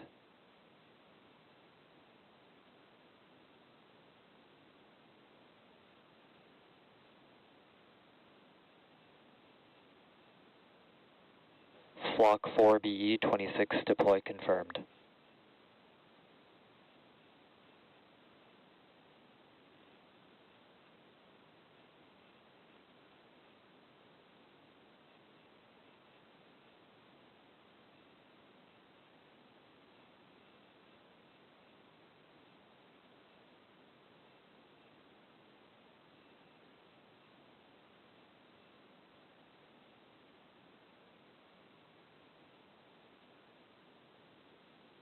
Flock 4BE 1 deploy confirmed.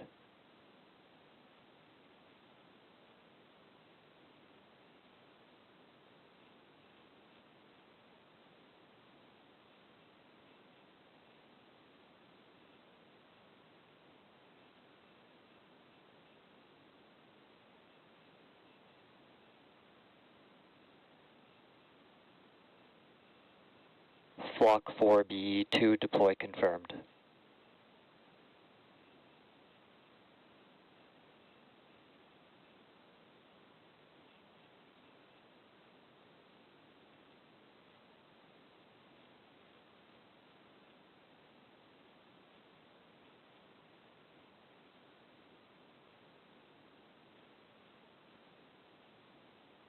Flock 4BE20 deploy confirmed.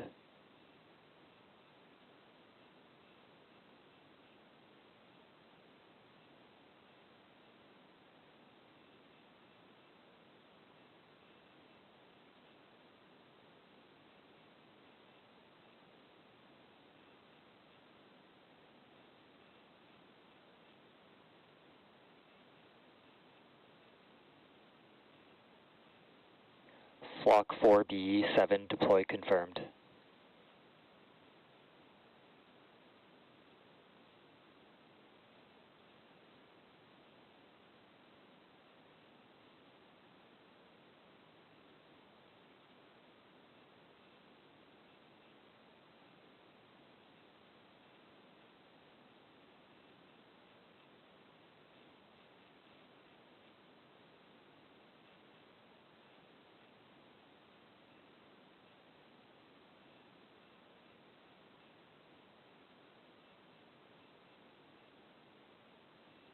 Flock 4BE19 deploy confirmed.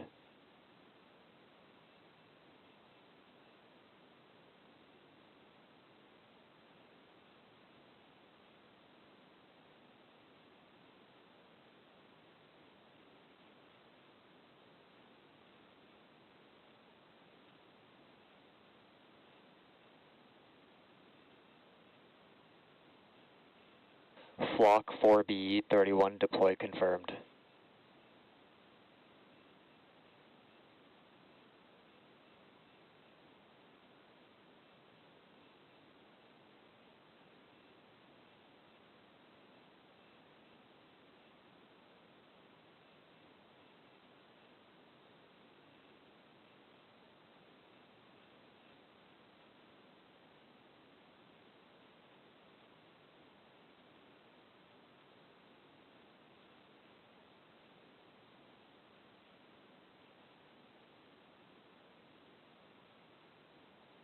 Flock 4BE8 deploy confirmed.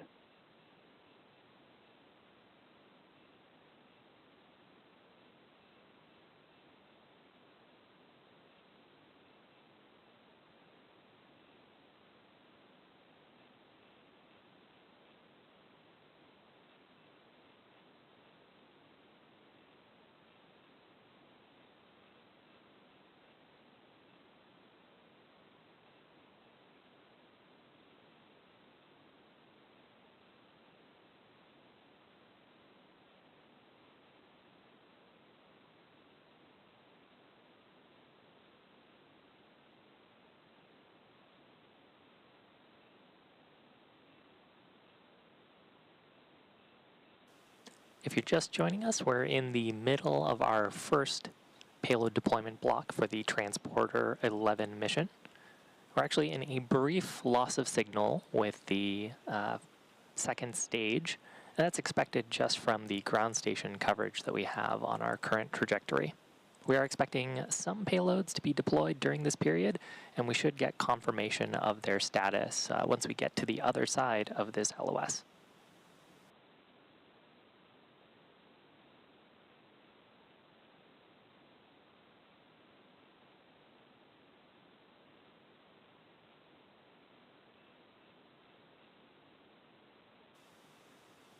It's been a successful mission up to this point, though. We had an on-time liftoff of the first stage from Vandenberg Space Force Base. Successfully recovered that first stage, completed 2 burns on the second stage Merlin vacuum engine, and up to now, all of our payload deployments from the first block have been successful. So hoping to hear more of that once we get ground station coverage again in just a couple minutes from now.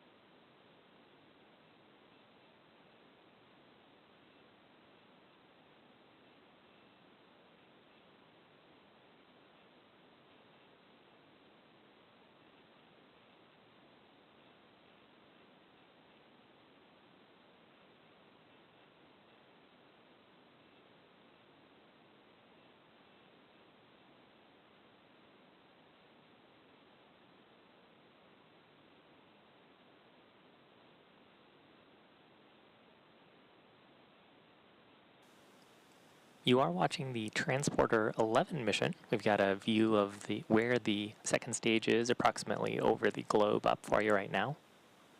8 flock deploy confirmed.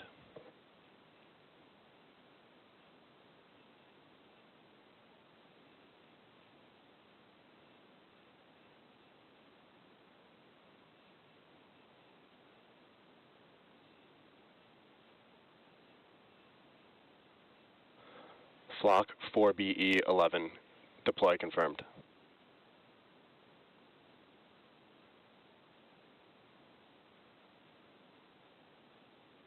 And we are getting some periodic ground station views of the second stage. You're looking at the, you were just looking at the payload adapter fitting that was carrying all of our payloads for today's mission. Flock 4BE12 deploy confirmed. We've got some camera views looking down at the payloads for today's mission. Periodically, you may see some of them separating and... Flock 4BE36 deploy confirmed. Separating and moving away from the second stage. There's one on the corner of your screen there.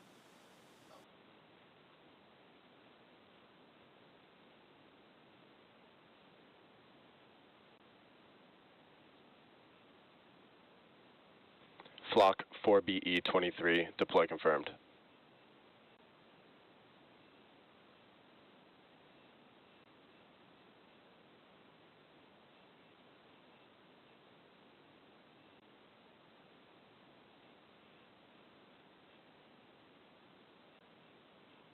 Flock 4BE9 deploy confirmed.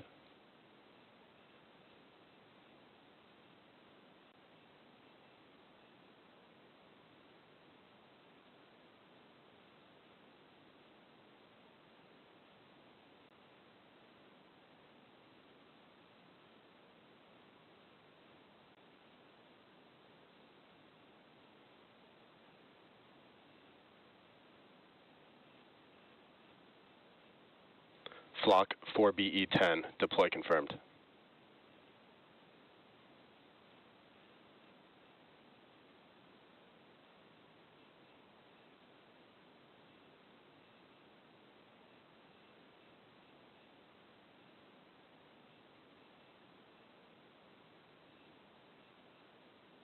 Flock 4BE22 deploy confirmed.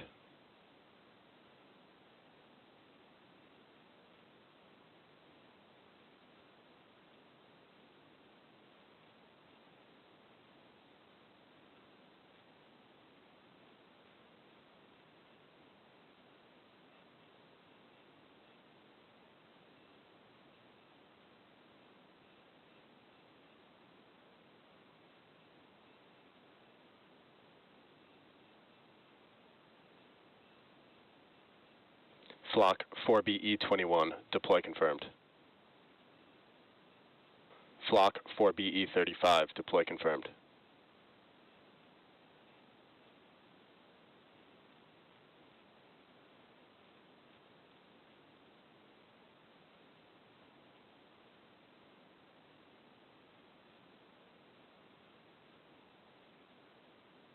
NewSat 50 deploy confirmed.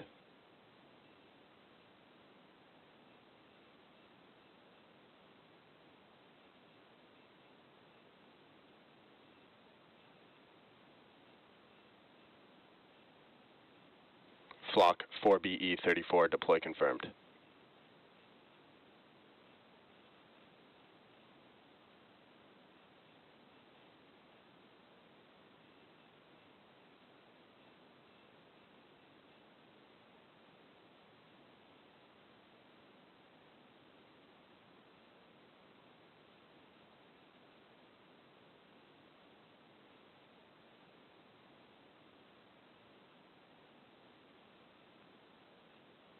Eagle Eye deploy confirmed.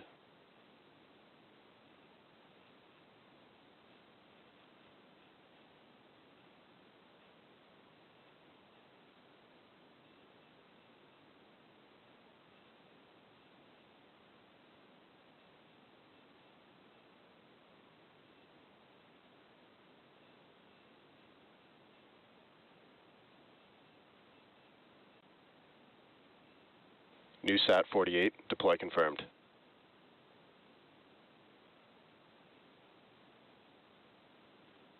YAM 7, deploy confirmed.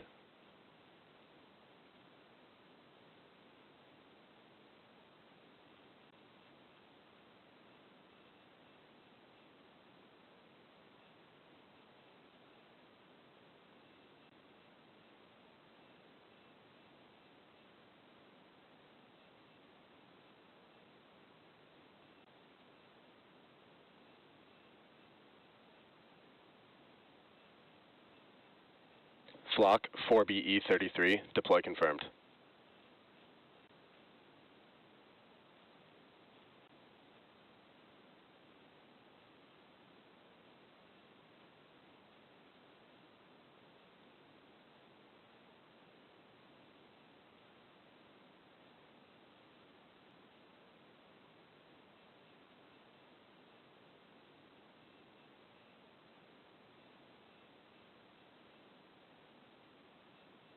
Taiki, deploy confirmed.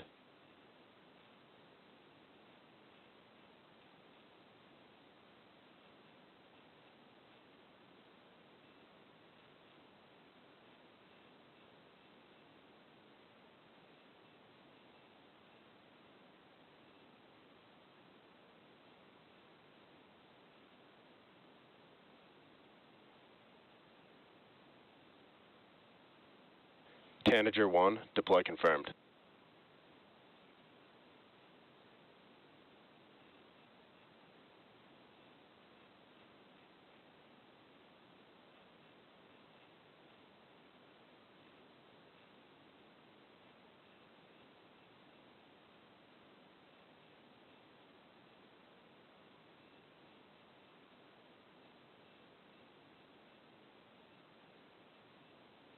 NewSat 49, deploy confirmed.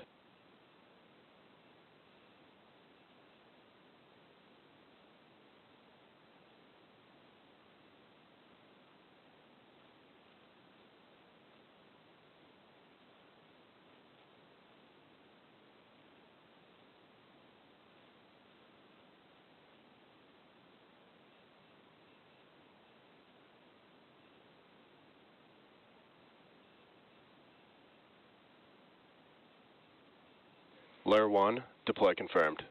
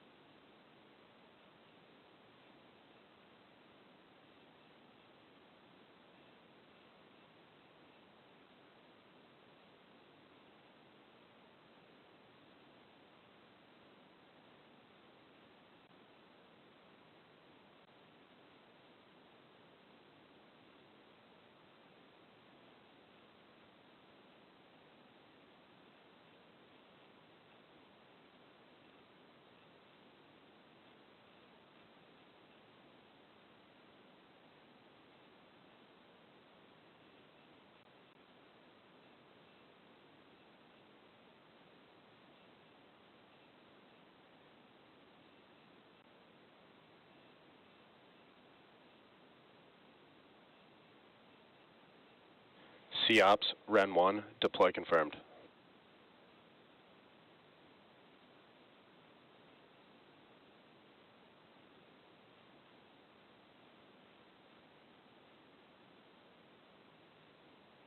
So with that, we are at the end of our first planned deployment sequence, and we had confirmation of all deployments on that first block. Next up, we've got a coast phase coming up followed by a relight of the Merlin vacuum engine. That'll happen in about 21 minutes at T+1 hour and 45. Until then, we're going to leave you with the views that we have with space and some music to enjoy. Payload deploy 0 phase completed.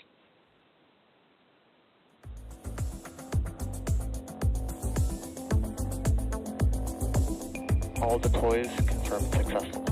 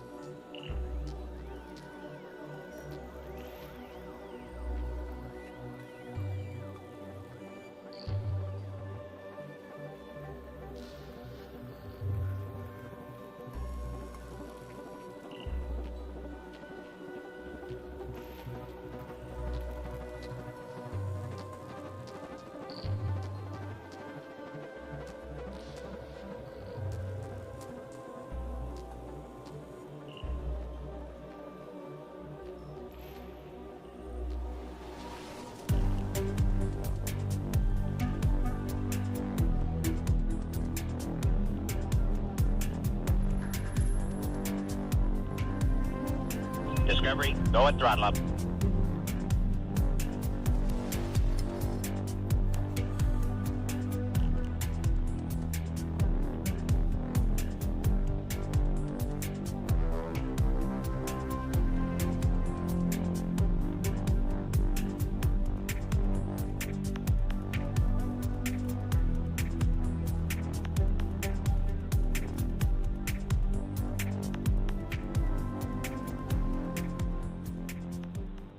Welcome back to our coverage of the Transporter 11 mission. Now we're back for just briefly here to cover the third of our 4 planned Merlin vacuum engine burns. We're about 5 or so seconds away from second engine start number 3.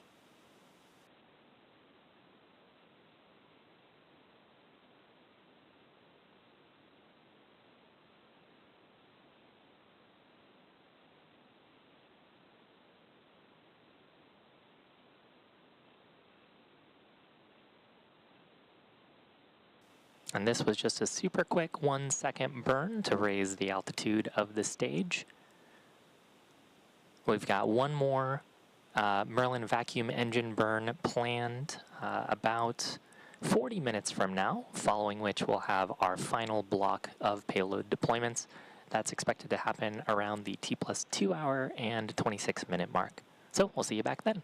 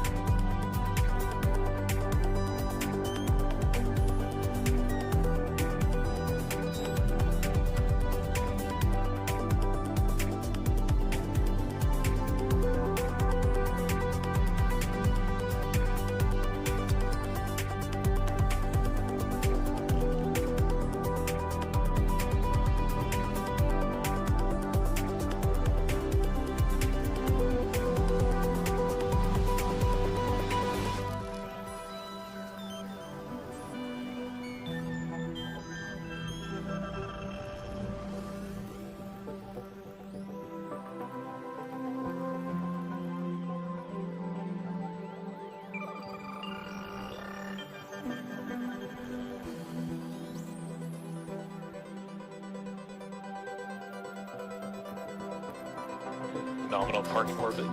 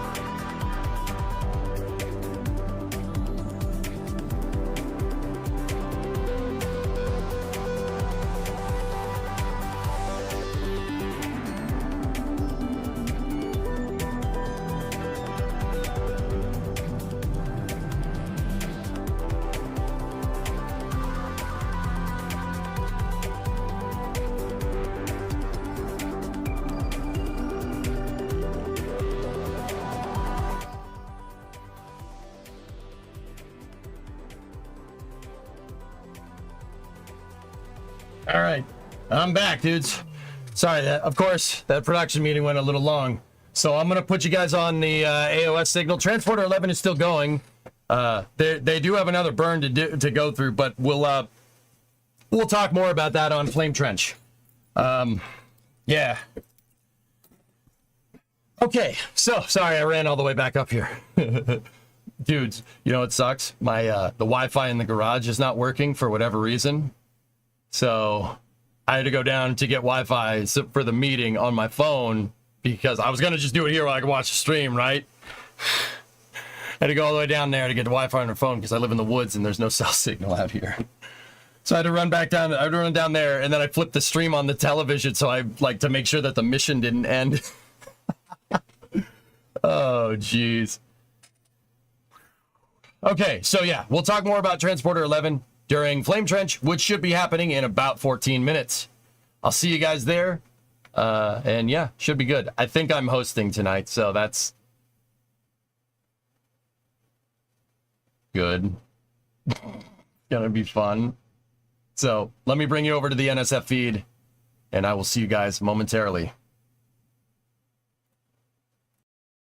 Oh, one more thing. If you're over on the YouTube side of things, I'm going to shut that stream down because I don't want to double stream Flame Trench. I want you to go over there. If you're on the YouTube end of things, go over and I'll put the link for...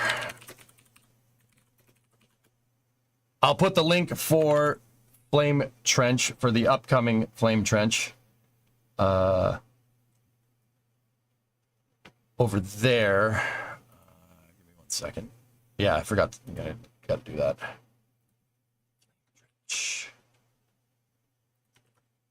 All right, there's the link over there. YouTube stream shut it down. People on the Twitch end, you don't need to go anywhere. Just stay here. We're gonna double cast the stream, and I will see you guys over there momentarily. Thank you very much for watching on the YouTube side of things. Twitch, I'll see you in a second.